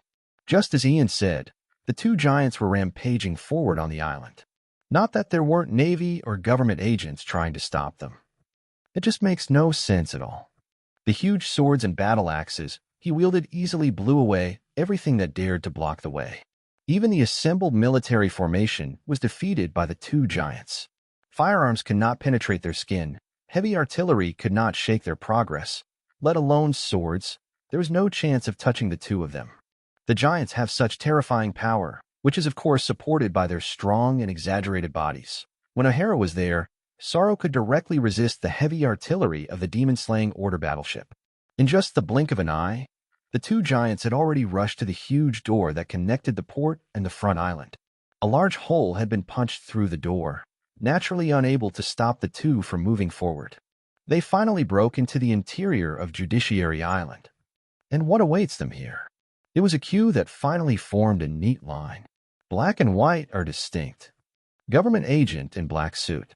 Navy soldier in white sailor uniform. Stop, green ghost Tory. Red ghost Brokey. A guy dressed as a small boss roared angrily while holding a sword. Where do you think this is, Dash? His pupils tightened, the huge axe came across, and then he took a photo. Boom! The ground shook violently, and cracks were created by the heavy axe. Gabba-babba-ba. Brocky laughed. Get 1 point first. How despicable, Brocky. Dongli stepped forward, dragging the giant sword in his hand on the ground. Sun saw. The giant sword made a wonderful arc like a crescent moon, and the brilliant sword light directly tore apart the Navy's military formation. The storm caused by just swinging the sword has already made the Navy fly all over the sky. At the same moment, Brocky jumped up and slammed the giant axe in his hand into the queue of government agents. Shocking. The surging shock wave blew away the agents. In just the blink of an eye, the Navy and agents gathered here to block the giant's advance had been wiped out. Gabba-babba-ba. Jia, Jia, Jia, Jia, Jia. Only the laughter of the two giants echoed here. 90 years no see. Dongli carried the sword sharply and commented, The level of the Navy has not improved much. Just at this time, Captain Tory, Captain Brocky. Two shouts came from the front. Dongli and Brocky's eyes lit up at the same time. Ahead, Casey and Oyamo were howling and running towards them. Ba, Casey, Oyamo, you two idiots. How have you been these years? Brocky waved vigorously towards the two of them. Captain. The two giants accelerated their pace, not caring about the Navy or agents blocking their way, and trampled all the way over. Behind the two of them, on the top of a 4-story building, 4 figures looked at the 4 giants they were about to meet. Are you here for these 2 giants? The leader gritted his teeth. The Judiciary Island has been destroyed like this. That idiot Officer Spangdane was killed. If these 2 giants are allowed to escape, where will our CP9's face go? Lieutenant General Porcelino is on the way to provide support. Let's stop them and delay them. As he spoke, he stepped on the air and soared into the sky, rushing directly towards the backs of Casey and the 2 of them. Only the remaining 3 people were left looking at each other. No, dude, are you serious? Forget it about Aoki and Red Oni. Shall we stop the Golden Flying Dragon? Real or fake? How much is your monthly salary? Are you so desperate? Dong Li's eyes suddenly lit up, and then, Jia, Brocky, I want. The giant sword in his hand was thrown directly.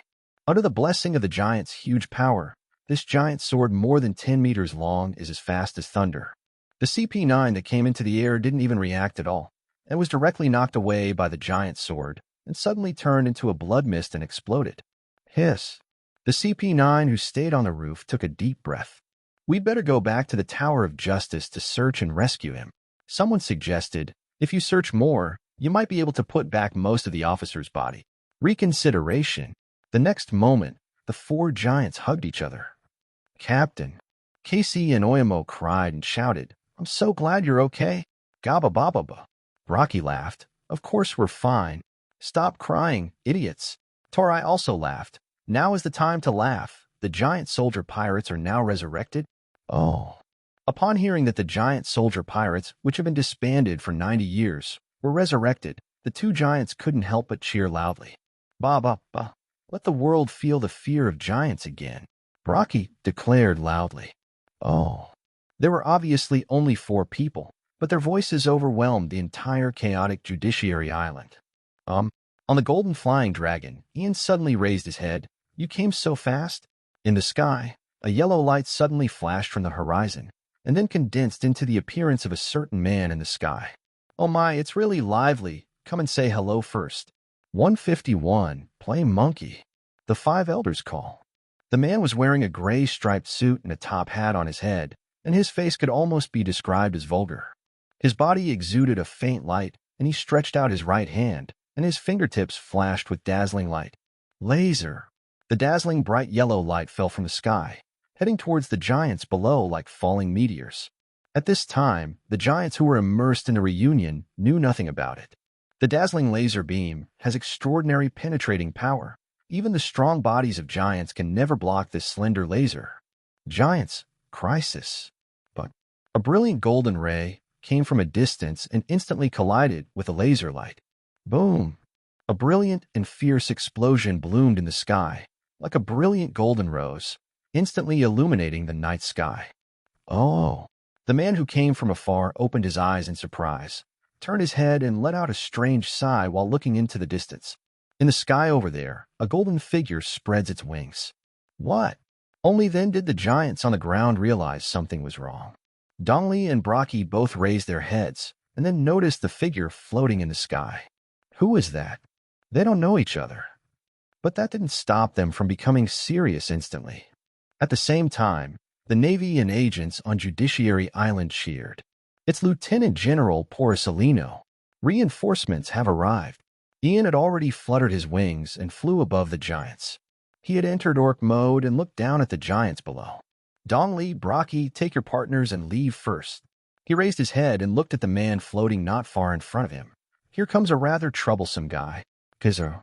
Among the 3 generals of the element system, he's the only one who has not yet fought against him. Now it finally appeared in front of him. That's right, only this guy can come here in such a short time. Quite troublesome. Dongli and Brocky looked at each other. I didn't expect that this guy who suddenly appeared could be praised so highly by Ian. That's Ian. Understood. Dongli nodded heavily. I'm going to trouble you again. Nothing. Ian chuckled. We're friends, aren't we? Gaba ba. That's right, we are friends. Brocky laughed. So the 2 giants no longer hesitated and quickly ran towards the port with their 2 younger brothers. At this time, the golden flying dragon was on board the port. Porcellino, a user with the shining fruit ability, the last general candidate. Jack's expression was quite serious. This is not an easy opponent to deal with. Black Maria also has worries.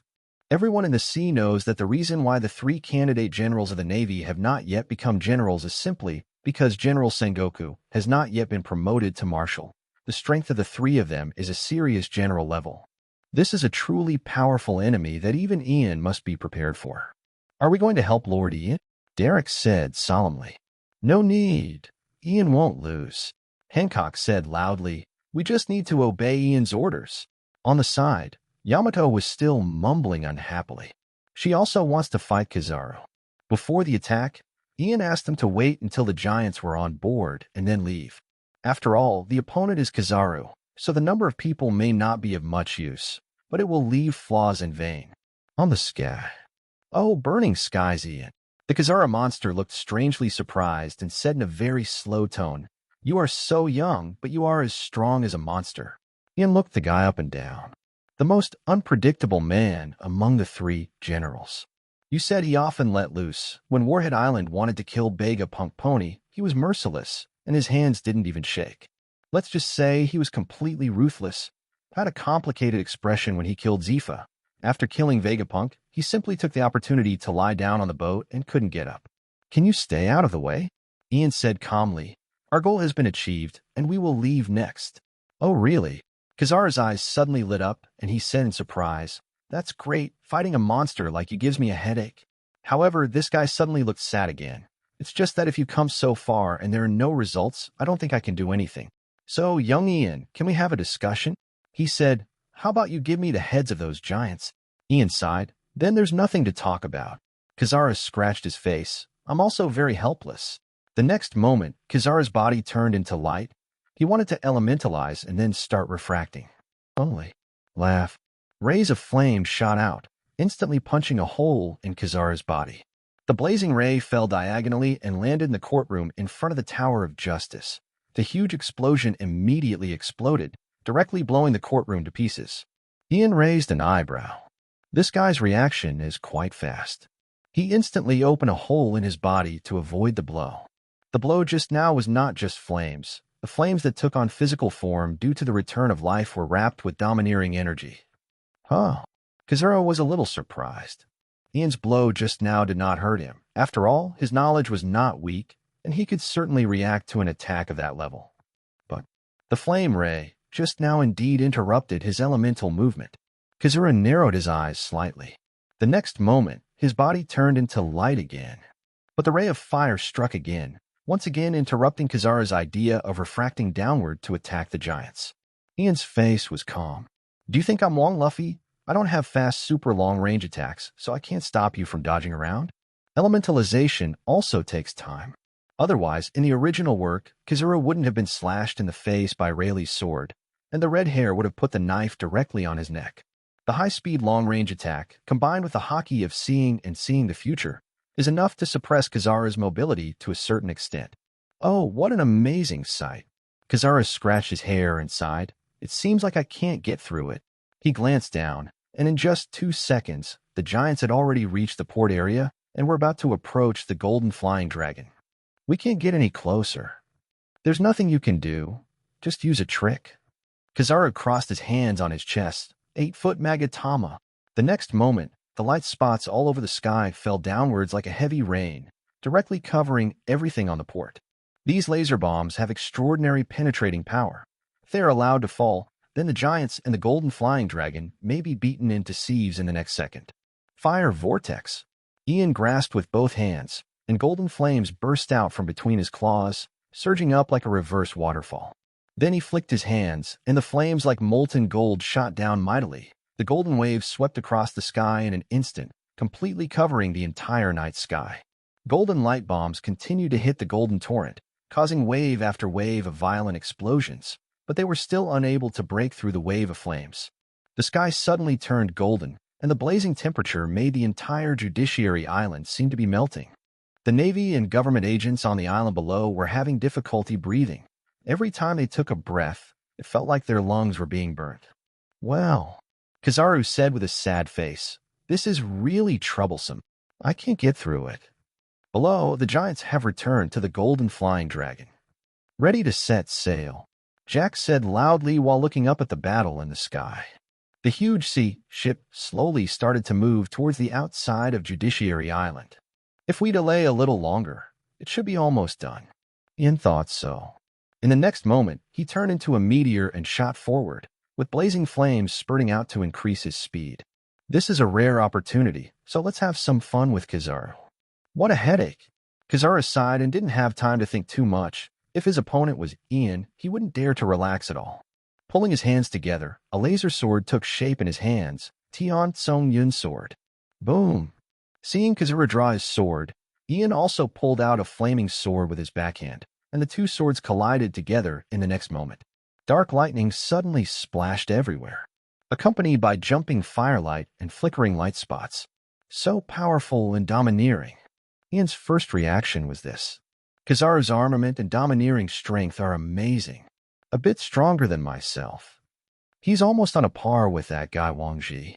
Speaking of which, although the three generals are all famous for their devil fruit abilities, each of them is actually a master of domineering. Although ability is not the answer to the version, they are actively chasing the version, so let's just affirm their foresight in recognizing the version. Oh, what an amazing power! Kizaru's body turned into light and shot backwards. He was also shocked. Ian's domineering attitude is already exaggerated. After all, he's only 15 years old. But what is even more exaggerated is his physical strength. It is simply overwhelmingly powerful. Ian flapped his wings to pursue, and the next moment he collided with Kizaru again. The two of them started a fierce battle in the sky, one wielding the flaming sword and the other wielding the sword of light. Domineering lightning kept ejecting, and strong winds swept the sky one after another. Completely deadlocked. Below, on the main island of Judiciary Island, several CP-9s who had just left the battlefield were observing the battle in the sky, their voices full of wonder. Isn't there anything that even Lieutenant General Pagliasolino can do against burning skies, Ian? While typing, a strange emotion appeared in Ian's heart. Kizaru probably didn't let off steam. Otherwise, it wouldn't be possible for him to feel such tremendous pressure. However, this guy seemed to have completely given up on chasing the golden flying dragon. It's just like stalling for time here. The fight was very hard, but it was a serious head-on confrontation between the two sides, without any thought of alternatives. There shouldn't be any results if we continue fighting like this. He can't think that his combat power can overwhelm him and defeat him in a short time, right? This guy. Ian narrowed his eyes. Oh, I'm almost invisible. Kizaru took a moment to glance at the sea and sighed in a pretentious manner. During the time the two of them were fighting, the golden flying dragon had already moved away, almost disappearing at the end of the horizon. Are you reminding me? Ian twitched the corner of his mouth. Kizaru struck hard with his sword, and the powerful force sent Ian flying away. I don't understand what you were talking about, little brother Ian. Yada mirror. Kizaru sent out a trail of light, extending towards the golden flying dragon in the distance. At the same time, his body had turned into light and was flying along the light path. Ian's eyes twitched. Elementalizing in front of me. You really don't treat me as a human being. The flaming sword in his hand extended, then crashed down. Boom. The path of that light was cut off instantly. Also hit was Kizaru mixed in the light. Oh. He screamed strangely, and his whole body turned into a ray of light and fell to Judiciary Island. Boom! The light fell to the ground and instantly caused a huge explosion. Ian sighed. This is an old drama. I understand what you mean, Lieutenant General Pagliasolino. Pirates' traditional kung fu is about every detail. Without any further hesitation, Ian turned around, flapped his wings and left, streaking across the sky like a meteor, chasing after the golden flying dragon. Below, Judiciary Island, the edge of the huge hole created by the explosion. Kizaru, whose clothes were spotless, took out his phone and dialed the number slowly. Pagliasolino, how is the situation over there? The urgent voice of the Admiral came from the other end of the phone. I'm so sorry, Mr. Sora, Kizaru said apologetically. That guy Ian is as strong as a monster, and there's nothing I can do against him. Now that the golden flying dragon has left, should I pursue it? Pursuit. Kong on the other end of the phone was silent for a moment, and then said, No need. Besides Ian, there are several powerful cadres on board the golden flying dragon. What can you do if you catch up by yourself? Stay on Judiciary Island to organize the rescue work. Learn. Kizaru hung up the phone. He sighed leisurely. Anyway, there will be no results if you continue to pester, so why risk your life, right? Wouldn't it be nice to go to work peacefully? Golden flying dragon. Ian fell from the sky. Gababa. Welcome back, Ian. The giant greeted Ian first. How about it, Ian? Yamato also rushed over, extremely curious. A battle with that guy? Ian looked a little weird. After a long time, he said, It feels like a sense of accomplishment. A sense of accomplishment. Yamato tilted his head. After all, Ian exclaimed, I witnessed the birth of an actor. The friends were all baffled by Ian's words and didn't know what he was crazy about. But thank you so much this time, Ian, Donnelly said loudly. Without you, I really don't know what would have happened. He knew very well that the flashing man who came later was definitely not something they could handle. Thank you, Boss Ian. The two giants, Casey and Oyamo, also bowed respectfully to Ian. Ian smiled and waved his hand, It's nothing, as I said. It's just help from friends. Gababa. That's right, Brocky said loudly. Ian, you are our friend, the friend of the giant soldier pirates, and the friend of our giant clan. Ian raised his lips. Correct. He remembered something about the victory or defeat between the two of you. Oh.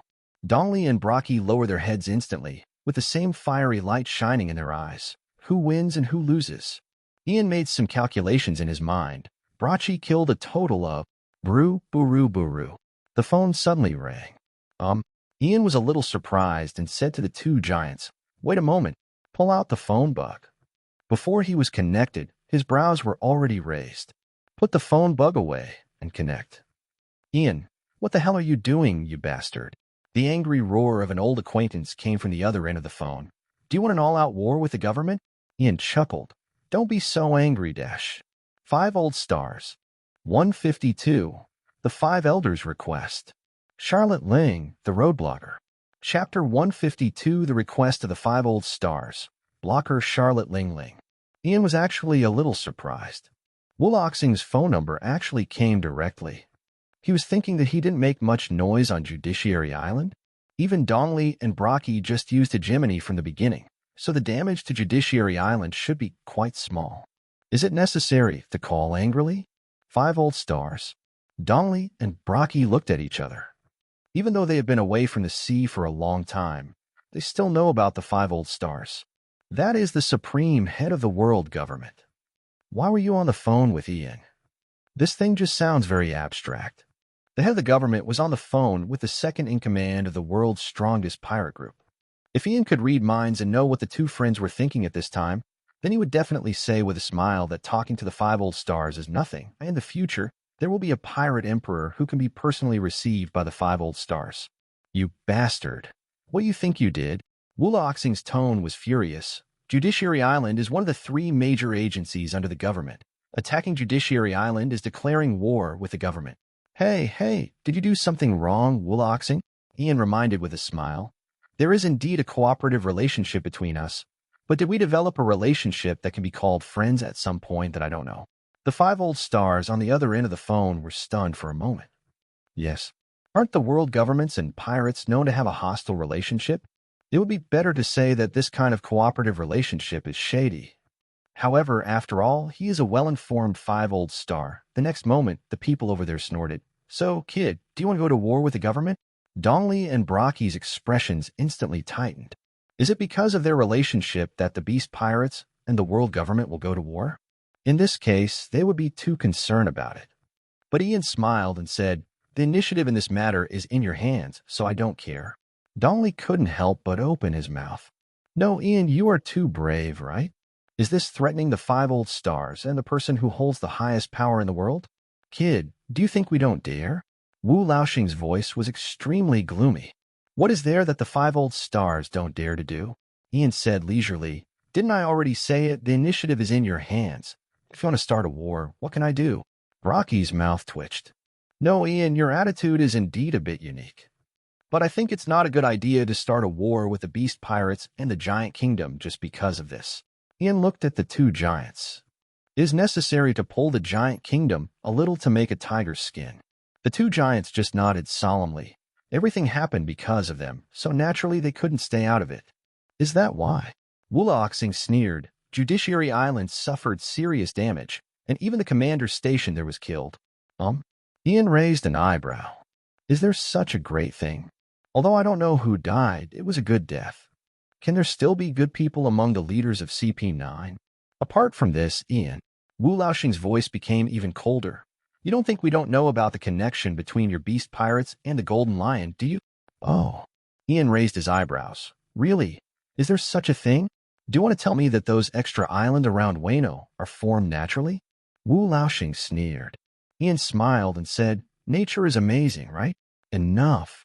The 5 old stars over there didn't seem to want to continue talking nonsense anymore and shouted angrily, Kid, we can let this matter go by the wayside, but we have 2 demands.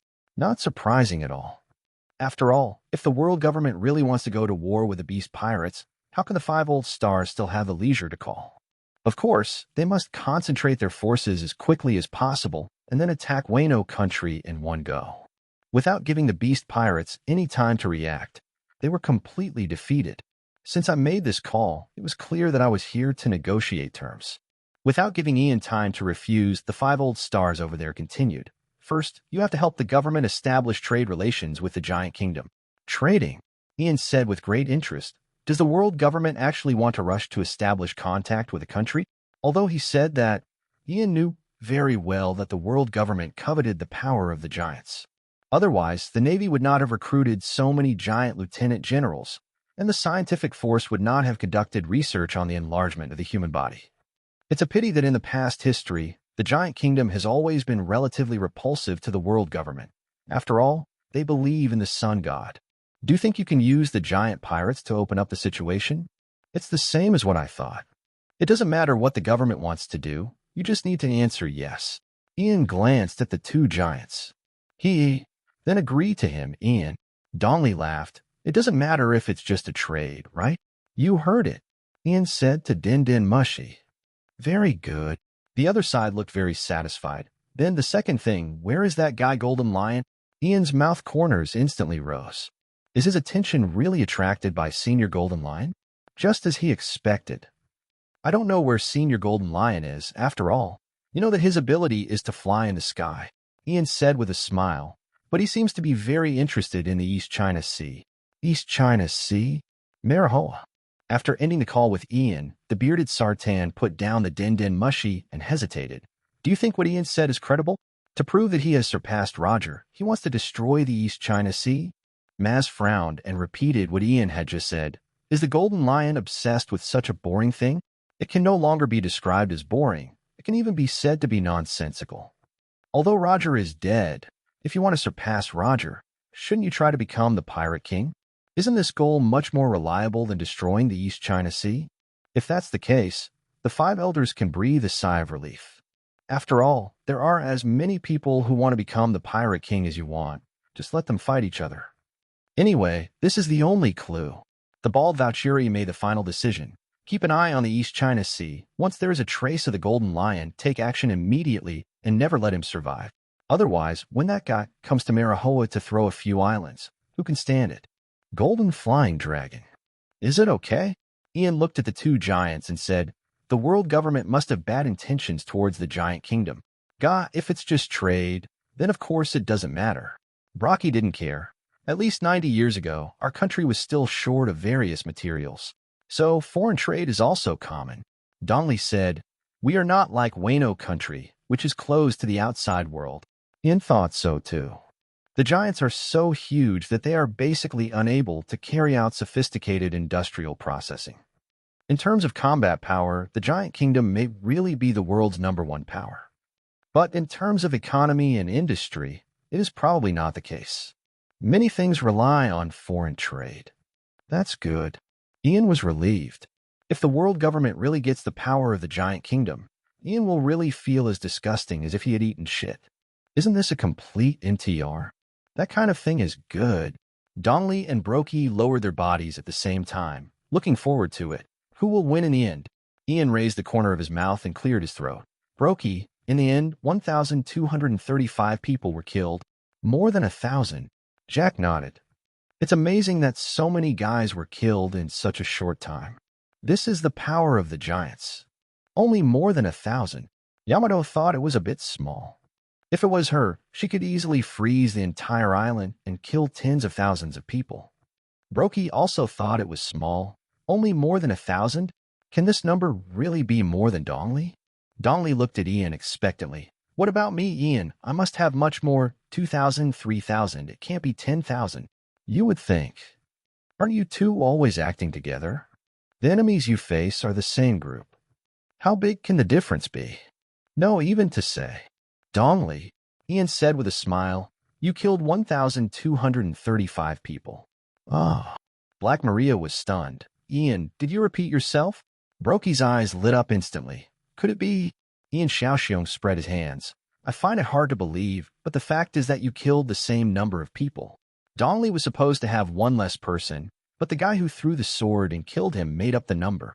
This is true. Ian almost thought it was fake. These two guys are probably 50 to 50 in the setting of the world. It's really hard to hold back, even in such a chaotic battle. But strictly speaking, it should be considered that Dongli won, right? After all, the guy he killed in the end was a CP9, so his weight should be higher. Ah. Brokey opened his mouth, but didn't know what to say. He. Dongli laughed. Still no winner? Brocky also understood what he meant. Then let's continue. Keep competing. Oimo and Casey immediately said, Captains, do you still want to continue the duel? No. The two shook their heads at the same time, then laughed. A duel can't determine the winner. Let's use various competitions to determine the winner. For example, the two of them looked down at Ian at the same time. Ian, do you have any more wine? Ian shook his head helplessly. You just want a drink. Gaba baba ba. Jia, jia, jia, jia, jia. Laughter echoed on the golden flying dragon. Not long after, on a certain sea outside the water city, Luo and the other three quietly returned from the sea in a coated boat escorted by Murlocs. What you want? Luo handed the drawing he got from Tom to Ian, and he was a little curious. So, what kind of drawing is this? Ian opened the blueprint and said casually, a blueprint of an incredible ship? My first impression of this drawing is very complicated. I can't understand it at all. However, one thing is certain. The level of complexity is not much different from the drawing I got from Baika before. So, that drawing is indeed the drawing of the Baika aircraft back then, right? I have done what I promised you. Inalu walked up to Ian, holding an apple in his hand and chewing on it, and said in a strong tone, Where is the promise you made to this god? Hey, boy. Hancock was immediately furious. How dare you talk to Ian like that? Do you want to be turned into stone? Ian patted Hancock's head, causing the beautiful woman to lean against him as soft as mud. Her cheeks turned red and she breathed loudly. He smiled and said, You have fulfilled your promise, and of course I will not break the promise. Jack, he called. Leave it to me, brother Ian. Jack, the instructor on board the Golden Flying Dragon, stood up without hesitation. He looked at Enel and raised his right hand. Let me teach you from now on, Enel. Enel's eyes narrowed, and he saw Jack's huge right hand suddenly turn dark. The power called Hockey. Enelu, start chasing version. The person has been rescued, and Pluto's drawings have been obtained, so of course there is no need to stay any longer. The Golden Flying Dragon went straight forward, passed through the magic triangle, and arrived at the Shampoo Islands. Dive into the deep sea here to reach Fishman Island. I did some repairs on Fishman Island, caught up with Neptune and his wife, and took away a group of immigrants by the way. About a month later, the Golden Flying Dragon once again sailed on the waters of the New World. It is worth mentioning that the attack on Judiciary Island was also not disclosed in the newspapers, and the world government once again covered up the matter. Looking back a little, it seems that this kind of thing has happened many times. Today, the weather in the New World is rare and sunny. On the deck of the Golden Flying Dragon, the friends are playing and exercising. Ian sat on the side of the boat fishing. Are you going to the Giant Kingdom next? Yamato asked with a smile as he sat next to him. We have to return to Beehive Island eventually. Old God Ian said earnestly, We are not far from the Kingdom of Giants. Just send Dongli and the others back. As he spoke, he shouted at the top of his lungs. Dongli, shouldn't you not welcome us? Jia, jia, jia, jia. Elbaf welcomes friends most. On the side, Dongli, who was arm wrestling with Brocky, laughed. Let us entertain you well then, Ian. Brocky was also smiling. They haven't been back to the Kingdom of Giants for 90 years. I don't know if there have been any changes compared to back then. Then I'm looking forward to it, Ian said leisurely. The Kingdom of Giants. Hancock, who was sitting on the other side of Ian and holding the snacks and drinks prepared for Ian, was also looking forward to it. I don't know what it will be like. There must be a lot of powerful guys, Yamato said longingly. Hancock frowned in disgust. A white-haired girl with a naturally rough nature. There are definitely many unique scenery in the Kingdom of Giants. The most anticipated thing is, of course, that you can go and visit the scenery of the Kingdom of Giants with Ian. Gababa. That's of course.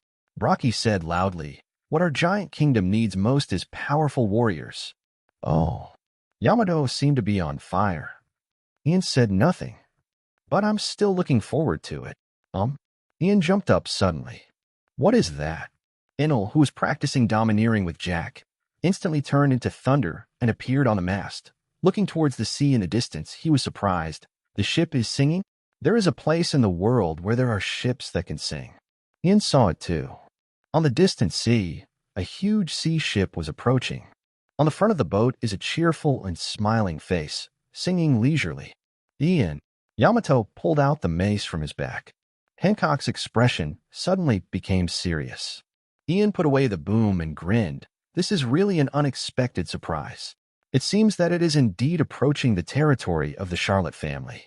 On the big ship opposite, Charlotte Lingling soared into the sky on the back of Yun Duo, with a bright smile on her face. Mom, if you're going to be a guest in the giant kingdom, then take me with you. 153, Horcrux. The Golden Dragon instantly entered combat readiness. It's the Queen Mother anthem. Charlotte Lin is here. The friends were on full alert, and the Beast Army had been pulled out of the cabin. The small cadres headed by Babanuki completed the fusion with the beasts with the help of Wapple. Charlotte Lin, Donley and Brokey had also picked up their weapons and were ready for battle. Brokey said, "Is it one of the pirate emperors of the New World that you guys mentioned, Ian?" Behind the two of them, Casey and Oimo's faces had changed drastically. They left the giant kingdom 40 years ago and knew what crimes Charlotte Lin committed in Elbaf. Ian stood at the bow and nodded slightly. One of the 3 strongest pirates in the world, and also the strongest woman in the world. Unless there are more powerful women hidden among the celestial dragons, Charlotte Lin's title of the strongest woman is unquestionable. I will become stronger than her, Yamato declared loudly. I will be the one who will surpass her. Hancock was not to be outdone. She had no obsession with surpassing Charlotte Lin, but she absolutely could not accept being surpassed by Yamato. The strongest pirate? Donley stroked his long beard. That's really exciting. I wonder how the strongest of this era compares to 100 years ago. More than that, Ian shook his head. There is a deep connection between her and the giants Oimo, and Casey should know more about the details. What? Brokey turned around. Casey Oimo. Is there any connection between Charlotte Lin and Elbaf? Casey's face showed a look of horror. Captains. That woman, Charlotte Lin, is a natural destroyer. She once brought great destruction to Elbaf. He told the story of Charlotte Lin in Elbaf. A 5-year-old kid defeated the entire warrior village. Donley was stunned after hearing this. What a natural monster. No wonder he is called a natural destroyer. Was Yura Senpai also killed by her? Brokey frowned. Yura Senpai and Alyalu were both former captains of the giant pirates, and were their seniors. Yes, Oimo said, but she was too young at the time, and she was in a state of unconsciousness. Finally, at the plea of Sister Carmelo, Alyala Senpai let her go and just exiled her from the giant kingdom, and that matter was over. Is that so? Donley nodded. But, Oimo's lips trembled, and an unspeakable look appeared on his face again, as if he was disgusted or panicked. On the day of Charlotte Lin's 6th birthday, another thing happened. Some compatriots who were worried about the Lamb's house went to find them, but found that Charlotte Lin had. The deck fell into silence. After listening to Oimo's narration, the 2 giants inevitably showed disgust. Not only them, Ian's friends also looked like they had eaten shit, with bitter faces. Even Ian, who had long speculated about the disappearance of the nun and others, couldn't help shaking his head. It's not good to be too picky about food. Actually, there is such a thing. Black Maria's face was complicated. The life of the pirate emperor was really wonderful. Ba. It doesn't matter.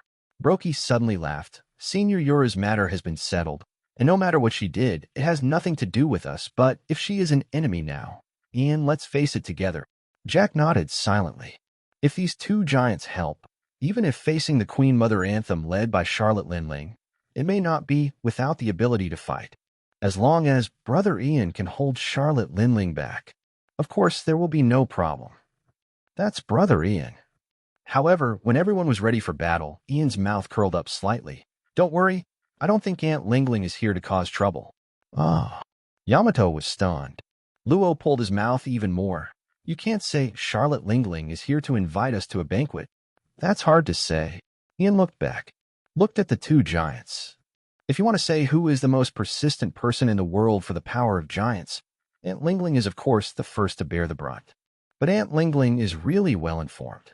Mom, I haven't seen you for so long. You have grown up a lot, Ian. A white cloud has flown over, and Charlotte Lingling is sitting on the white cloud, smiling and greeting Ian. Ian also looked at her. Compared with more than 2 years ago, This old woman has become a little fatter, sitting there like a meat mountain with fat piled up on her chin.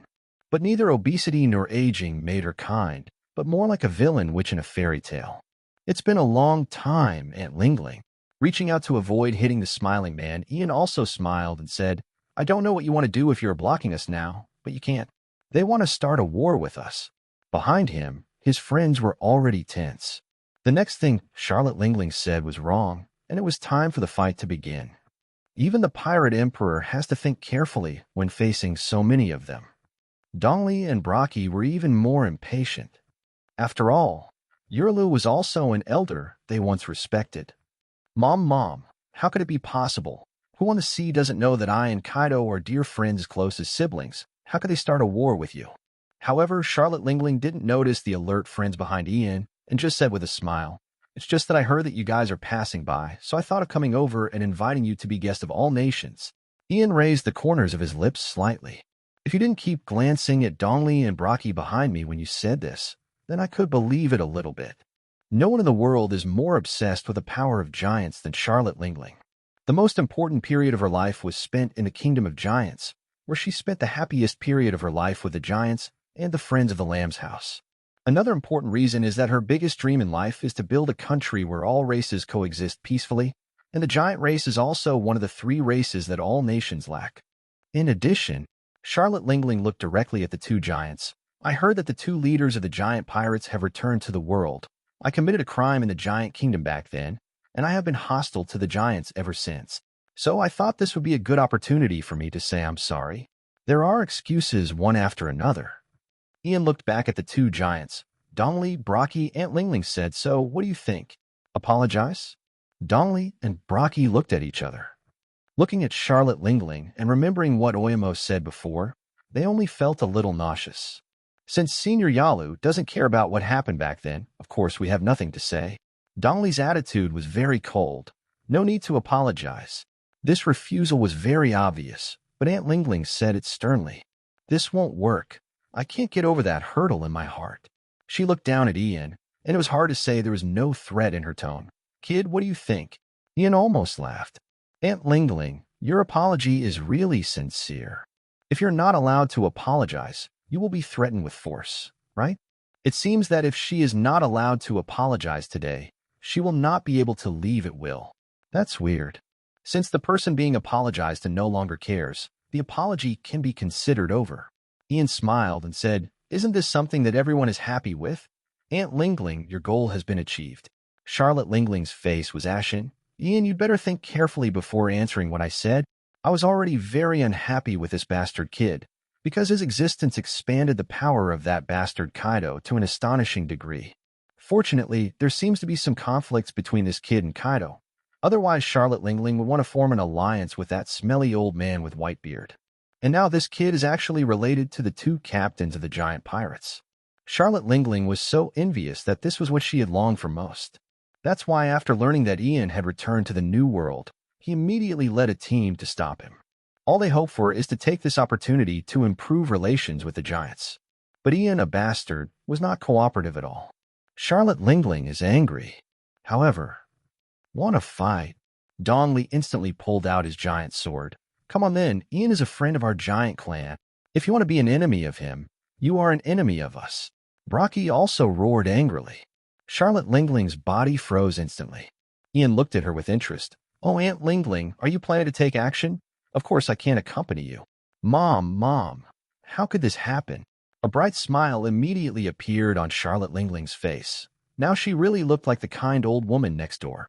With my relationship with Kaido, I'm also your elder. How could you possibly want to be with me? Are you going to do it? Luo almost laughed out loud. He finally understood that based on their relationship with the giants, it was impossible for Charlotte Lingling to take action against them. Because this woman just longs for the power of giants. No wonder Ian is so confident. Ian, Charlotte Lingling looked at Ian with a smile. Can I have a chat with Aunt Lingling alone? Are you ready to negotiate terms? Ian raised the corners of his mouth. Of course. Ian, the 2 giants looked at Ian worriedly. Ian smiled and said, Don't worry, Aunt Lingling is my elder. Yes. Charlotte Lingling smiled and was extremely kind. How could I possibly do anything to this kid? So the two flew high into the sky and began to talk secretly. Kid, make conditions. Aunt Lingling got straight to the point, and the smile on her face disappeared in an instant. She said coldly and directly, how can you help me ease the relationship with the giants? Ian spread his hands and said, even if I want help with this matter, I can't help much.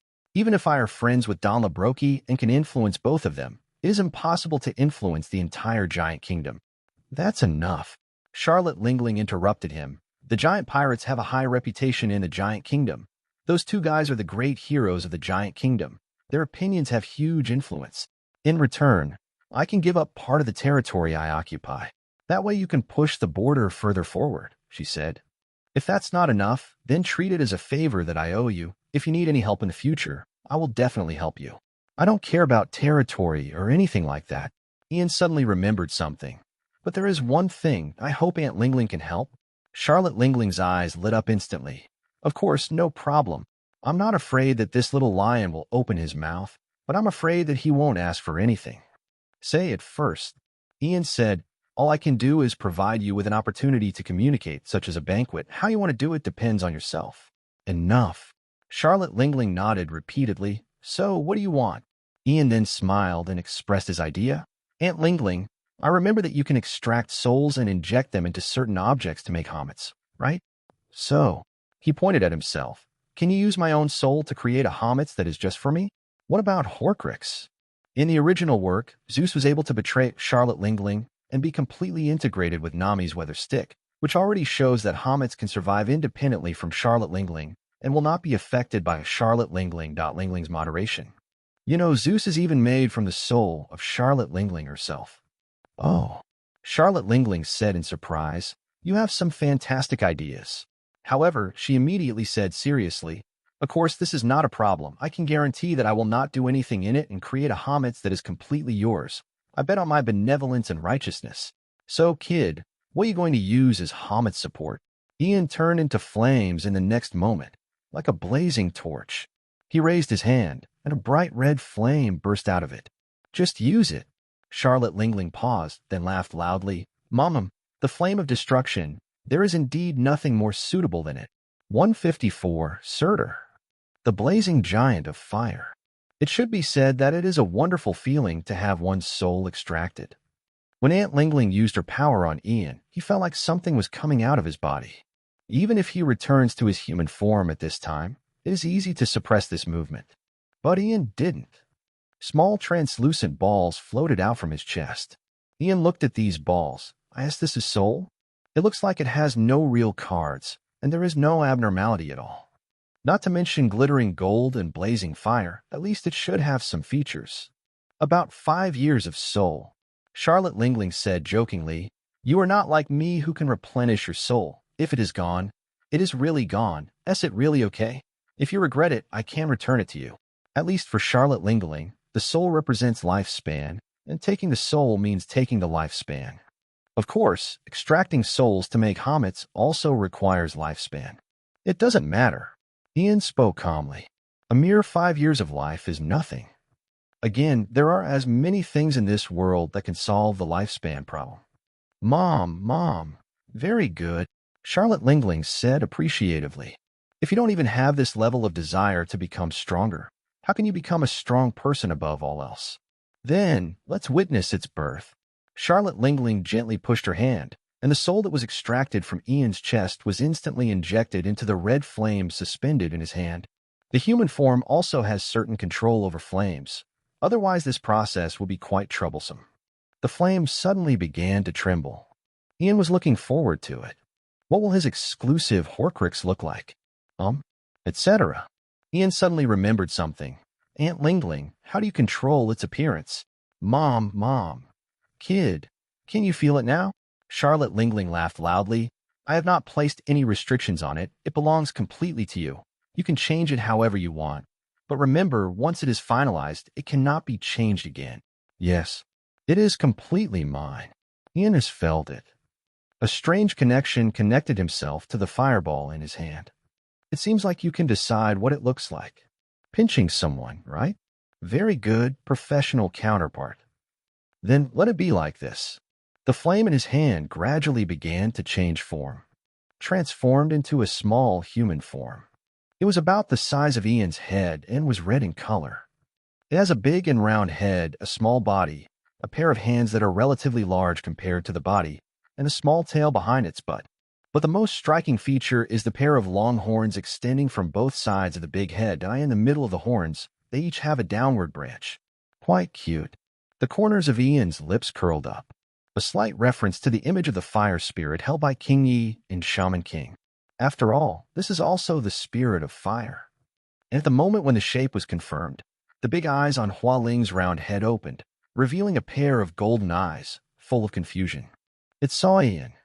A look of joy instantly appeared on the round face, and he took the initiative to fly up from Ian's hand, happily saving Ian's face. Dad.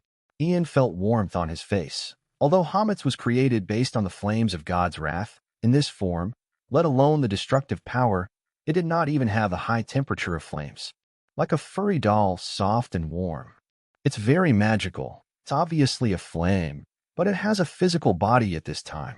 But Ian then thought about it, not to mention Zeus. Charlotte Lingling's Prometheus was the same. It was also a ball of fire, but occasionally it could replace Zeus's task of carrying Charlotte Lingling. Maybe it's customary. Ian took the fire spirit off his face and reached out to gently tap its belly. The fire spirit suddenly narrowed its eyes comfortably like a kitten. Not Dad. Ian corrected. It's the master. Owner. The fire spirit happily flew up from Ian's hand, flying around Ian like an elf in myths and legends. Since it is an elf born from flames, Ian thought for a while and said, then your name is Surtur. Although it's not bad to be called Frame, but Aunt Lingling is both Zeus and Prometheus, so of course I have to choose a more prestigious name. Surtur, I am Surtur. The fire spirit didn't know what the name meant, but he was just happy that he had a name. Mom, Ian, I have already done what I promised you, so you kids, shouldn't you also fulfill your promise?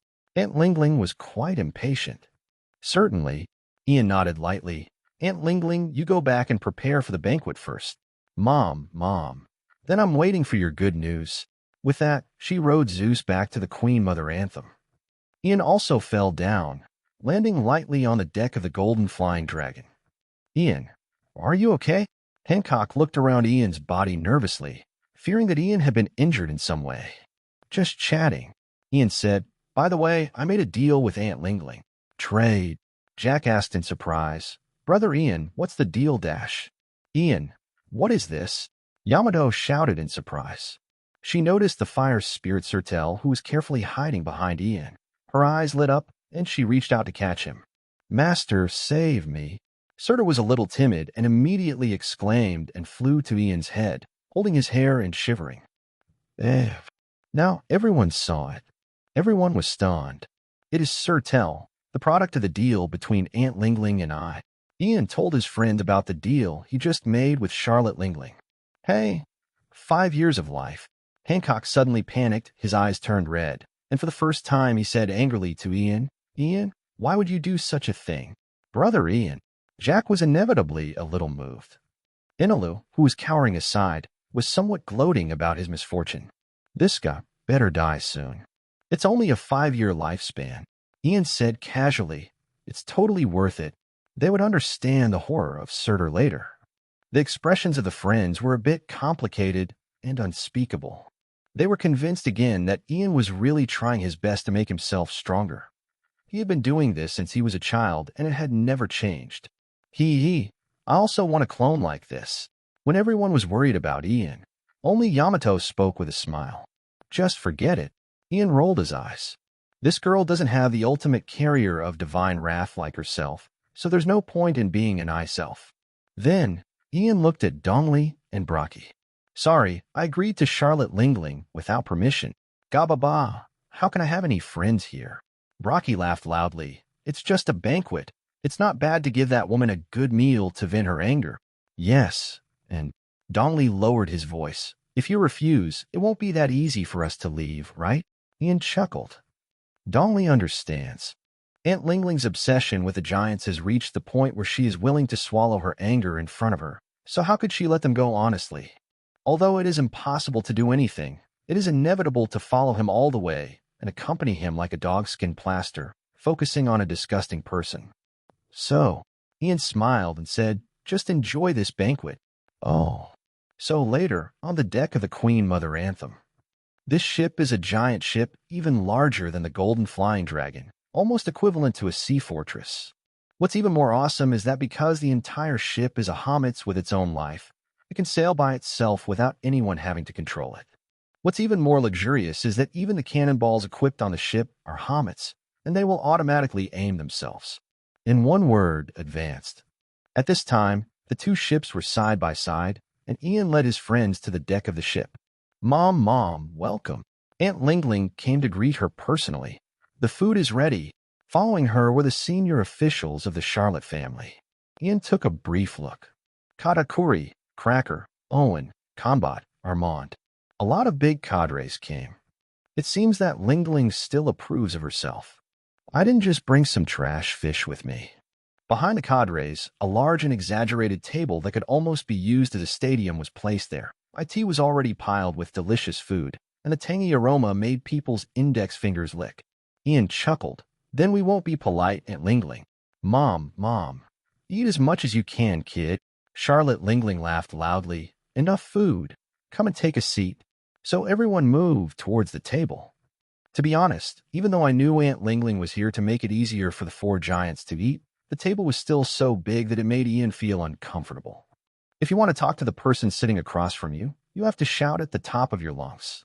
While seated, Ian greeted old acquaintances. Hey, I haven't seen you for a while, Katakuri, Cracker. Katakuri nodded slightly to Ian in response. TSK, Ian. Cracker's reaction was much more violent. He hummed in a low voice. I have become stronger. You wait for me next time we fight.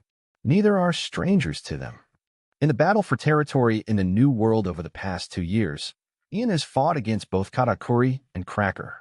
There was no winner in a fight with Katakuri that time. Ayana had already mastered the hockey of insight and color to predict the future. Katakuri had no choice but to miss. But Cracker has actually been repaired by Ian several times. If it weren't for the good relationship between the parents of both parties, this guy would have turned into ashes long ago. At this time, faced with Cracker's provocation, Ian just smiled and said, Very good, the future is yours. Cracker was immediately furious. He is 17 years older than Ian. Then everyone sat down and a banquet began. Aunt Lingling didn't even touch the tempting desserts in front of her at this time, but began to recall every bit of her time in the giant kingdom. Ian couldn't help but sigh in his heart. Aunt Lingling has matured again. From the initial discomfort with Elbaf to the enthusiastic help from the giants, Aunt Lingling recalled it so emotionally that she couldn't help but shed 2 tears. Ian almost stood up and clapped. Among the people he had seen in his life, only Uncle Kazara could match this acting skill. Elbaf is my real hometown, a home I will never forget. Aunt Lingling sighed at the end. Only, no one paid any attention to her. The friends stopped talking and had nothing to say to her. Even Inalu was completely attracted by the fruits on the table and ate them without caring about his image as a god. Not to mention Dongli and Braki. They both kept stuffing the food in front of them into their mouths like starving ghosts reincarnated, picking up a glass of wine and pouring it into their stomachs. Just eating has used up all their attention. How can they still have time to listen to Aunt Lingling's impassioned speech? Aunt Lingling was so angry that the flesh on her face was shaking, and she looked at Ian fiercely. Kid, didn't you say you should give me a chance to communicate? Is there any chance here? These 2 bastard giants didn't even want to comment on how they felt after eating the food. Ian wiped his mouth. Fine. It just so happens that I want to test it too. Just eating is a bit boring. Ian spoke. Well, because of the size of the table, I actually shouted at the top of my lungs. Oh. Aunt Lingling responded immediately. Then what do you want to do? Come and join in the fun, Ian said, with fighting. Oh. The 2 giants who were immersed in eating just now raised their heads instantly, and their eyes lit up. Gaba Baba. It sounds like fun. Braki laughed. Genius. Ian, you boy is indeed a genius. Aunt Lingling had a smile on her face. Yes. The giant's desire for battle is indeed unparalleled. I come. Cracker stood up in the next moment and looked at Ian with provocative eyes. Even if this guy is wearing biscuit armor while eating, it is difficult for him to make Biscuit show such an expression. Ian, come and show me the strength of 2 billion. Do you want to provoke Ian too? I'll turn you into stone. Yamato and Hancock immediately slapped the table and stood up. but Ian immediately pushed them back into position. Then, Surtur, go and deal with him, Ian said. Surtur, who was lying quietly on Ian's shoulder like a decorative doll, raised his head and said timidly, Master Mimi, this guy seems a little timid. Ian thought. Go ahead, he said. Okay. Surtur fearfully flew up and flew towards Cracker. Hey, Ian. Cracker suddenly became angry. Homais? Although I don't know why Ian has hobbits, but you bastard, you look down on people too much. Crack, go. However, Cracker suddenly heard his mother's voice. His body trembled. Mom wants me to fight this hobbits? Cracker was very puzzled, but this was his mother's order, and he couldn't disobey it. He could only leave the table with a gloomy face. So immediately, not far from the dining table, Cracker confronted Surtur, who was floating in the air with some fear. Hey, Ian, is there really no problem? Dongli was a little curious. Such a cute little thing. Don't underestimate it. It was Aunt Lingling who spoke. That's the hobbits I made by mixing Ian's soul with his flames. Yeah. Brocky laughed. Then I'm looking forward to it. Aunt Lingling had a bright smile on her face. Isn't this enough to start a conversation? Hey, if you have any moves, come up with them. Clark looked impatiently at the little flame elf in front of him. Just use one move to deal with this guy. After you deal with this guy, go fight that bastard Ian. Owner. Surtur timidly turned back to look at Ian. Fight, Surtur, fighting form, Ian said. His words were like instructions, instantly turning on a switch in Surtur's body. Bear. Brilliant golden flames emerged from Hualing's small body in an instant. The next moment, Surtur's petite body suddenly expanded. Oh, it's getting bigger. Yamato screamed. It's even changed. Hancock was also stunned. At this time, Surtur, who emerged from the flames, had grown from an elf the size of a basketball to a giant of more than 20 meters. The body changed from the original red to golden yellow, but the original golden eyes and the horns on the head that had expanded and became extremely sharp turned into red. The body elongated, becoming close to an adult figure, but the legs and torso still appeared slender. The arms became longer and larger, as if they had turned into huge arm armor, and the fingers became extremely sharp, like the claws of a wild beast. Let me burn you to ashes. Even his voice became much louder. Cricker, who was looking down, roared loudly, How dare you make an enemy of the master? You are asking for your own death. Ian twitched the corner of his mouth. It's not just the size that's getting bigger, right? Oh. Yamato's eyes lit up. So handsome. Ian curled his lips. Can he not be handsome? This is something I adjusted deliberately. Turn into ashes, and Surtur's huge claws directly grabbed at Cracker. Bear. Brilliant golden flames rose from his hands, and the surrounding temperature increased to an astonishing level in an instant. Cracker's expression suddenly changed. This kind of temperature is not something that biscuits can withstand. It will evaporate directly. A biscuit shield instantly appeared on Biscuit Armor's hand, covered with dark, domineering energy. Boom! The huge claws hit the shield, causing Click to stumble backwards. The power is indeed amazing, but the explosive power of this flame is too exaggerated. Ian chuckled. Of course, Surtur is equivalent to his clone. This little guy's flame is bound to himself. As for why it is a golden flame, it can only be said that the red flame of destruction itself is also a sublimation of the golden flame, but it is given the concept of destruction on that basis. Surtur, the incarnation of the flames of divine wrath, of course, also has the ability to use golden flames. And it's not time to use the red flame yet. After blocking Surtur's blow, Cricker certainly didn't just take a beating. He cut off Surtur's body with a backhand sword. But that doesn't make sense at all. After all, like Zeus Prometheus, Surtur has no physical body, and even attacks with added hockey cannot hurt it. You have to ask Brooke from Soul Special Attack, or Aunt Lingling herself. Elementalize? Enila's eyes widened. Is this guy also a natural type? Bop, bang, bang. Cracker's face turned gloomy, and he began to clap his hands repeatedly. A large amount of biscuit crumbs flew from the palms of the biscuit armor, and biscuit soldiers immediately formed around the fire spirit. But watch me burn you all to ashes. Surtur roared with all his might. Boom! The extremely brilliant golden flame, with it as the center, splashed out like a sea tide. Almost instantly, All the cookie soldiers were engulfed in flames and then burned. Even the deck of the Queen Mother Anthem was burned with a huge hole in an instant. Well, even Cracker's body can only resist the flames with its shield. The power of this flame is outrageous. But Cracker raised his head suddenly. It would be too fanciful to want to defeat me like this. He was like a rock in the ocean tide, creating a crack in the raging tide. The self remains motionless. Domineering. Boy. Ian smiled and said, Surtur, do your best. Yes, master. Surtur's voice was like thunder. The next moment, the colors on its body reversed. His body turned bright red, and his eyes and horns turned golden. You're done. You idiot. The flaming giant roared, and its huge claws clawed directly at the biscuit armor. Cracker still wanted to use his shield to resist, but the moment the pitch-black shield came into contact with Surtur's scarlet claws, the pitch-black domineering energy covering the shield exploded. Then, the biscuit shield was directly annihilated. The dark claws drove straight in. The biscuit armor was completely unable to withstand the attack and disintegrated immediately. Then, only Cracker was left inside the armor, looking at the claws stretched out towards him with a look of astonishment on his face. His face was full of confusion. However, Surtur's paw was in vain. Surtur looked around blankly. Where did that guy go? Clark's respite for the rest of his life. He was hung upside down in the air, his feet connected by tentacles made of rice cakes. Katakuri looked serious. It was just a hair's breadth, and Cracker was about to be completely wiped out into nothingness. Fortunately, he had foreseen the future and pulled the Cracker back in advance. What a terrible flame. What a terrible Homets. What kind of monster did Mom create?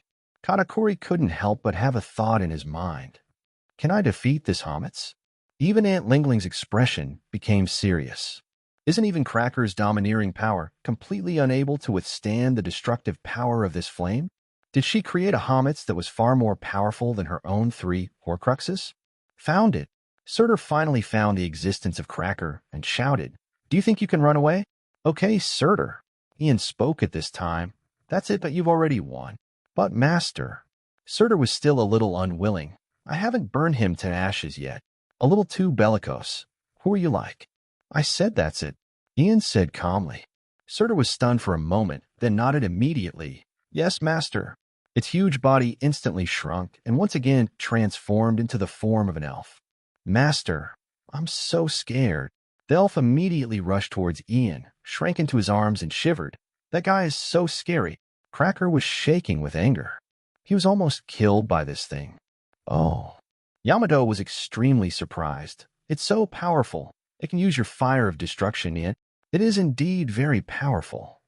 All the friends were amazed. Defeated the leader of the Charlotte family, Cracker, so easily? Luo couldn't help but look at Yamato and Hancock. Doesn't that mean that there is a high probability that these two guys are not the opponent of the elf? It's interesting, isn't it? Ian gently stroked the elf in his arms. The biggest significance of Surtur is that it can also use the fire of divine wrath. Although this kind of flame consumes a lot of energy, after the energy is exhausted, Ian must replenish the flame. But enough is enough. After all, Surtur itself is equivalent to a free fire of divine wrath. Not to mention that as long as Ian can continue to supply flames, Surtur can continue to use the fire of destruction without even needing Ian to transform into a phoenix form. GGG. What an amazing ability. Dongli couldn't help but look at Aunt Lingling. You can actually create such an amazing creation? Aunt Lingling, who was still looking gloomy because of Surtur's power, instantly smiled when she heard Dongli's question. Mom, it's not worth mentioning. If you want, I can help you too. Well done, Ian. I finally figured out how to post illustrations, huh? 155. Levitinjin. The Kingdom of Giants. The lion is out of the cage. It should be said that Aunt Lingling is indeed quite eloquent. After opening up the conversation, she actually had a lively chat with the two giants who originally hated her.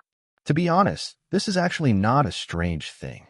Torai and Brokey are both pirates, and you can't expect them to have high moral standards. Aunt Lingling did indeed do something very disgusting, but after all, it had nothing to do with Dongli and the two of them. The murder of Yurulu related to them had its consequences more than 40 years ago, and Yuluru chose to let Aunt Lingling go. That matter is over. In fact, in the original work, Aunt Lingling almost succeeded in getting married to the Giant Kingdom. If Laura hadn't chosen to escape from the marriage, maybe she would have really gained the power of the giants. They had come to the point of almost getting married. Aunt Lingling's relationship with the giants had probably really improved a lot by that time. Also, the giants are a relatively simple race, and their minds are far less complicated than those of humans. With Aunt Lingling's flattery, it may not be difficult to get closer to them. As Aunt Lingling said, all she needs is a chance to communicate. Now it seems that she has indeed seized this opportunity very well. Ian didn't have any problem with this. After all, this is part of the deal. If you do it and then regret it, wouldn't it be too clownish? And more importantly, Aunt Lingling's plan in the original work also failed. Her final resort is probably nothing more than marriage. The original work also proves in the end that the result of this method can only be failure. So Ian just watched quietly. But even though he was just watching, Dongli and Brocky kept talking to him. There was no way Aunt Lingling was just a person they could talk to, but Ian was their real friend. Aunt Lingling was quite jealous of this. But there is nothing we can do. What do you say, best friend? So, are you going to return to the Giant Kingdom to reorganize the giant pirates? Aunt Lingling asked. That's right. Dongli laughed and said, it's time for the world to feel the terror of giants again. Mommy. Aunt Lingling's eyes lit up when she heard this. The giant soldier pirates, aren't these her best partners? So how can we get their help? Aunt Lingling rolled her eyes, and her plan came to her mind. You two are not young, even among giants. She smiled and said, have you never considered getting married and having children? A weird smile suddenly appeared on Ian's face. Here it comes, Charlotte Dating Agency. Even if converted into human years, Dongli and Brocky are in their 40s or 50s, about the same age as Aunt Lingling herself. Could it be that she really wants to marry her daughter to them? Only. When the two giants heard Charlotte Lingling say this, they immediately looked at each other, and then, Gaba Baba Ba. Jia. The two looked at each other and laughed. Family is the opposite of adventure. Dongli laughed and said, we don't need that kind of thing. That's right. Brocky patted his brother on the shoulder. We are the ones who want to become the great pirates who shake the world. Women are in the way. Aunt Lingling's mouth twitched.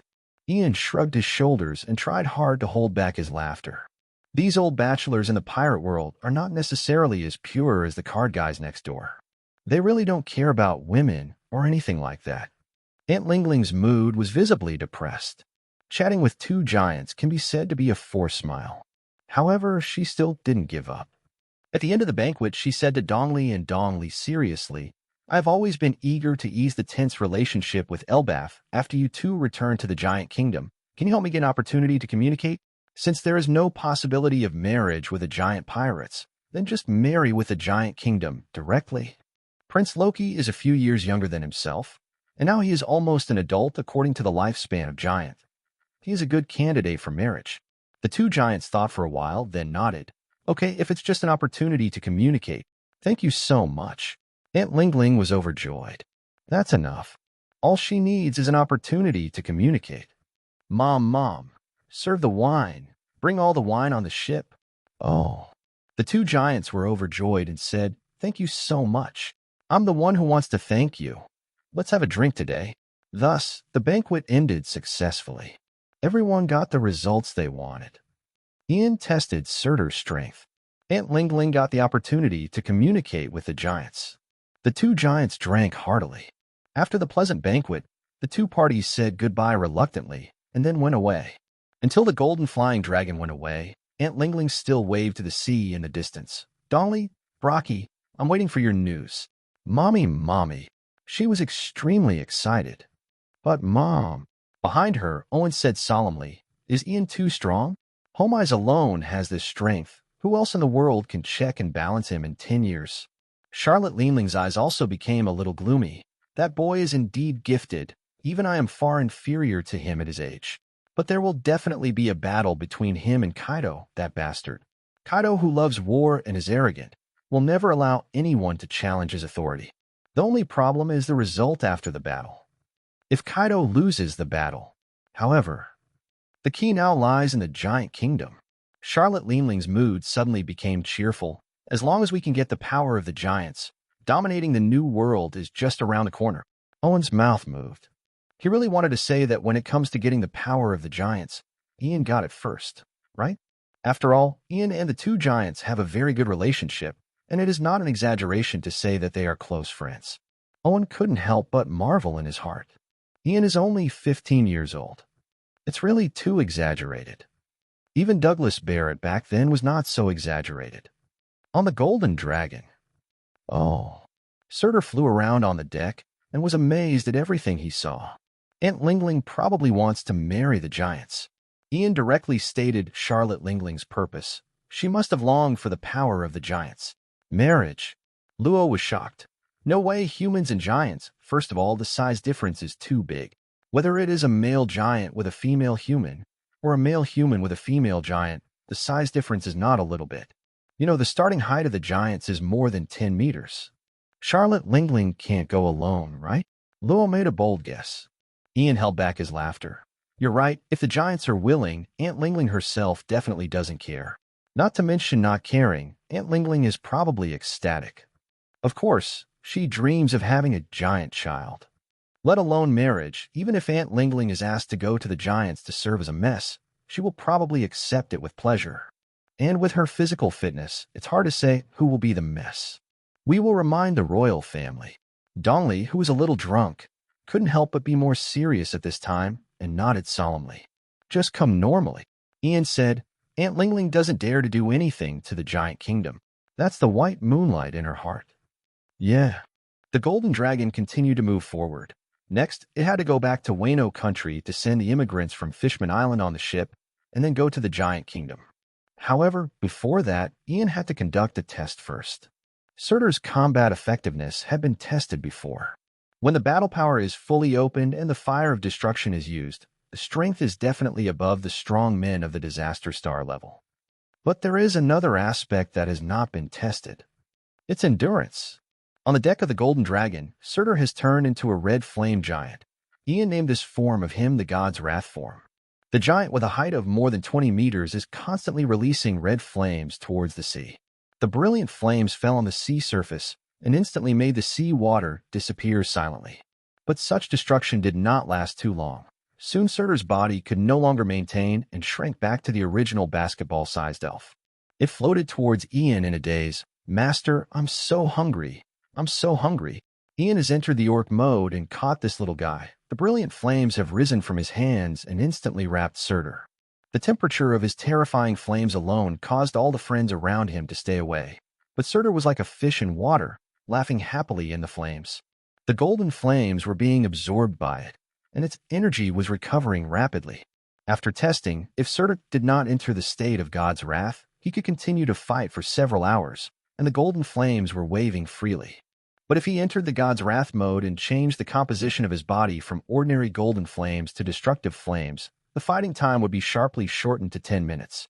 Moreover, if the destructive fire was released again in the God's Wrath mode, this time will be shortened further. Ian estimated that this guy's energy reserve was about equivalent to the physical strength consumed by using more than one God's Wrath fire. Not bad, a round of more than one round of destructive fire for free. And more importantly, Ian grabbed Surtur's sword form. Yes, master. The little fire spirit responded happily. Its body stretched out, and under the blazing flames, it turned into a golden flaming sword. Even without Ian's life return, Surtur also turned into a physical sword. And it is essentially Ian's clone, and is one body with Ian, so life return can still be applied to it. Under the effect of life return, the flaming sword suddenly became more solid and had completely turned into a real blade. This great sword incarnated by flames at this moment, even without the addition of domineering, should be stronger than ordinary famous swords, right? About this. Destruction mode, Ian said. Yes, master. The flaming sword in his hand changed again, and the blade suddenly turned scarlet, and the flames wrapped around it were also dyed red. Ian's hand was blazing with flames, constantly injecting energy into the blade in his hand, allowing it to continue to exist. Holding the great sword in his hand tightly, Ian swung the sword casually. Swish! A majestic crescent roared out, and the slash transformed by the fire of destruction instantly tore the sea apart, splitting a huge gap in the sea. If you keep pouring flames to maintain the destruction mode, the physical consumption is still quite large. But it is much less than directly transforming into the Phoenix God and using the fire of God's wrath. After all, you don't have to enter the Phoenix God form, which consumes the same physical energy. In this way, his endurance time will be much longer. Ian looked at the flaming sword in his hand and said, "This posture, let's call it Leviathan." Leviathan, the branch of destruction, the flaming sword, the end of Norse mythology, the magic sword used by the fire giant Surtur to destroy the world in the twilight of the gods. This name is really suitable. Not long after that, the Golden Dragon returned to Wano country.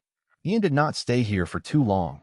He dropped off the immigrants from Fishman Island and took the giants to visit the country. On the way, Ian took time to return to Onigashima and gave the 2 drawings he got to Uncle Quinn. The uncle was stunned by the 2 drawings. "Ian, where did you find it? Is there such a weapon in the world?" Ian did not directly say that this was the design drawing of an ancient weapon, fearing that Uncle Quinn was a little too arrogant. He just asked Uncle Quinn if he was sure of replicating it. But Uncle Quinn shook his head regretfully. He said that he had never heard of many of the materials and technologies on the drawings. If he hadn't read the drawings carefully, he would have thought that Ian was joking with him. Ian was a little disappointed. The government's 800-year technological blockade is not completely useless. However, the technology may not be able to break through for the time being, but the materials may not be the case. Ian solemnly introduced Wapple to Uncle Quinn. The ability of the swallow fruit immediately shocked Uncle Quinn. "This is the ability I have always dreamed of." The uncle was extremely jealous. But now it is okay to let the swallow fruit ability user serve him. Uncle Quinn immediately invested in the research of new materials. Even if the 2 drawings cannot be completely reproduced, it should be no problem to reproduce some of the weapons on them. Uncle Quinn said so. With the help of Wapple, he was full of confidence. Ian was slightly relieved. The weapons equipped with ancient weapons, even if they are not the main weapons, should be powerful enough, right? If you want to truly reproduce it, you probably need the help of Vegapunk, who has inherited a lot of ancient technology, right? After a short stay in Wano country, the Golden Dragon set off again, this time heading directly to the Giant Kingdom. The return of Donley and Brokey caused a huge sensation in this country, and the giant pirates were rebuilt almost without much effort. And Ian and others were naturally received as friends of the giants, and even received the hospitality of the royal family, and were invited by the Giant King's family to attend the banquet at the palace. Afterwards, Donley and Brokey took Ian and his party to visit the Giant Kingdom. The unique natural scenery and cultural scenery of this country also left a deep impression on Ian. During this process, the government's merchant ships came, and Aunt Lingling's contact also came, but it did not cause any waves. When the government's merchant ships came, the giants traded normally, ate the sugar coating, and fired back. Aunt Lingling's contact was very diligent, but it was still in the stage where the giants were indifferent to it. Time passed slowly during Ian and his companion's trip to the Giant Kingdom. The year 1511 of the Sea Circle calendar had come to an end, and it was the last month of the year. It was at this time, in the sky somewhere in the world. The magnificent slash raged like a storm, easily cutting an entire island into pieces. The power of the year has been fully restored. There is nothing to be afraid of. The long golden hair fluttered in the wind, and even the part of the hair on the top of the head that was originally bald had grown back. The man, the golden lion, opened his arms to the sky. "It's time to act. World, are you ready? East Blue Sea, I'm coming."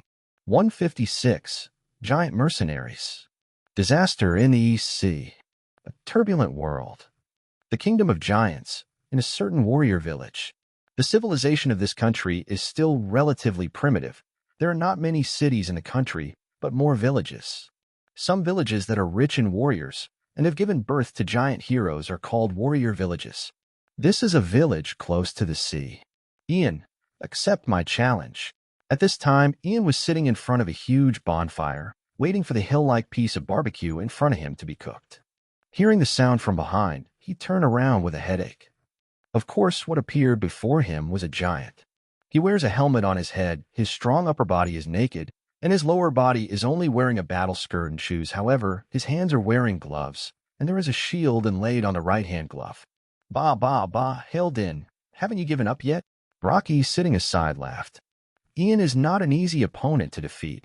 Donley also said with a smile. you're still far from good. I want to become the strongest giant, and then take over the position of Giant King." The giant named Hail Din laughed and said, "How could you admit defeat? Ga ba ba, king of giants." Brocky laughed even louder. "That's not an easy goal to achieve. You still have to work hard." Ian wanted to laugh just listening to it. This is the kingdom of giants with strong folk customs. A little-known giant is clamoring all day long to seize the position of Giant King. But instead of feeling that there is anything wrong, everyone else thinks that this kid is very ambitious. "So, Ian," Hail Din looked at Ian with eyes full of enthusiasm. "Let's fight. As long as I can defeat you, it means I already have enough power." Ian twitched his lips. Everything about the kingdom of giants is good. The scenery is beautiful and unique, and the giants are also very warm and friendly. But the problem is being too enthusiastic. The giant's desire for battle can be described as fanaticism. After Ian arrived here, he received the warmest hospitality from the giants while traveling around the giant kingdom. Almost everywhere he went there were people challenging him. Even when they were in the royal capital, the giant prince Loki and the giant king were so itchy that they invited them to a duel. There is no way. Who made the name Ian of Finshin so loud? Even in this giant kingdom, many giants are familiar with his name, knowing that he is a rare strong man on the sea. Therefore, the journey along the way is also a battle along the way. "Surtur," Ian said calmly, "go and play with them. It's them." Hail Din is not alone. Behind him were several of his friends. They are the people who will form the new giant soldier pirates with him in the future. Statham, Rhodes, Goldberg, and a beautiful giant Gertz. Of course, the gold content of this new giant soldier pirate group is much lower than that of the giant soldier pirate group. Halden's strength is so overwhelming that in the original work, he had to use all his strength to deal with a small cadre under Doflamingo's command. Me. The fire spirit lying on Ian's shoulder trembled, cautiously raised his head and glanced at the giants, and subconsciously shrank behind Ian. "Master, they are so scary." Ian grabbed the little guy and threw it towards the giants. Battle mode. Oh, battle mode. The raging flames flowed unbridled, and Surtur instantly turned into a behemoth tall enough to rival giants. Although it entered a fighting state, Surtur's personality instantly flipped along with the color of its body. "You giant old man who was born stupid, you actually dare to challenge the great master without overestimating your abilities. Let me burn you all to ashes." Ian reminded him leisurely, "There's no need to burn them to ashes. Just give them a good beating." With the flames synchronized between Surtur and himself, Hail Din and others, who were not domineering at all, could be said to have no possibility of defense and could only turn into dust in an instant. "You hear that? Stupid giants," Surtur roared. "Hurry up and thank the great master." "Huh, stop talking nonsense. Come on, as long as I defeat you, I can fight with Ian, right?" Hail Din was extremely excited. Mainly because at this time, in addition to his original reputation, Ian's trip to the giant kingdom also made him somewhat famous in this country. There were too many giant warriors defeated by him along the way. The most powerful warriors in each warrior village, and even the legendary warriors who bore the name of heroes, were easily defeated by him. How to say invincible? Being able to fight against such a powerful warrior makes Hail Din so excited. As long as we can defeat the flame giant in front of us. Boom! The fire spirit clenched its sharp claws into a fist, shattering Hail Din's shield in the next moment, and then knocked Hail Din away with a punch. Surtur's golden fist left a deep burn indentation on Halden's face. Even without releasing flames, the high temperature on the surface of Surtur's body is terrifying enough. Even under Ian's teaching, Surtur also learned a move like a Kaido, which was to compress the solid flame in his body and then burst out the power instantly. It doesn't make sense that magma, which also has a physical form, can do it, but Surtur, who has a physical body, can't. In terms of pure strength, Surtur has made a huge improvement compared to when it was just born. Hail Din was knocked unconscious by a punch, and his huge body crossed the sky like a cannonball, and then slammed heavily into a house in the distance. Not only did it not cause any commotion, but there was cheering all around. Fighting cool. Seeing Hail Din being beaten away, his friends not only did not worry at all, but laughed and besieged Surtur. Especially the beautiful giant named Gertz, waving a huge battle axe with a crazy face, as if she was a crazy woman from the next-door Sea Tiger studio. However, their attacks have no meaning to Surtur at all. Surtur has a physical body, but in essence it is still a ball of fire. As long as the flames cannot be extinguished, then any attack is meaningless. With just 3 simple punches and 2 kicks, the remaining 4 giants were blown away. Next, are we leaving? Donnelly looked at Ian and said. Ian nodded gently. I have stayed in the giant kingdom for long enough, and I should go back. It's time to go back to Beehive Island. It's a bit embarrassing to say that although it is used as a temporary base, it has not stayed in Beehive Island for a few days. Pa. Beehive Island is not far from Elbaf, Brokey said with a smile. See you any time in the future. Ian nodded gently. I have a request. He said, can I hire a group of warriors in the giant kingdom? In the original work, Helding can work for the great god Baki, so what's wrong with hiring a group of giant warriors as his subordinates? Of course, no problem. Sure enough, Donnelly said nonchalantly. Let's just say among the young people in Elbaf, there are as many guys willing to follow you as you want. Pa, that's right. Brokey also laughed. He defeated almost all the powerful warriors in the kingdom by himself. This strength has long been engraved in everyone's heart. Ian's mouth curled up. It turns out that the challenges encountered along the way are not just side effects. That's right, for the war-crazed giants, strength is of course the most worthy trait to follow. The question now is, Ian, Donnelly said with a smile, how many are you going to recruit? He didn't worry at all that the giant warriors would encounter any bad treatment after joining Ian. That's Ian, who is righteous and righteous. Their best friend. Ian said calmly, as many as there are, I'll take as many as you want. Do you understand the wealth of the beast pirates now? It's no problem to buy the entire giant kingdom, as long as the giants are willing to sell it. As expected of Ian, such courage. Brocky smiled with tears in the corners of his eyes. Then let us help you contact them. Many warriors are eager to follow you. Thank you so much. Ian said sincerely. We are all brothers. Why are you still saying thank you? These 2 people really treat him as a brother. Just at this time, Bulu. The voice of Din Din Mushi suddenly rang. Ian raised his eyebrows and took out Din Din Mushi to connect. Ian. Morgan's excited voice came from the other end of the phone. Golden Lion has started to act. Ian's expression suddenly became serious. Time went back to a few hours ago. East China Sea, Kingdom of Bridges to Kira Wolf. Strictly speaking, this is not a country. It is a bridge that was built 700 years ago. The world government disliked the fragmentation of this world and was difficult to control, so it wanted to build a bridge connecting the islands in the world. This bridge is the Kingdom of Bridges. In order to build this bridge, the world government has been throwing slaves here since 700 years ago. There are criminals from member states who were sentenced to be slaves, and there are slaves without human rights who were captured directly from non-member states. Once they are sent here, they will have to work as slaves for generations. For 700 years, this bridge has been under construction, but it is still far from the government's goal of connecting the whole world, and it has not even gone out to the East China Sea. Today, the slaves on the bridge are still working diligently.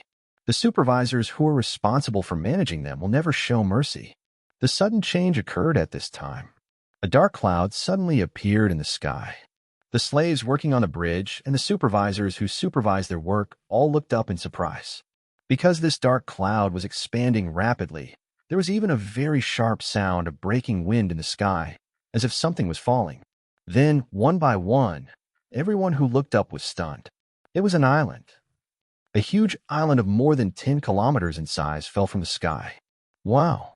Screams instantly spread across the Kingdom of Bridges.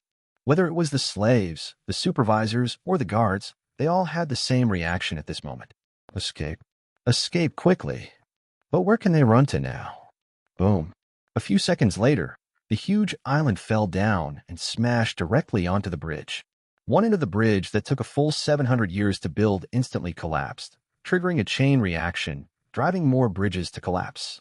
The unstoppable island fell into the sea, setting off a terrifying wave that shook the world.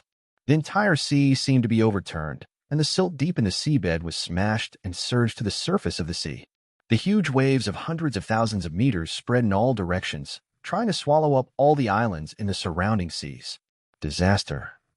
This is an extremely terrifying disaster. But it is not a natural disaster. Ha! In the sky, the flying lion laughed loudly. This is just the beginning. Feel the horror of the golden lion. Giant kingdom.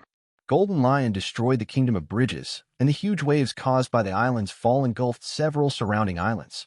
That guy declared war on the world government in major newspapers. Morgan's on the other end of the phone was almost crazy. He said he would destroy the entire East China Sea next. Let all the countries in the East China Sea sink into the deep sea. Ian felt a headache. So soon? Can't you wait a few more years, Senior Golden Lion? I still count on you to help me share the government's attention. This is really fun. Senior Golden Lion will become the target of public criticism. The East China Sea will be completely lively. Ian hung up the phone and looked at his two good friends. It seems that you will have to worry about recruiting people. Ian said, I'm going to the East China Sea next. G-A-B-A-B-A-B-A. Just go, Ian. Leave everything here to us. The two good friends are as reliable as ever. In this case, Ian no longer hesitated and immediately called his friends to start heading towards the East China Sea. Just like when he chased Senior Golden Lion, he still transformed into a golden dragon and flew over the New World holding a large ship. His goal was the end of the New World, the back of the upside-down mountain. From there, he could reach the East China Sea directly. When he flew over the sky of the back of the New World, he instantly alerted the Whitebeard pirates. They thought the Beast's pirates were going to go to war with them. However, Ian did not stop at all, but went straight forward. At the same time that Ian started to act, Golden Lion's actions naturally caused an uproar around the world. Marahoa. The five elders were furious. Let the Navy send all the forces that could be sent to the East China Sea. Crush that bastard Golden Lion to ashes. The four seas are the base of the world government. Golden Lion must not be allowed to act recklessly. Somewhere in the world, the headquarters of the Revolutionary Army. We can't just sit back and do nothing. The man who was the embodiment of the wind was also angry. The slaves of the Bridge Kingdom have already suffered generations of misfortune, and the Golden Lion actually killed them directly. He will even attack the East China Sea next. We must stop him. Bear, let's go to the East China Sea. East China Sea. Goa Kingdom. Windmill Village. Sorry, Yuta. The red-haired man clenched the newspaper in his hand. The trip to Elegia has to be slowed down a bit. There are more important things to do next. Somewhere in the Grand Line, a coffin-like ship is moving rapidly. Golden Lion? On the boat, the man with sharp eyes like an eagle raised the corner of his mouth. The most famous swordsman of the last era. I have long wanted to meet him. 157, Rogue Town. Hawkeye Myhawk. The back part of the New World. In a certain sea area, the main ship Moby Dick of the Whitebeard pirates was sailing quietly in this sea area. Dad. Marco, the captain of the first team, was making a report to Whitebeard. That guy Ian didn't have any intention of stopping and headed directly towards the sea further back. It doesn't seem like you want to start a war. Foil Bista frowned. Are you looking for something? On the other hand, Tiki, who had been promoted to captain of the 4th Division, breathed a sigh of relief quietly. He didn't want to fight against a dangerous opponent like Ian. Their target is the East China Sea. At this time, Whitebeard spoke. East China Sea? Marco was stunned for a moment, then reacted instantly. Is it the Golden Lion? That bastard Shurji turned Dong Hai upside down. That bastard brat must have gone over to join in the fun. Whitebeard said. Speak of it, Dad. Bista also became interested. If you think about it, the East China Sea should become very lively. Why don't we go and join in the fun? That idiot Shurji is looking for death, and I have no interest in going to his funeral. Whitebeard snorted. Want to destroy the entire East China Sea? It's just looking for death. Red Continent. Ian has brought the golden flying dragon to the sky above this red land and is traveling here at the fastest speed.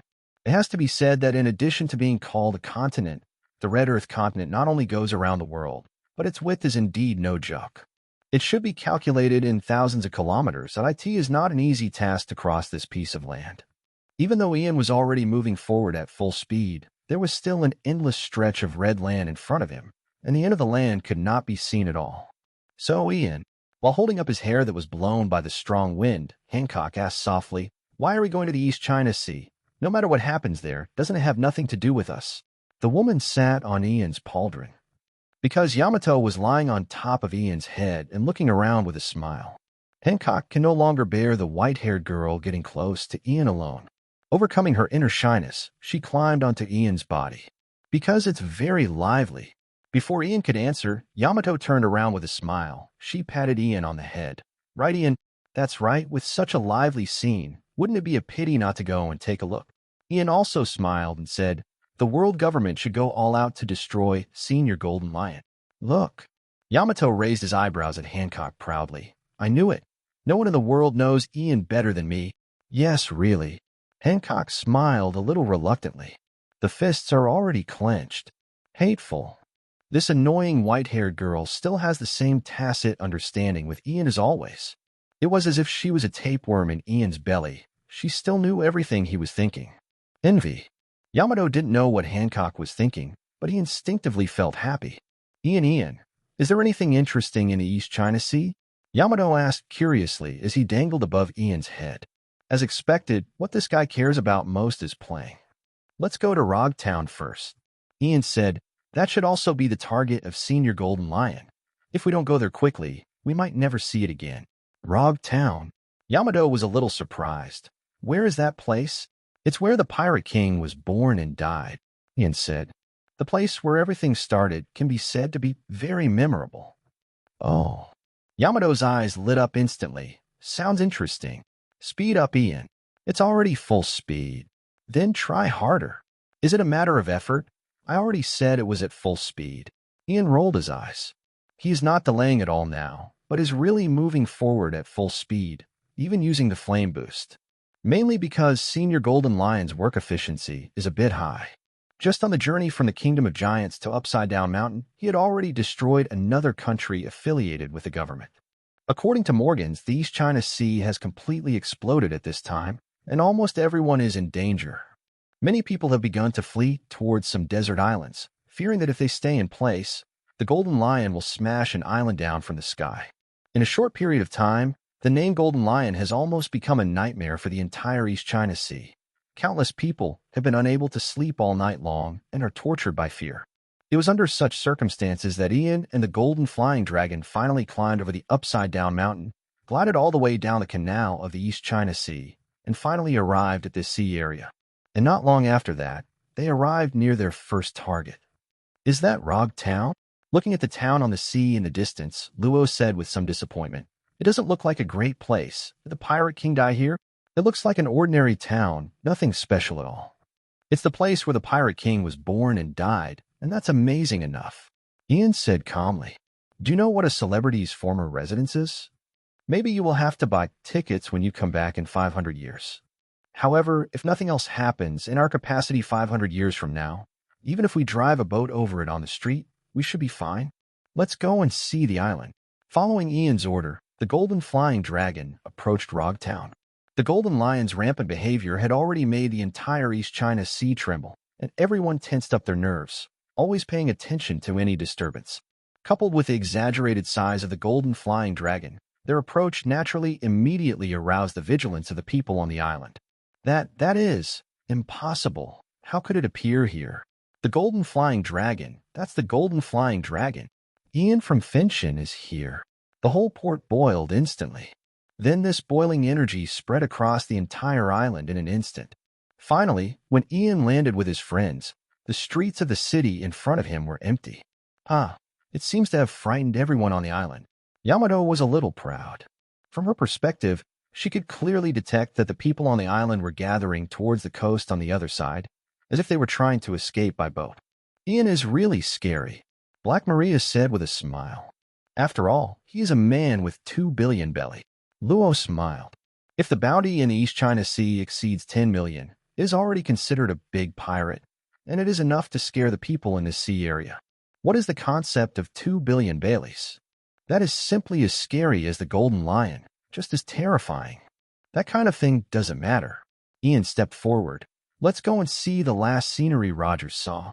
The most worth seeing in Roger Town is of course the execution platform where Roger was executed. You don't even need to ask for directions. The execution platform is in the center of the island. Just follow the road and walk directly there.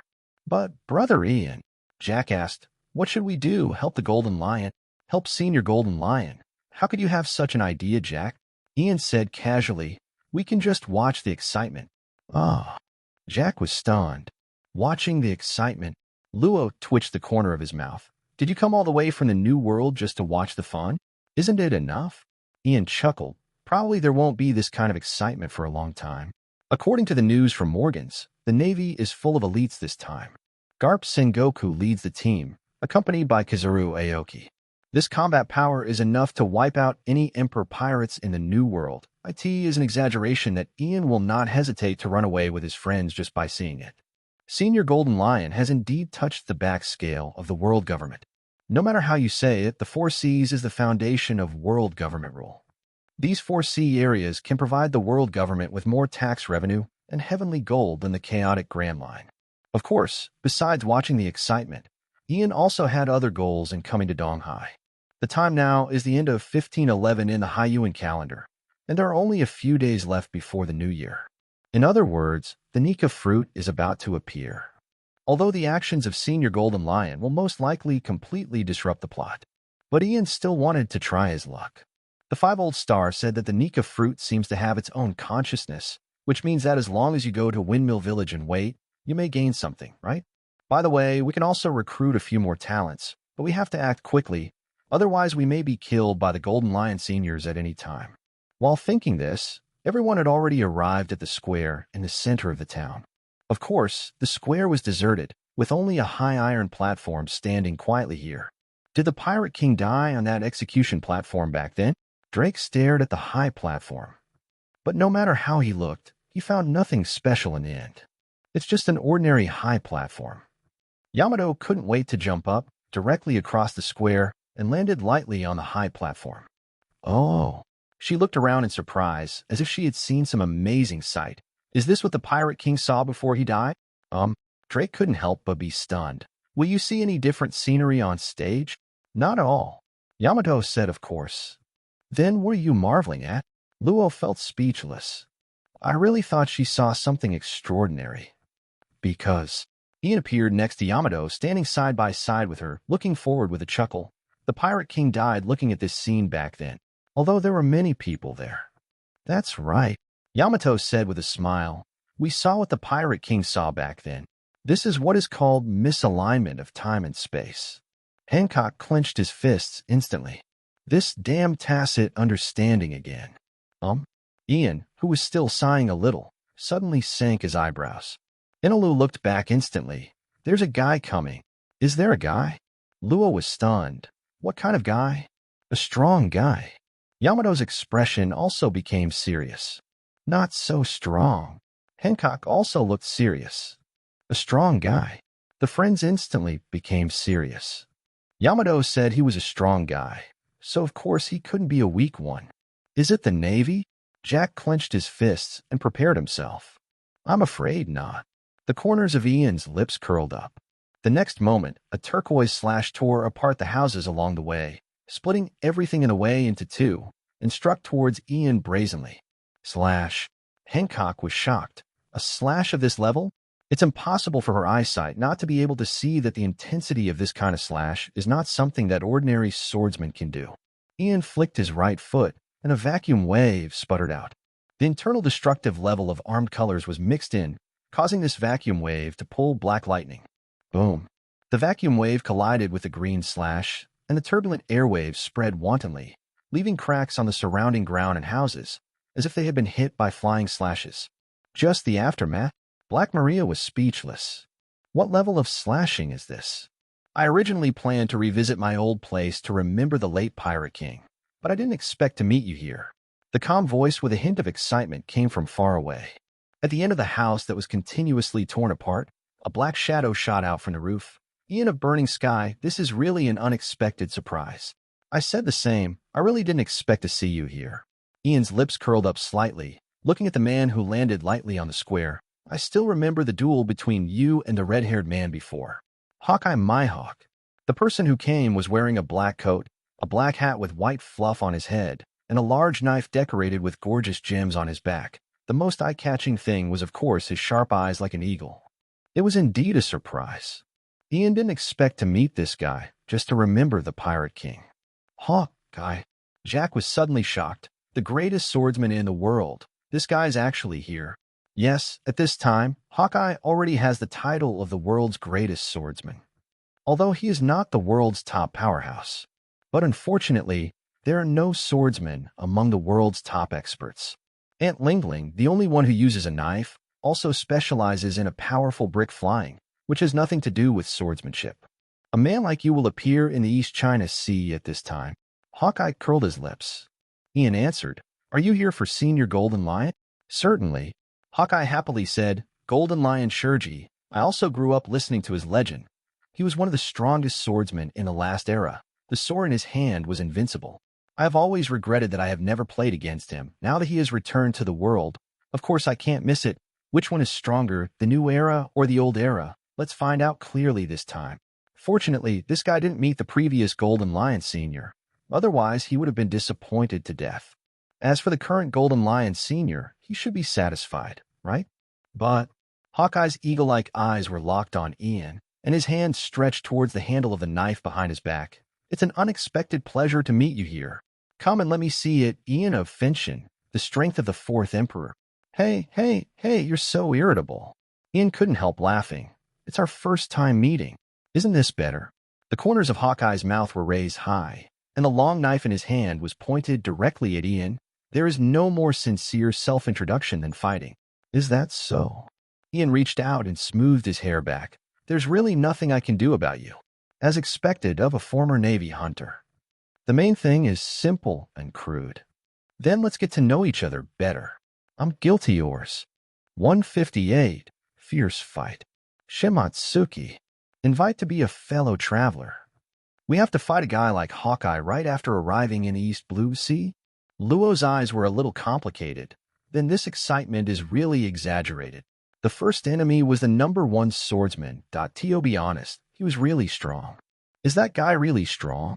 Violet asked in a low voice. "Among all the people in the world who call themselves swordsmen," Jack said lightly, "he should be the strongest. Using a sword as a weapon is different from being a real swordsman. And Hawkeye is recognized as the strongest swordsman." "So strong."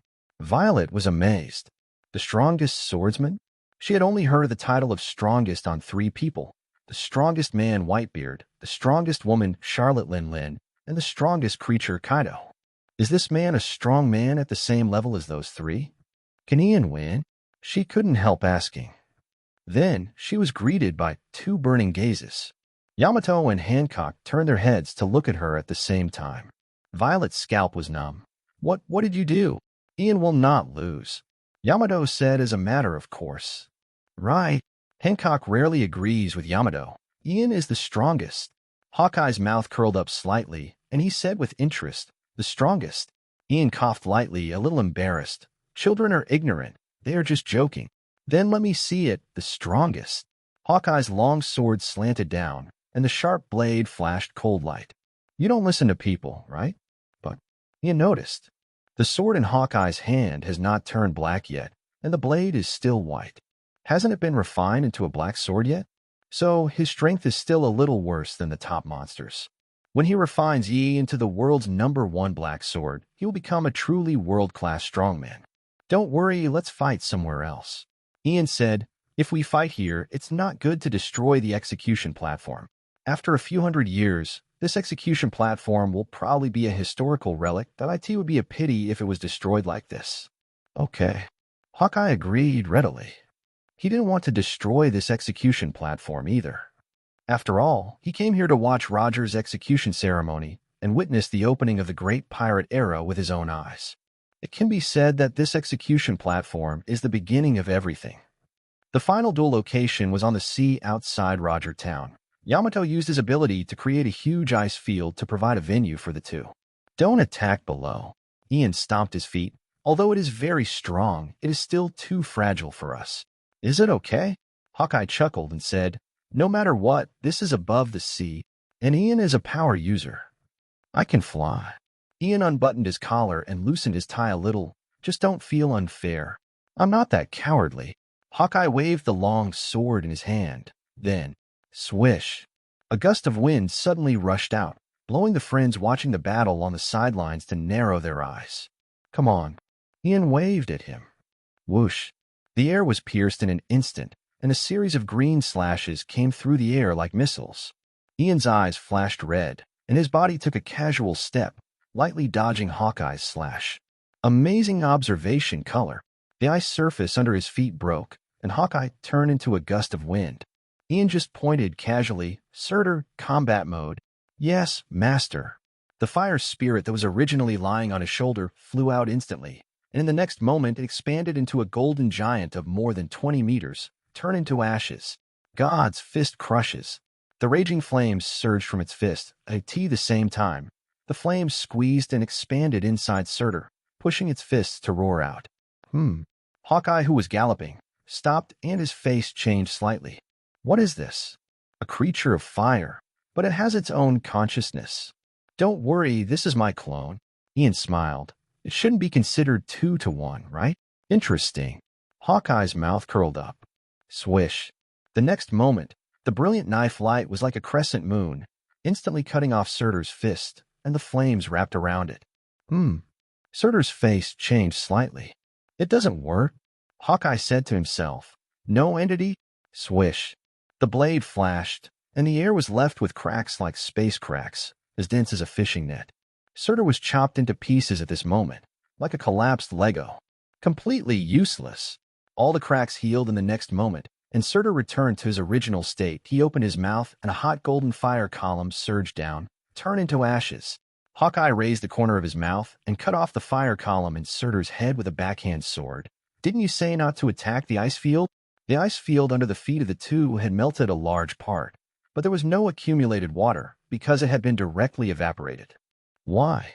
Ian raised his eyebrows. Because there is no way to deal with Surtur? No way. Laugh. The wind blew. Surtur was torn into pieces again, and the dark blade came straight towards Ian. As expected, I can't stop you at all. Ian laughed, twisted his body, and whipped his slender right leg on the side of the black knife like a steel whip. When the air shook violently, and the ice sheets were shattering. Ian's body fell back like a cannonball, one exaggerated slash. Hawkeye did not pursue. Get serious, Ian, otherwise it will be boring. Okay. Ian landed lightly and stretched out his hand. Surtur, Levant.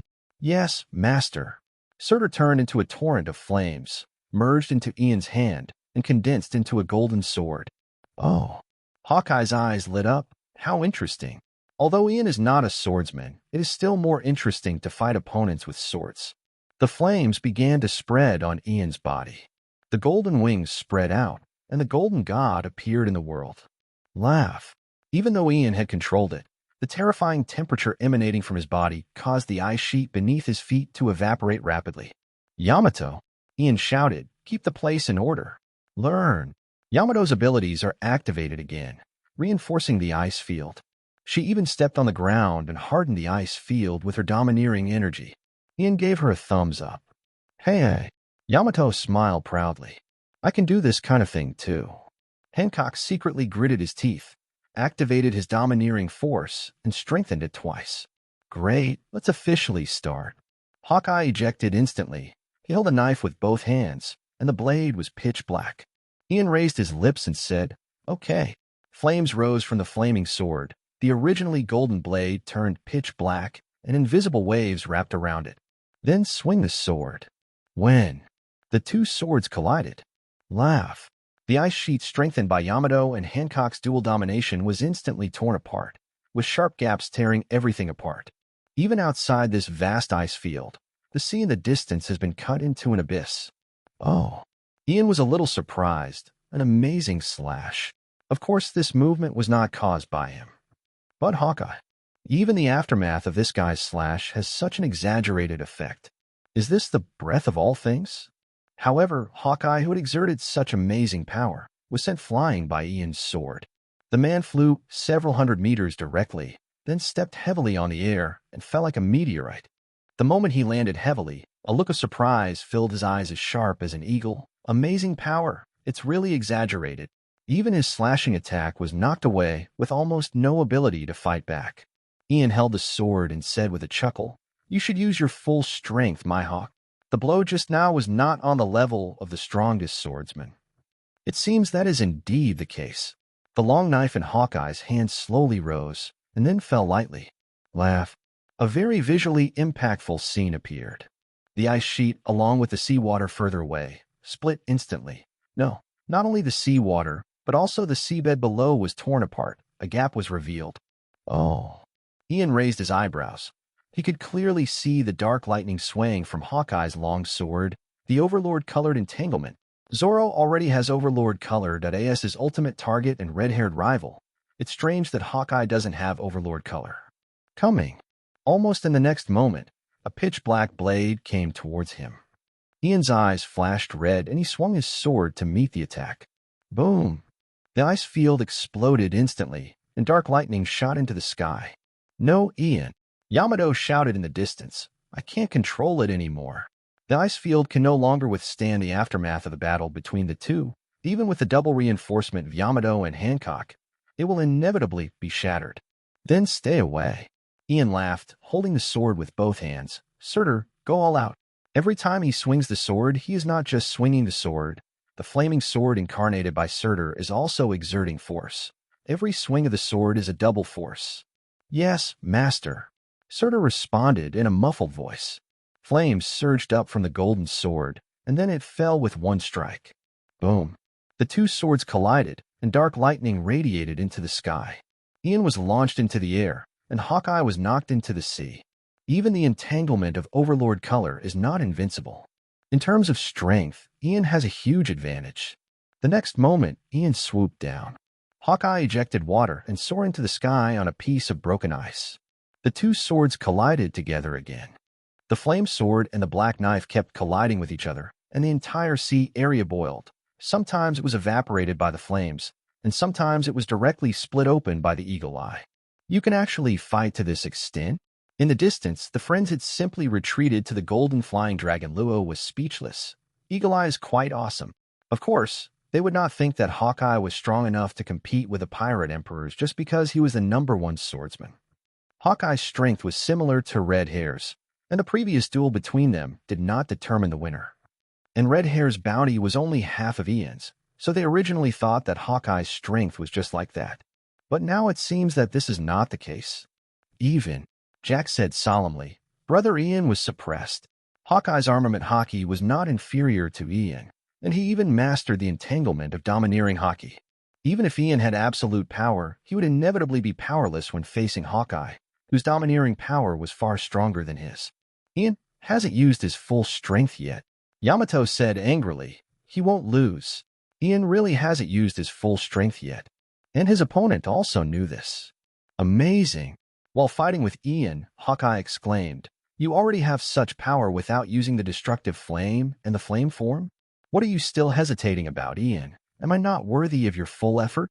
Damn the world government. Everyone knows that I have spread my ability. Then don't regret it.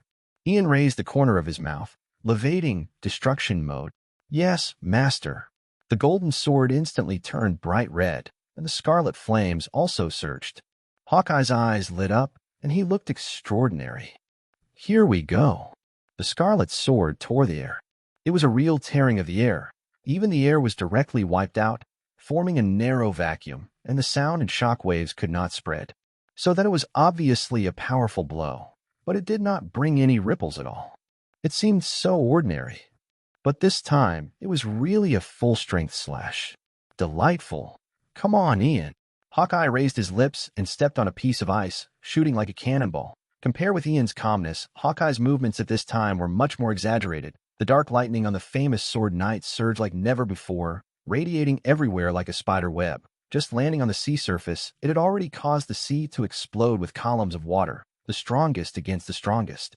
Both of them no longer held back and swung out a full-strength attack. The next moment, they collided with each other, scarlet and black, the flaming sword and the black blade, fiercely clashed at this moment. The world was silent for a moment. Then, the sea surface began to sink. The invisible force squeezed the sea surface downward, crushing the broken ice and squeezed all the sea water away, revealing the bare seabed below. The dark lightning radiated everywhere, piercing the sea and blasting the seabed. Wave after wave of huge waves spread out and hit Robe Town. The turbulent wind made the golden dragon in the distance turbulent. If it weren't for the anchor, it would have been pushed away. Wow, I'm going to be blown away.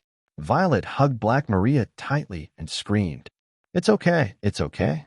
Black Maria gently grabbed her, but it's really exaggerated. Their fight. Mushy Bingia. Yamato spit out a ray of ice with all his strength and instantly fell on the huge wave in the distance, freezing the huge wave heading towards Rogue Town. Really? She wiped the corner of her mouth. Didn't you say that we can't let their fight destroy Rogue Town? After these huge waves, Rogue Town will probably be washed away. Huh. Jack was a little surprised. Stop. Is it over? So fast. Luo was also a little unbelievable. Can such a fight have a result so quickly? Even if Ian had used his best skills, Hawkeye shouldn't be defeated so quickly, right? In the distance, on the battlefield, Hawkeye stepped on the air and floated in the air. He could use the moon step. But at this time, he had no intention of continuing to fight. He just stared at the knife in his hand in a daze. The famous knife Yi, which had been with him for many years and he vowed to refine it into a black knife, now had a very conspicuous gap in the middle of the blade. Huh. Ian scratched the back of his head awkwardly and said embarrassedly, I hope you don't regret it. Even if Mr. Kai's domineering color was not serious, he could penetrate it with the flame of destruction. Hawkeye's domineering aura could not completely block his slash. So after the domineering aura was penetrated, Leviathan and Yi collided with each other. It should be said that it was not cut off directly, but only a gap was broken. This famous sword of Yi still has gold content. The strength is quite high. Hawkeye's golden eyes trembled. As we all know, a swordsman only needs a sword and a hand. The hand is still there, but the sword is gone. Ian looked at the dumbfounded Hawkeye and couldn't help but have a headache. This shouldn't make me pay for it, right? Hawkeye's shaking hand finally stabilized. The man took a deep breath and then smiled. Amazing moves. As a swordsman, I can't even protect the sword in my hand. I lost. I lost completely. I only won a little bit. Ian gently twisted the index finger and thumb of his right hand. It was indeed only a little win. If Hawkeye's domineering power was stronger, the sword destruction would not be able to penetrate it completely, and it would be impossible to destroy his sword. If you lose, you lose. There's nothing to say. Hawkeye put the sword back on his back, but he was a little happy at this time. Rather, it's the opposite. He looked at a person with eyes that almost glowed. It's great to be able to fight with you. Such a guy actually exists in the world, and there is such an unreasonable ability. If you can't get stronger, if you can't master the black knife, it's impossible to defeat him. Hawkeye felt his heart beating violently. A raging flame burned in his chest.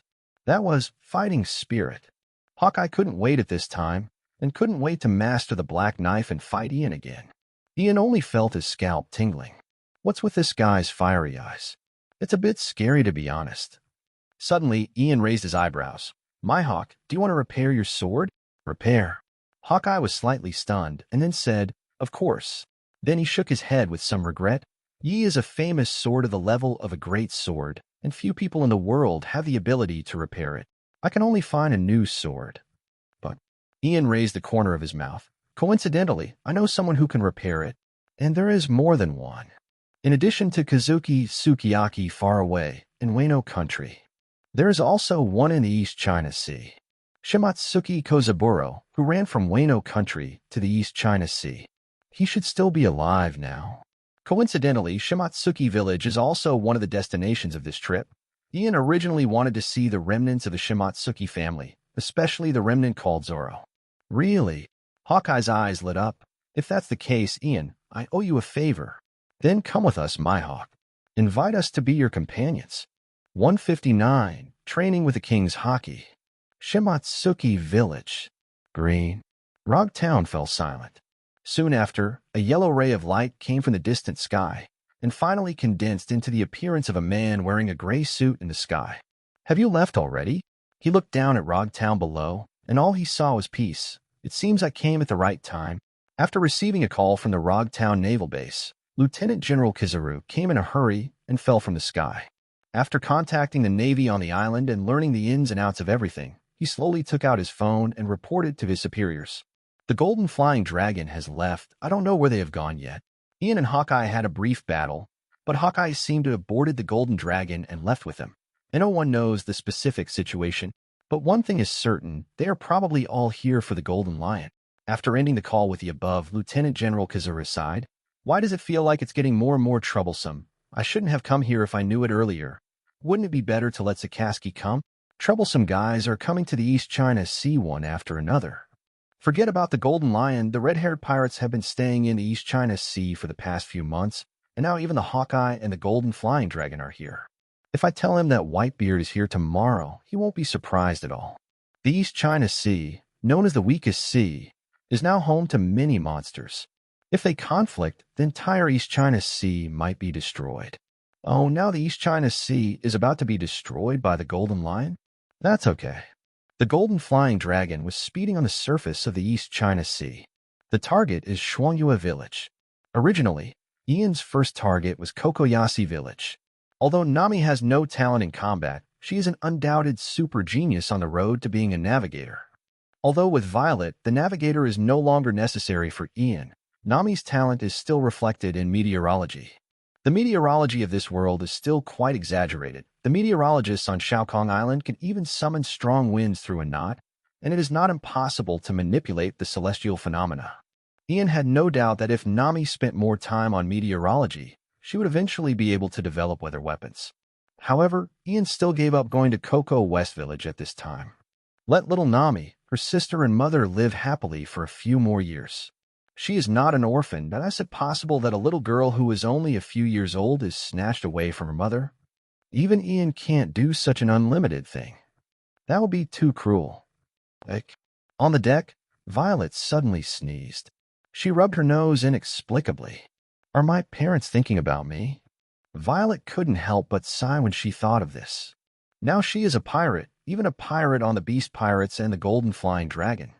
You can't just go back casually, otherwise it will cause big trouble to Dressrosa once discovered by the world government. Damn, Ian. It was all your fault. You could do such a cruel thing as taking a young girl away from her loving father and mother. The other side of the deck. You've almost rested, my hawk.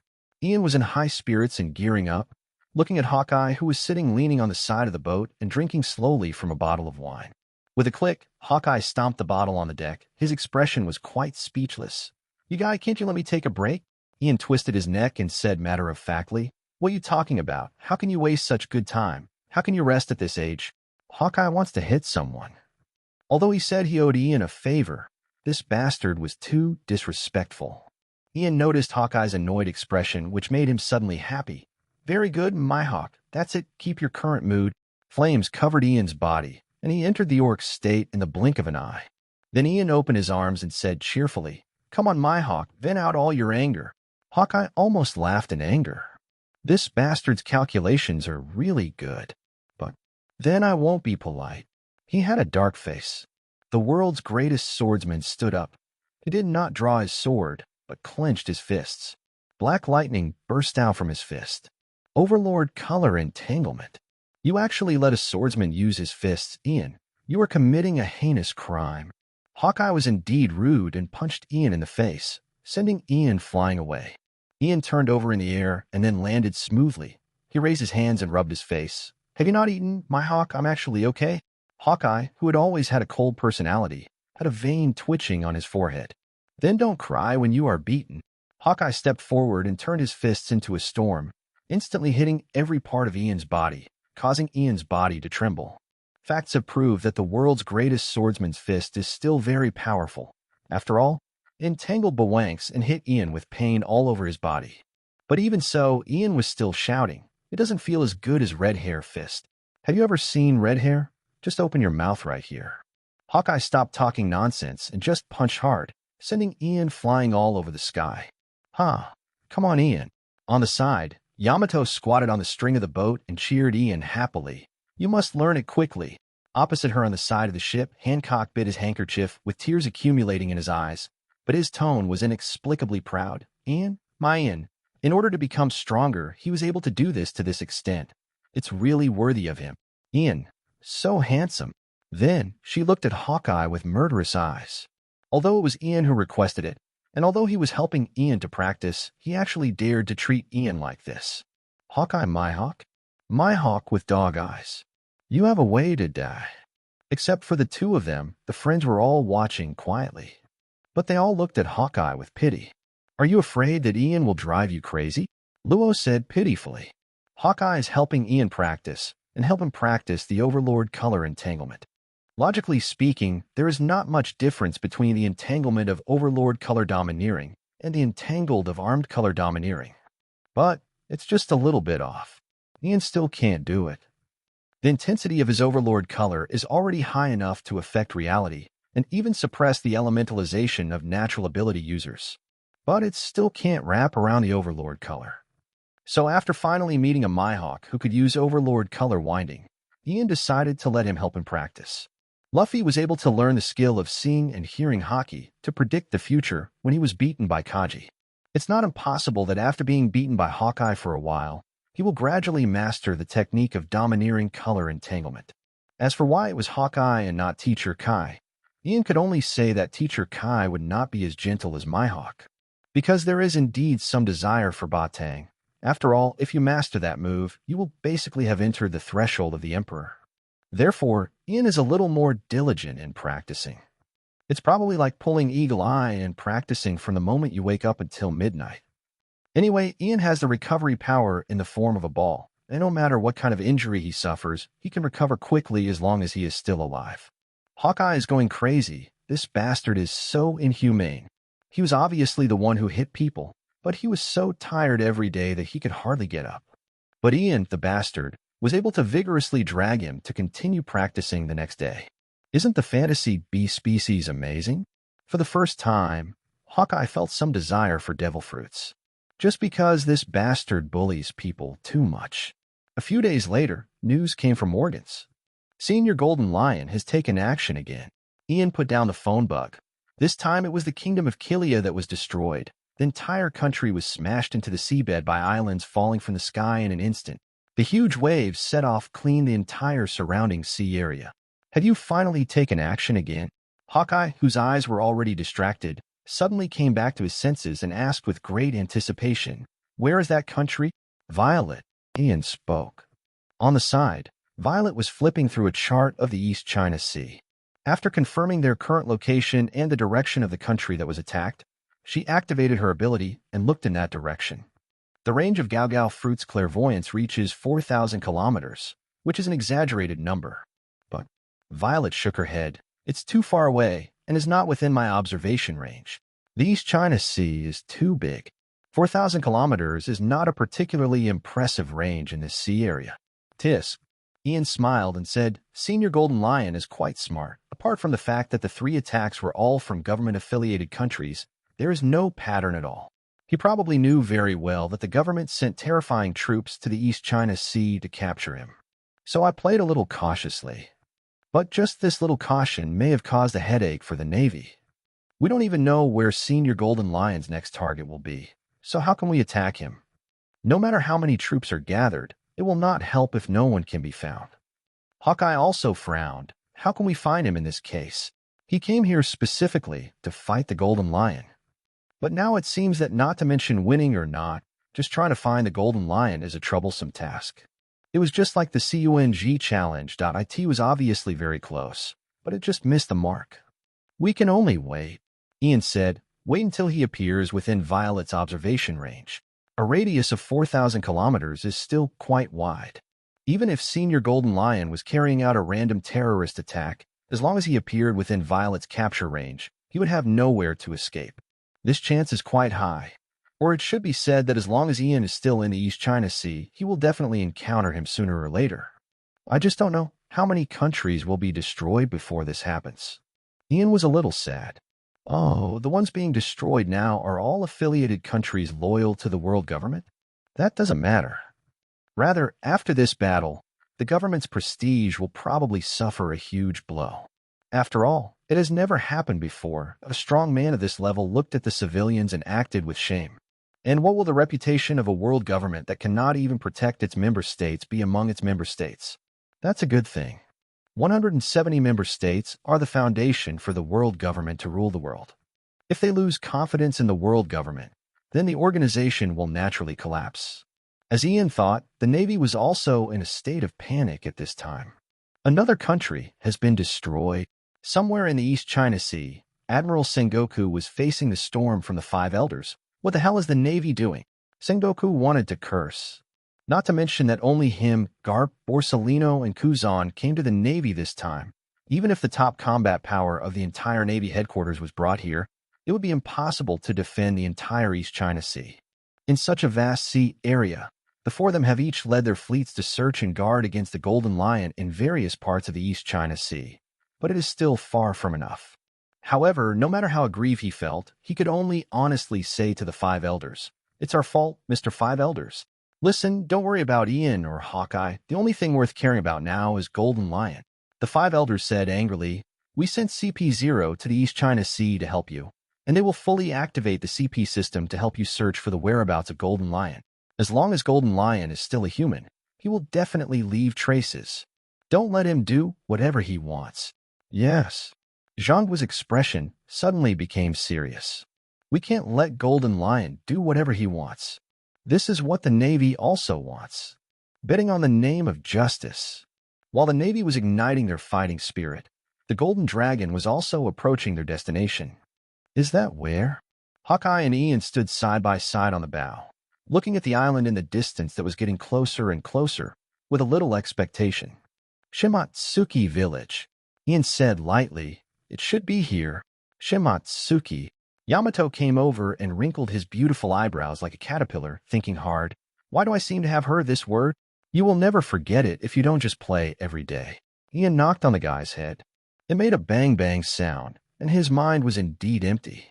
Had you forgotten the group of samurai coalition that we killed back then? Ah. Yamato blinked and couldn't remember. Ian was not surprised. Her memory was only better than that of a goldfish. In other words, Ian, Hawkeye raised his eyebrows. Is this village related to Wano country? Speaking of samurai, that is of course a specialty of Wano country. That's right. Ian nodded gently. Let's go and see the descendants of samurai. Hawkeye did not comment. The approach of the Golden Dragon can be said to be undisguised, and it can't be concealed at all. Such a huge ship can be seen by anyone except a blind person. The pirates are coming. Yes, it's the Golden Flying Dragon. Ian of Burning Sky is here. The news spread quickly from the port to the island. The dojo on the island. The man named Shimatsuki Koshiro heard the shouting outside. His expression suddenly changed, and his smiling eyes suddenly became sharp. He immediately said to the students in the dojo, "Everyone hurry to take shelter.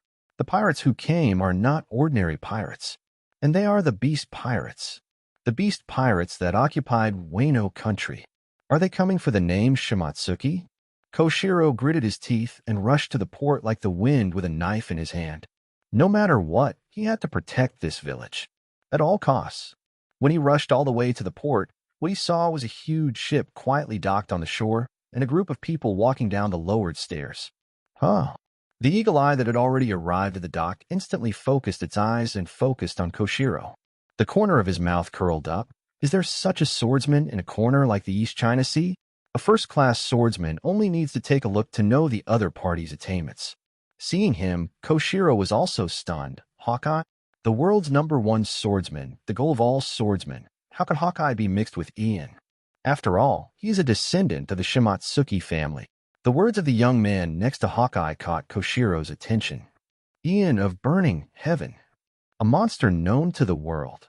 So young, only a few years older than Kuina. Koshiro's hand subconsciously pressed on the hilt of the sword at his waist. Ian of Burning Heaven, what do you want to do? I'm here to find a man. Ian said, Shimatsuki Kozaburo, the leading swordsmith in Wano country back then. You should be familiar with him. Koshiro's face was serious. Not only familiar, that was his father. Sure enough, is he coming for the Shimatsuki family? Koshiro groaned in his heart. His father left Wano country 40 years ago. Since then, I have no relationship with that country. But now I am still being visited because of the surname Shimatsuki. Noticing the look on this guy's face, Ian wanted to laugh. He is a bit too self-righteous to say so. Who do you think you are? If you didn't have a green algae-haired apprentice and you were helping Mihawk repair his sword, do you think Master Ian would come to visit? Teacher, we are here. At this time, there was a cry of surprise from behind Koshiro. Koshiro's face suddenly changed. Ian's mouth curled up. Koshiro turned around suddenly, and behind him, the disciples who were originally called to take refuge rushed back in unison. The leader was his beloved daughter Kina, and his eldest nephew and beloved disciple Zoro. Kuina, Zoro, what are you doing? Koshiro was so angry that he trembled all over. Didn't I ask you to take refuge? These two little guys are also descendants of the Shimatsuki family. How can you let the teacher face the pirates alone? The green-haired child shouted loudly. Teacher, you look so weak. Dad is not weak. The blue-haired girl beside him retorted and then said seriously, but Dad, we can also fight side by side with you. Even the adults in the dojo are not our opponents. The always gentle Koshiro wanted to curse at this time. Now is not the time to be willful. Children. The opponent is not as strong as you can imagine. The child with algae hair, Roronoa Zoro, who is less than 9 years old this year, tilted his head and suddenly noticed the people behind the teacher. Especially the man with a big sword on his back, a top hat on his head, and sharp eyes like an eagle. Hawkeye. Zoro blurted out these two words instantly. Hawkeye. The blue-haired girl, Kuina, took a look and exclaimed in the same instant, It's really Hawkeye, the world's #1 swordsman. The boy and the girl looked at each other. Then, in unison, the two rushed forward. Hawkeye, as long as I defeat you, I will be the strongest. Come and duel with me. Innocent today. 160. Shimatsuki Kozaburo. Punching the kid brother. The two children couldn't wait to challenge Eagle Eye. The eagle's eyes lowered slightly, scanning the faces of the two children, and then raised their eyes as if nothing had happened, with expressionless faces and no words. Hey, Hawkeye. Seeing that he didn't respond at all, Zoro became anxious. He was really anxious. He even tightened his grip on the real sword that Kuina took out from the dojo warehouse and pointed it at Hawkeye. Come and duel with me. No, you want to have a showdown with me. Kuina also took a step forward and declared loudly. She wants to prove that even a woman can be the strongest. However, now Hawkeye is not even interested in looking at them. Shigetsuki Koshiro finally reacted, stepped forward and hugged the two brats. Stop making trouble, Zlonguina. Now is not the time for you to fool around. But Dad, Kuina was still struggling hard. That's Hawkeye. Yes, teacher. Zoro also yelled with great reluctance. The world's greatest swordsman is right in front of us. How can we pretend we didn't see it? You also know that that is Hawkeye, the world's greatest swordsman. He is not an opponent that you can reach now. Koshiro stepped back a few steps with the two little devils in his arms, handed them over to other disciples, and then turned around. But Hawkeye just said calmly, Is Kozaburo Shigetsuki the swordsmith you mentioned? This was obviously said to Ian. Ian raised the corner of his mouth and chuckled. Didn't you hear what the children said? My Hawk, they said they wanted to duel with you. How about satisfying the children's expectations? I'm different from the so-called kind seniors. Hawkeye just said calmly, I have no interest in playing with brats. All I need is a truly strong enemy. Oh. Ian smiled strangely. How cruel. But he also understands. Although Mihawk is a close friend with Red Hair, he is not as easygoing as Red Hair. He is arrogant and aloof. That it can be said that his eyes are higher than his head. There are not many people in the world who can put him in his eyes. It is indeed too difficult for such a guy to play with a child. In this case, Ian took a step forward. Let me tell you straight, where is Kozaburo Shigezuki? We have already left Wano country a long time ago, and have nothing to do with that country. You beast pirates don't need to kill them all. Koshiro tightened his grip on the sword hilt at his waist and said seriously, After all, he has never even returned to Wano country, and has no sense of belonging to that country. But is he going to die for this reason? Even hurting the disciples and daughter? This is too ridiculous. Koshiro will never accept it. The sharp blade will be unsheathed in the next moment. However, this next moment has never arrived. Ian grabbed Koshiro's wrist and held his sword tightly in the sheath. What? Koshiro's eyes suddenly widened and his pupils were trembling. How could such a thing happen? No reaction at all. Not to mention breaking free. My wrists now feel like they are being crushed. This is Ian from Burning Heaven. What monster? Dad. Behind, Guina couldn't help but scream. Zoro's face was even more confused. What happened just now? How did that guy appear in front of the teacher in an instant? Kill them all, Ian said calmly. Really, don't be too self-righteous. Koshiro is actually quite powerful, even stronger than Jack. He should be considered overwhelmingly powerful in this East China Sea. However, at this level, Ian really has no interest in taking another look. It's not worth mentioning at all. Can we still expect guys of this level to counterattack Wano and defeat the Beast Pirates? Koshiro was stunned, then smiled bitterly. Self-righteous? She said she would be killed by him, but it turned out to be self-righteous? What an arrogant man. But he does have arrogance. He couldn't even pull out his sword in front of him. And this is just the tip of the iceberg of his strength. There is even an eagle eye next to this man. A top-notch swordsman can judge the opponent's strength just by meeting him. Koshiro knew better than anyone else that Hawkeye was indeed worthy of being the world's greatest swordsman, but it was also not something he could resist. The combination of the two of them, plus a group of cadres on the Golden Flying Dragon.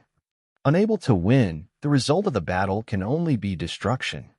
Don't let me tell you for the fourth time, where is Kozaburo Shigezuki? Released his hand, Ian pointed at Mihawk. This guy wants to repair his knife. Repair the knife? Huh?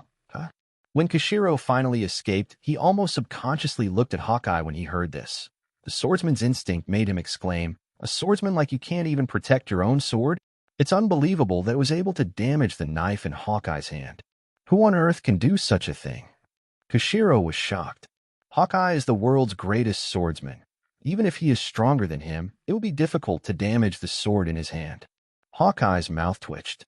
Which pot should not be opened and lifted? If that's all. Koshiro breathed a sigh of relief slowly and nodded slightly. Please come with me. It seems that they are really not here to exterminate them. Otherwise, with their strength, why would they need to talk so much nonsense with themselves? But even if they really have bad intentions, as long as they can delay the time a little, it is enough. So Koshiro took Ian and his group to find his father. It was outside a hut on the coast outside the village that Ian and others met a man named Shigetsuki Kozaburo. Wearing a loose kimono, he looks very old. He is holding a cigarette rod in one hand and a fishing rod in the other hand. He is fishing with a knife on his waist. The old man with the weird eyebrows connected in one line turned around in surprise and looked at the people who were following behind his son. Koshiro walked over and explained the situation to him in a low voice. Shigetsuki Kozaburo raised his head and glanced at Ian, but didn't say anything. He just stood up and walked to Hawkeye without saying a word, looking at him steadily. Hawkeye frowned slightly at the sight. The world's greatest swordsman is well-deserved. I don't know what this old man saw in Hawkeye, so he praised him first. Hawkeye turned a blind eye to this, probably because he was used to this level of verbal praise. Then, however, a man like you actually had the knife in his hand damaged? The old man was a little curious. Hawkeye's eyes twitched. It's not over, right? Anyway, show me first. The old man stretched out his hand towards Hawkeye. Without much hesitation, Hawkeye took out his beloved knife from his back and handed it to the old man's hand. He didn't think Ian would cheat on him. And the old man in front of him does look like he has something. Oh. Shigetsuki Kozaburo's eyes lit up, soft but tough Dekwai sword knight. What a treasured sword.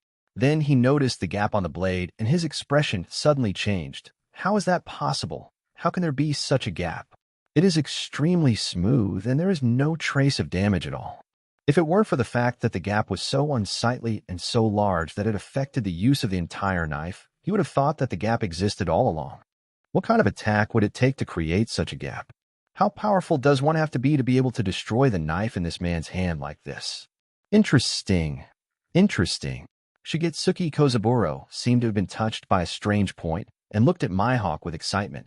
You can actually destroy this sword like this. Will you fight with that enemy again in the future? Hawkeye glanced at Ian. Of course. Koshiro noticed Hawkeye's eyes and already had a guess in his mind.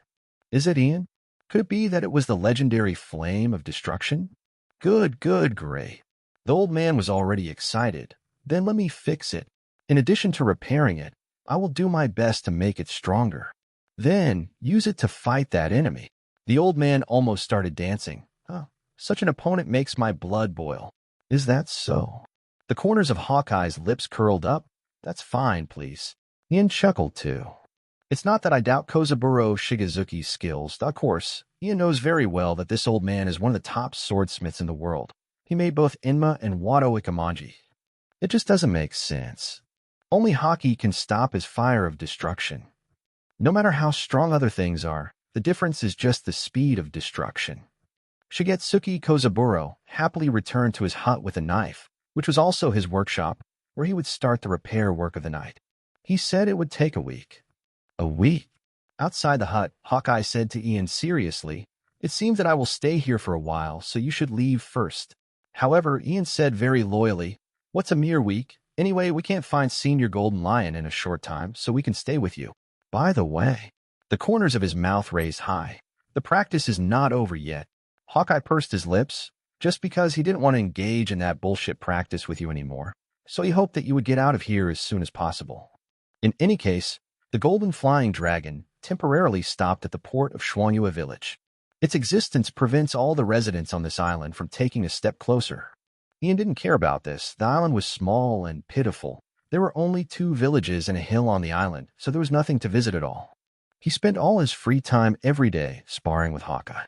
The two had passionate encounters on the coast of Frost Moon Village every day, and Ian was beaten unilaterally. After this period of hard beating, Ian has indeed gained something, and he has gained a deeper understanding of the entanglement of domineering lust. It shouldn't be long, right? Ian said this about himself. Strive to master the entanglement of Overlord color before your 16th birthday.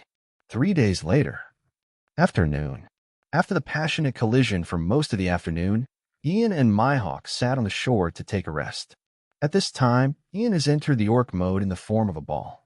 Even if he was beaten by Bamatong's fists all afternoon, the injuries accumulated on his body were not light, and he needed to recover. Hawkeye was also a little tired. After all, Ian only needed to be beaten, but he had a lot to think about. The Overlord-colored entanglement is quite physically demanding to use. Those 2 brats have been here for 3 days in a row. Ian glanced back at the grass not far from the shore. How about giving them a chance? Snored. Hawkeye just snorted, not even interested in answering. This is true, and I'm afraid you won't believe me if I tell you. Mihawk, that green algae-headed brat, is the man who will surpass you in the future. However, Mihawk's strength has not reached his peak yet, so he probably hasn't thought about waiting for anyone to surpass him. Ian stood up and turned around. "Stop looking at you guys, come here." Hawkeye frowned slightly. "What do you want to do?" "Grant the children simple wishes." Ian said calmly, "That's all." The grass over there trembled slightly. Then, "Hey, Kuina." Following the somewhat repressed voice of the boy, the blue-haired girl strode out and approached with a determined expression. Then the green-haired boy gritted his teeth and followed.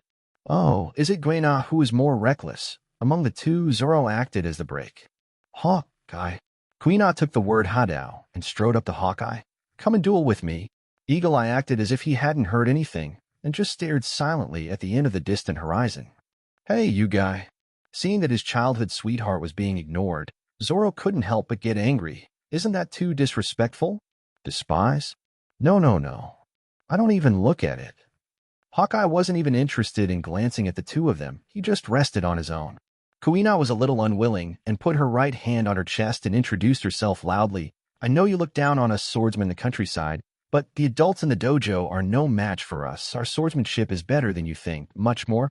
"Amazing," Ian said secretly in his heart. However, this was said to Mihawk. Hearing what this little girl said, he almost laughed out loud, but Mihawk, the bastard, could still keep a cold face, as if he didn't hear it. "This ability to hold back is something I can't match. Let's do it." Zoro could no longer hold back any longer, so he drew his sword and rushed towards Hawkeye. But Ian casually reached out and grabbed his wrist and said with a chuckle, "Don't be too excited, kid. Mihawk is already very unhappy." "Let go of Zoro." Goena instantly drew her sword and pointed it at Ian. She didn't know much about Ian, but she knew that this man was a very powerful pirate. However, when I came here to take a peek in the past 3 days, I kept finding that this man was beaten violently by Eagle Eye, which means that he must be far inferior to Eagle Eye. Now that we have decided to challenge Hawkeye, how can we be afraid of a guy who is not as good as Hawkeye? A perfect logical chain. Ian raised the corner of his mouth and gently threw back the green algae head in his hand. "Since Mihawk is not willing to accompany you in the duel, let me play with you." Hawkeye snorted. "This guy is really boring." "What?" Goena was stunned. Zoro, who staggered to his feet, said with some disgust, "Who wants to fight against Hawkeye's defeated generals? We want to become the world's greatest swordsman." "My general is defeated." Ian tilted his head. "Mihawk, they said I was your loser. What do you say?" "Don't get too smug, Ian." Hawkeye finally spoke. When I refine the black sword, it will be the moment I surpass you. It really is. The black sword is made of domineering energy, and its strength may be a bit exaggerated, and the destructive flames may not be able to directly destroy it. Beyond, Goena was stunned and looked at Ian blankly. Hawkeye said he wanted to surpass him, but didn't that mean he was not as good as him now? Is this man stronger than the strongest swordsman? No matter what, as long as I defeat you, I can challenge Hawkeye, right? Zoro didn't understand it at all, but he looked excited. No, no, no. Ian shook his head slightly. If you can defeat me, then it will be Mihawk's turn to challenge you. Then defeat me? Zoro had already rushed forward immediately. At this time, he has not even started to use the double sword style. He holds the sword in both hands and has a strong body. Then, Ian casually flicked his fingers and landed on the green algae-headed kid's forehead, causing the guy to fly backwards like a cannonball. Zoran. Goena looked back in disbelief. A finger? How? Ian chuckled and said, Aren't you going to attack? Goena gritted her teeth. Huh? She shouted violently, held a knife in both hands, raised the blade high, and came towards Ian with the most standard upper stance, intending to give Ian a set of New Year's sword techniques. Ian still just stretched out a finger, and his fingertips easily blocked Goena's sword blade. How can it be? The genius Kendo girl's cheeks were twisted. Wado Ikamanji is a famous sword of the level of a great sword. Plus, how could his own slash be blocked by a finger? Are his fingers made of iron? Iron. Girl, I used an iron block. Ian's main idea of equality between men and women has knocked Sauron away, so this girl can't favor one over the other. Before Goena could react, the finger that blocked her sword blade had already touched her forehead. Then she also flew out. Snored. Hawkeye sneered and commented, Extremely boring. Are you bored? Ian just chuckled. I think it's funny. 161. Kidnapped children. Man in the wind. Wow. In the darkness, Sauron stood up. It hurts. He covered his forehead and screamed. The forehead was now covered with a bandage, but the high bulge could still be clearly seen. A big bag was punched out there. Zoro was so painful that he burst into tears. What happened? After a brief daze, Zoro began to recall what happened before he fell into coma. That is, a finger. The expression of the green algae-headed boy suddenly changed. How could it be just a finger? Defeat him with just one finger. Zoran, are you awake? The door to the room was opened, and the teacher Kushiro slowly walked in. Teacher Kushiro. Zoro's expression changed slightly. Teacher Kushiro strictly prohibited them from approaching the pirates. He and Goena both sneaked over quietly. Don't act recklessly next time. Kushiro sat on the edge of the bed, raised his hand, and gently rubbed Zoro's head. When Ian sent the two brats back just now, he was really shocked. He was very busy. He had been helping his old father repair Hawkeye's knife these days, and he didn't have time to keep an eye on these two little devils. Unexpectedly, despite his repeated orders, the two children still ran to challenge Hawkeye. He didn't even fight Hawkeye, but instead had a fight with Ian. But, Teacher Kushiro, who is that guy? Zoro was curious. He obviously doesn't look a few years older than us. Ian, Kushiro paused and sighed. He is a great pirate from the Grand Line, the second in command of the world's strongest pirate group. Probably within a few years, he will be the strongest person in the world. The strongest? Zoro's eyes were shocked. Would he become stronger than Hawkeye? Kushiro looked at Zoro deeply. No need to change. He's already stronger than Hawkeye now. Being able to destroy the sword in the hands of a great swordsman like Hawkeye to that extent, the battle between him and Hawkeye can only be his victory. What? Zoro stood up in shock. But if Ian were here, he would be speechless. You don't listen to what others say, right? Didn't you already say that you were stronger than Hawkeye before? Stronger than Hawkeye? Zoro looked shocked. His world is still too far away from you. Kushiro said earnestly, Don't get close to them anymore, Zoro. It's very dangerous. Zoro said nothing, but was filled with shock. Correct. Kushiro stood up. Go and see Kana, Zoro. She was hit hard. Zoro was stunned for a moment, then immediately turned over and got out of bed. I'm going now. He found Goena curled up on the ground with her legs under a tree in the backyard. Hey, Goena. The green algae-headed boy looked excited. Teacher Kushiro said that guy is stronger than Hawkeye. He's actually stronger than the strongest swordsman. There is actually such a powerful guy in the world. The next moment, he was stunned. The girl raised her head. Zoro looked at her blankly, suddenly at a loss. Are you crying? Tears were streaming down the girl's face, which looked crystal clear under the moonlight, and her whole person was immersed in a broken atmosphere. Zoro, it's too bad, the girl said. What? Zoro tilted his head, a little confused. There's a huge difference between him and me. Kuina put her hand on her chest. He's only 15 years old, only 5 years older than me, but his strength is very different. Can I reach that level in this life? Kuina didn't know. She only knew that, judging from her current growth in strength, when she was 15 years old, she might still not be able to defeat a single finger of that man. Even Sauron is getting stronger faster. If this continues, he will surpass himself in a year or two at most. Is the gap between men and women really that big? The girl asked reluctantly. What are you talking about, Kuina? Zoro was puzzled. For men and women, strong is strong. If you feel unwilling to do so, just try to become stronger. Kuina shook her head and said to herself, Indeed, you won't understand the stubborn Zoro. There are insurmountable chasms in the world. The talent gap. The difference in physical fitness between men and women. I, who was defeated by that man with just one finger, may never be the strongest. I don't understand. Zoro suddenly shouted. Even Kuina was stunned when she saw Zoro striding into the dojo. Then soon he came back holding 3 knives. Kuina dazedly caught the whir of water that Zoro threw to her, and then Zoro grabbed her hand, pulled her up from the ground, and was dragged out of the yard. Zoran, what are you going to do? Kuina was puzzled. I don't know what's wrong with you, though. Zoro led Kuina toward the beach angrily. But it must be because of that guy, right? Let's go. Let's challenge him again. Kuina stopped. She was stronger than Zoro and forcefully pulled Zoro to a stop. Challenge again? Kuina smiled bitterly and shook her head. Don't you understand, Zoro? There is a huge difference. There is a huge difference between us and him. How could we win against him? Zoro turned around in surprise. If you can't beat me, can't you beat me? Kuina was stunned for a moment. Who cares about him? Zoro angrily exerted his strength and dragged the girl forward. I haven't given up yet. As long as I haven't given up yet, I haven't lost yet. If you can't beat him with 1 knife, then use 2 knives. If you can't beat him with 2 knives, then use 3 knives. Zoran. Kuina no longer had any strength to resist and allowed the boy to drag her forward. She just looked at Sauron's back in surprise. But Zoro, is it a matter of the number of knives? Not far behind the two of them, Kushiro quietly watched their running backs under the moonlight. He sighed softly. There is really nothing we can do about these 2 children. The 2 children rushed all the way to the pier and rushed to the edge of the golden flying dragon. Zoro did not hesitate and headed directly towards the lowered stairs. Hey, brats.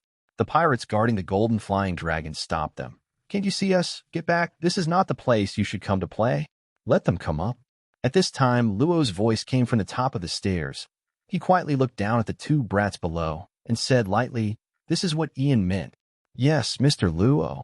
The pirates immediately got out of the way. But I didn't forget to give a warning. Be careful when you get on the golden flying dragon. Little brats, you are in front of Lord Ian. Zoro turned a deaf ear and just dragged Kuina onto the deck of the ship. There seemed to be a banquet going on the deck, with a group of people eating and drinking around a large table. Yo. Zoro saw the guy who defeated them with 1 finger and waved to them. Want to come to the banquet? Come and duel with us. Zoro let go of Kuina and strode towards Ian. He pulled out the double swords from his waist. I am stronger now than I was in the afternoon. Stronger? Ian wiped his mouth. Has the 1-sword style been upgraded to the 2-sword style? Ha! A burst of cheerful laughter instantly erupted on the deck. The pirates were all laughing. This brat, did he say he wanted to challenge Lord Ian? How ignorant of the heights of heaven and earth. Even the more serious guys like Jack Drake couldn't help laughing. Black Maria even smiled and said, Child, you always don't know how vast the world is. This kid is just an ordinary kid that can be seen everywhere. He has some great swordsmanship, but he is incomparable to a real genius. Not to mention Ian. Even the 2 siblings Sanji and Runty who stayed in Wano were far stronger than him. Still much stronger. But no one smiled. Hancock glared at Zoro. So Ian's enemies are her enemies. And Yamato. Oh, this boy. However, she nudged Ian, who was sitting next to her, with her elbow, and said with interest, It's quite interesting. The corner of Ian's mouth curled up slightly, and he said leisurely, I thought I had fully demonstrated the gap between us in the afternoon. So what? Zoro said loudly. Is it because you are very strong? You're so incredibly strong that I have to admit defeat? Can't I just try to surpass you? Silence. At this moment, there was silence on the deck. Zoran. Kuina looked at Zoro's back blankly. His hands unconsciously tightened the scabbard of Wado Ikamanji. In other words, it's great to meet you. A bright smile appeared on Zoro's face. I can finally know how vast the world is. This kid. Jack couldn't help but exclaimed, how dare you say such a thing? After experiencing a little bit of the power of Brother Ian. Yeah. Ian nodded slightly, sat up straight, and said seriously, even if you died because of it, Buzz. Invisible momentum is stirring. The terrifying weight instantly acted on Sauron's body, causing his young body to lie directly on the ground, making him feel as if his body was about to be crushed. Zoran. Kuina screamed and stepped forward. Don't come here, Kuina, Zoro shouted. The duel has begun. This is a duel between me and him. Never admit defeat. This is the only thing Zoro has learned from thousands of confrontations with Kuina. It's not that he refuses to admit defeat, it's just that he is unwilling to accept his own weakness. If you give in, all your persistence so far will be in vain. How can you admit defeat? You must keep getting stronger and stronger until you surpass your opponents. The previous target was Kuina, but now, he raised his head hard and stared at Ian. It doesn't matter if I die. I will definitely become stronger, stronger than anyone else. The majestic momentum suddenly dissipated. Zoro gasped instantly. Just now I thought I was going to suffocate. Boy, tell me your name. A cool voice sounded. Zoro was stunned. He suddenly stood up and looked at the man who spoke. The man with sharp eyes like an eagle was staring at him. Smiling, Zoro unconsciously showed a bright smile. Zoran, Roronoa Zoro, the greatest swordsman in the world, is asking his name. No matter how determined he is still just a child under 9 years old. Roronoa Zoro. Hawkeye nodded slightly, indicating that he had remembered.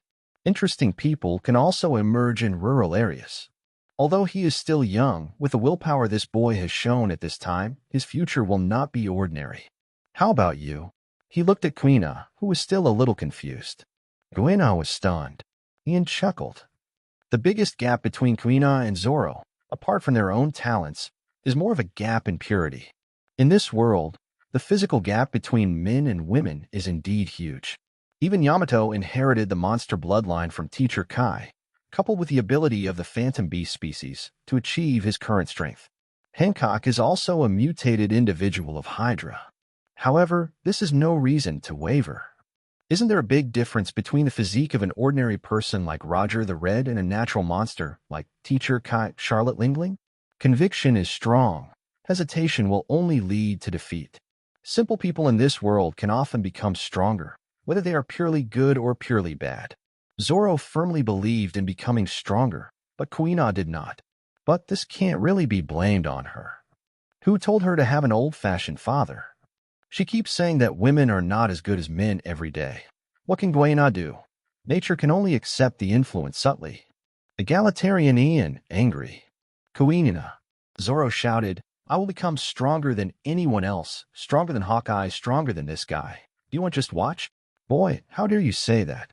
Ian twitched the corner of his mouth. It doesn't matter if you are better than Hawkeye.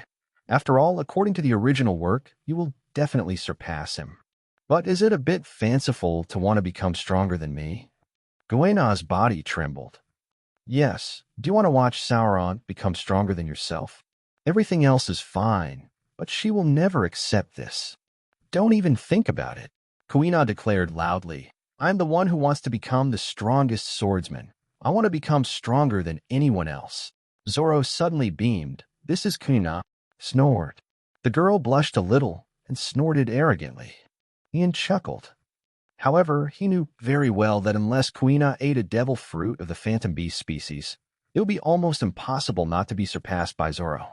She is indeed a talented Kendo girl. But Zoro really has the potential to become the strongest swordsman. So, Ian smiled and said, do you want to get on my boat? Finally, we can get down to business. Both of them were stunned at the same time. If you continue to stay here, it will just be the same as in the past. Ian said, but if you leave with me, you will be able to see a wider world, receive a better education, and fight against more powerful enemies. Then, get stronger. Ha, my hawk. Ian smiled and said to Hawkeye, what do you think of my proposal? Maybe I can train a stronger swordsman than you. Stronger than me? Hawkeye chuckled. Interesting. He looked at Zoro and said, you can give it a try. Ian is a pretty good guy. It's really a pity for this little brat to stay here. What an assist. Stronger. Zoro's eyes already lit up. He was originally an orphan and homeless. If you can become stronger, it doesn't matter where you go. Moreover, Eagle Eye said this guy is a nice guy. However, he looked at his friend beside him and said, Gonna? He still has concerns. The girl hesitated. Unlike Zoro, she has a family. Ian added, Girl, I think you should come with us. Otherwise, normal practice will not allow a girl to surpass all the talented men in the sea. Kuina instantly felt as if she had been struck by lightning. Can women be stronger than men? What did you say? Yamato retorted unhappily. On this ship, besides Ian, I am the strongest. It's me. Hancock retorted. Ignoring their quarrel, Guina's eyes lit up. Her father said that a woman cannot surpass a man. But Ian says he can get women over men. So what's there to hesitate about? Good. The girl nodded resolutely. I'll join. That's okay with me. Zoro said loudly. Great. Ian's eyes turned into crescent moons. Completely completed. At the same moment, in the dojo on the island, Kushiro was standing in the courtyard looking up at the moon. Suddenly the wind picked up in the air. The wind fell from the sky and a man's voice came from it. After receiving your contact, I rushed over as soon as possible. What is the situation now? Has Ian from Fenshin done anything? Kushiro shook his head gently. They just came to my father to help them repair their swords. Repair the knife? Guilty, but a little guilty. 162, drag.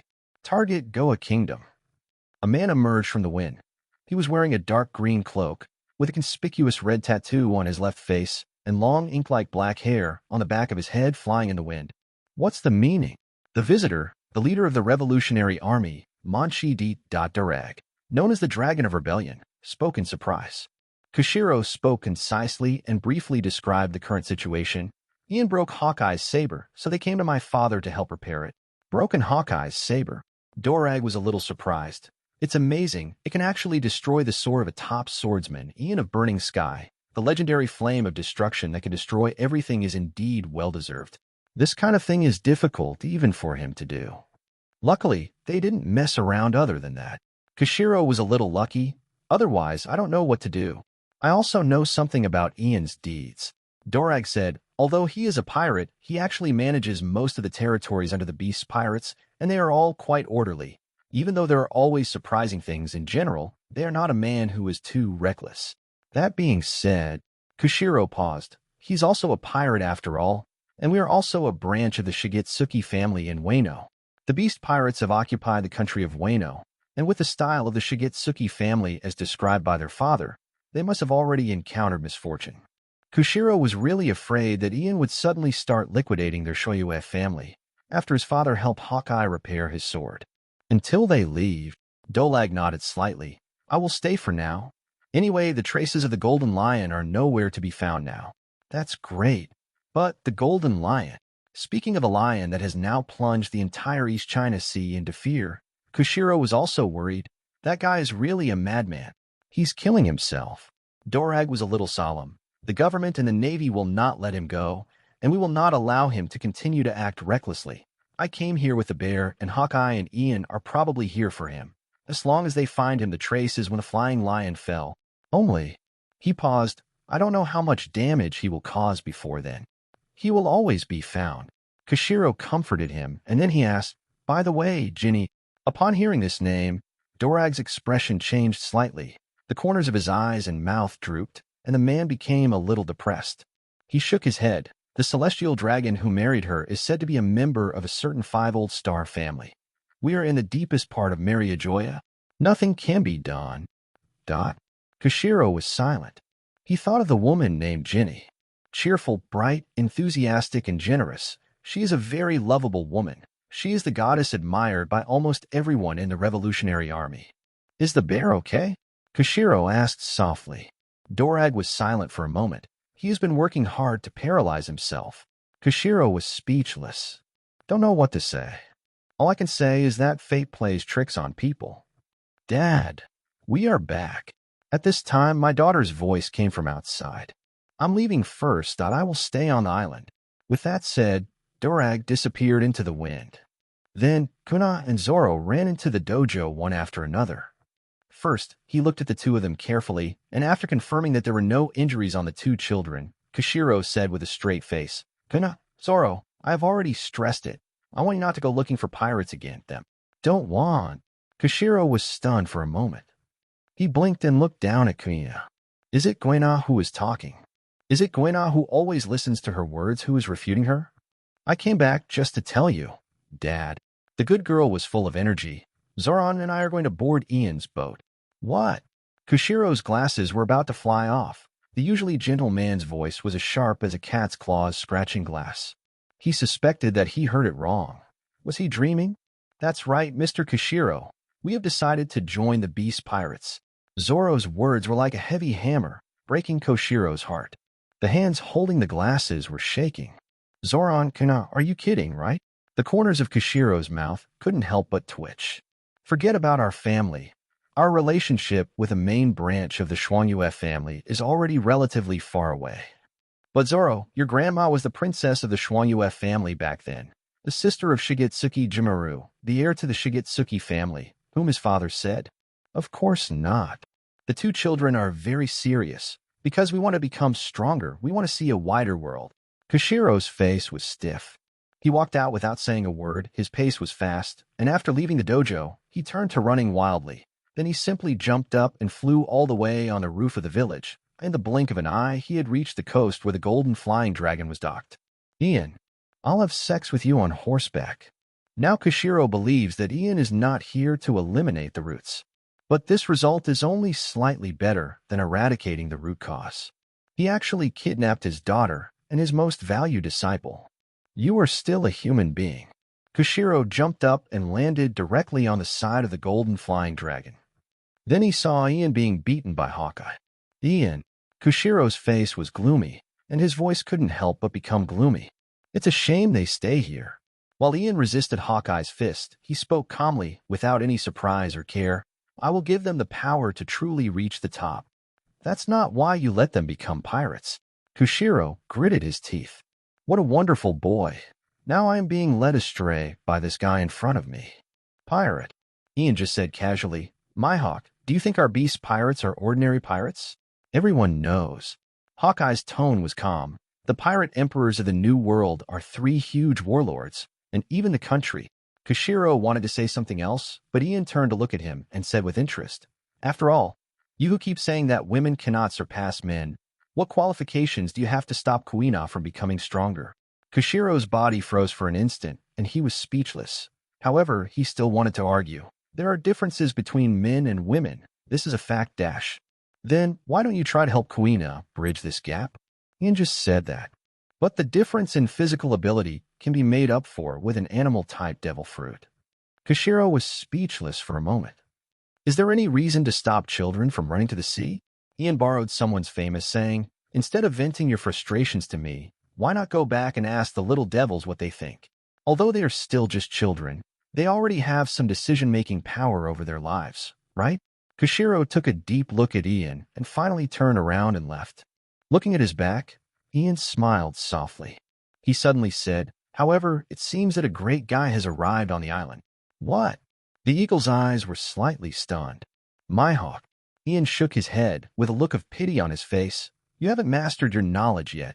Didn't you notice such a powerful aura? Of course, there is also the possibility that Mihawk is not good at observing aura. Koshiro nodded slightly. After confirming that they wanted to join the Beast's pirates, the two children ran to the Golden Flying Dragon the next day to adapt to their future pirate life in advance. While touring this large ship in surprise, what they saw most was the scene of Ian being beaten violently by Hawkeye. Zoro was a little confused when he saw this scene. Ian, is he really stronger than Hawkeye? The beating was so ugly that he didn't fight back at all. That guy is just letting Hawkeye help him practice. Luo, who was closest in age to them and therefore was sent to take care of them, said calmly. Practice? Kuina blinked. The highest level of domineering, the entanglement of domineering colors. Luo shook his head. It's still too far away from us. He hasn't even awakened his domineering power yet. Moreover, there is a high probability that he does not even have the Overlord look. Domineering. Zoro noticed the key point in Luo's words. What is that? That is the power hidden in the human body, and it is also an ability that a truly strong person must master. Luo smiled. He looked at the two people whose eyes were gradually brightening and said with a smile, if you want to learn, then start with the 6 styles. 6 forms. A week passed in a flash. Outside the hut on the coast. Take it. The unibrowed Kozaburo, Shigezuki, handed the repaired famous sword knight to Hawkeye. The weight and properties should be the same as before, but I recast it. There was considerable pride in the old man's tone. The strength should have risen by more than 1 level compared to before. Hawkeye took the knife and looked at it carefully, with a look of joy on his face. Hold it in your hand and wave it slightly. The feel is no different from before, but as the top swordsman, Mihawk knows very well that his favorite sword has become stronger. Just use it to challenge the previous enemies. Shigetsuki Kozaburo laughed. Beside Hawkeye, Ian hugged his arms and smiled strangely. How about it? Do you want to challenge the previous enemy? Hawkeye's face stiffened slightly. Even if his beloved sword becomes stronger, he doesn't think it can last long under Ian's scarlet sword. Now is not the time. Hawkeye said, wait until I train it into a black sword. Are you sure? Ian said with great interest. Now may be your last chance. Hawkeye was startled for a moment, then sneered, you are too arrogant, Ian. Arrogant. The corners of Ian's lips raised. Then it's up to you, Mihawk. I'll give you time to catch up until you're out of sight. Hawkeye clenched his fists instantly. This bastard. How dare you say it? While Hawkeye was furious with Ian, Kuina, who had come with him on the other side, was saying goodbye to her grandfather. Grandpa, I'm going to see. Hey, Kuina's grandfather. Zoro was shocked. He had never heard of such a thing. Go. Shigetsuki Kozaburo had no reaction at all to his granddaughter's farewell. He just waved his hands and said, go and see the world. Kuina was encouraged by this, nodded heavily, and said with high spirits, I know. Then let's go. Ian stretched. In this week, Senior Golden Lion killed another country. The location is close to the Red Earth continent, even more distant, and Violet is also unable to observe it. Still have to wait. However, we have to wait somewhere else. Before setting off, Kushiro took his daughter and disciple's hands and gave them many instructions. The two boys and girls who were looking forward to the sea could not help but be infected by the emotion of farewell, and their eyes were red.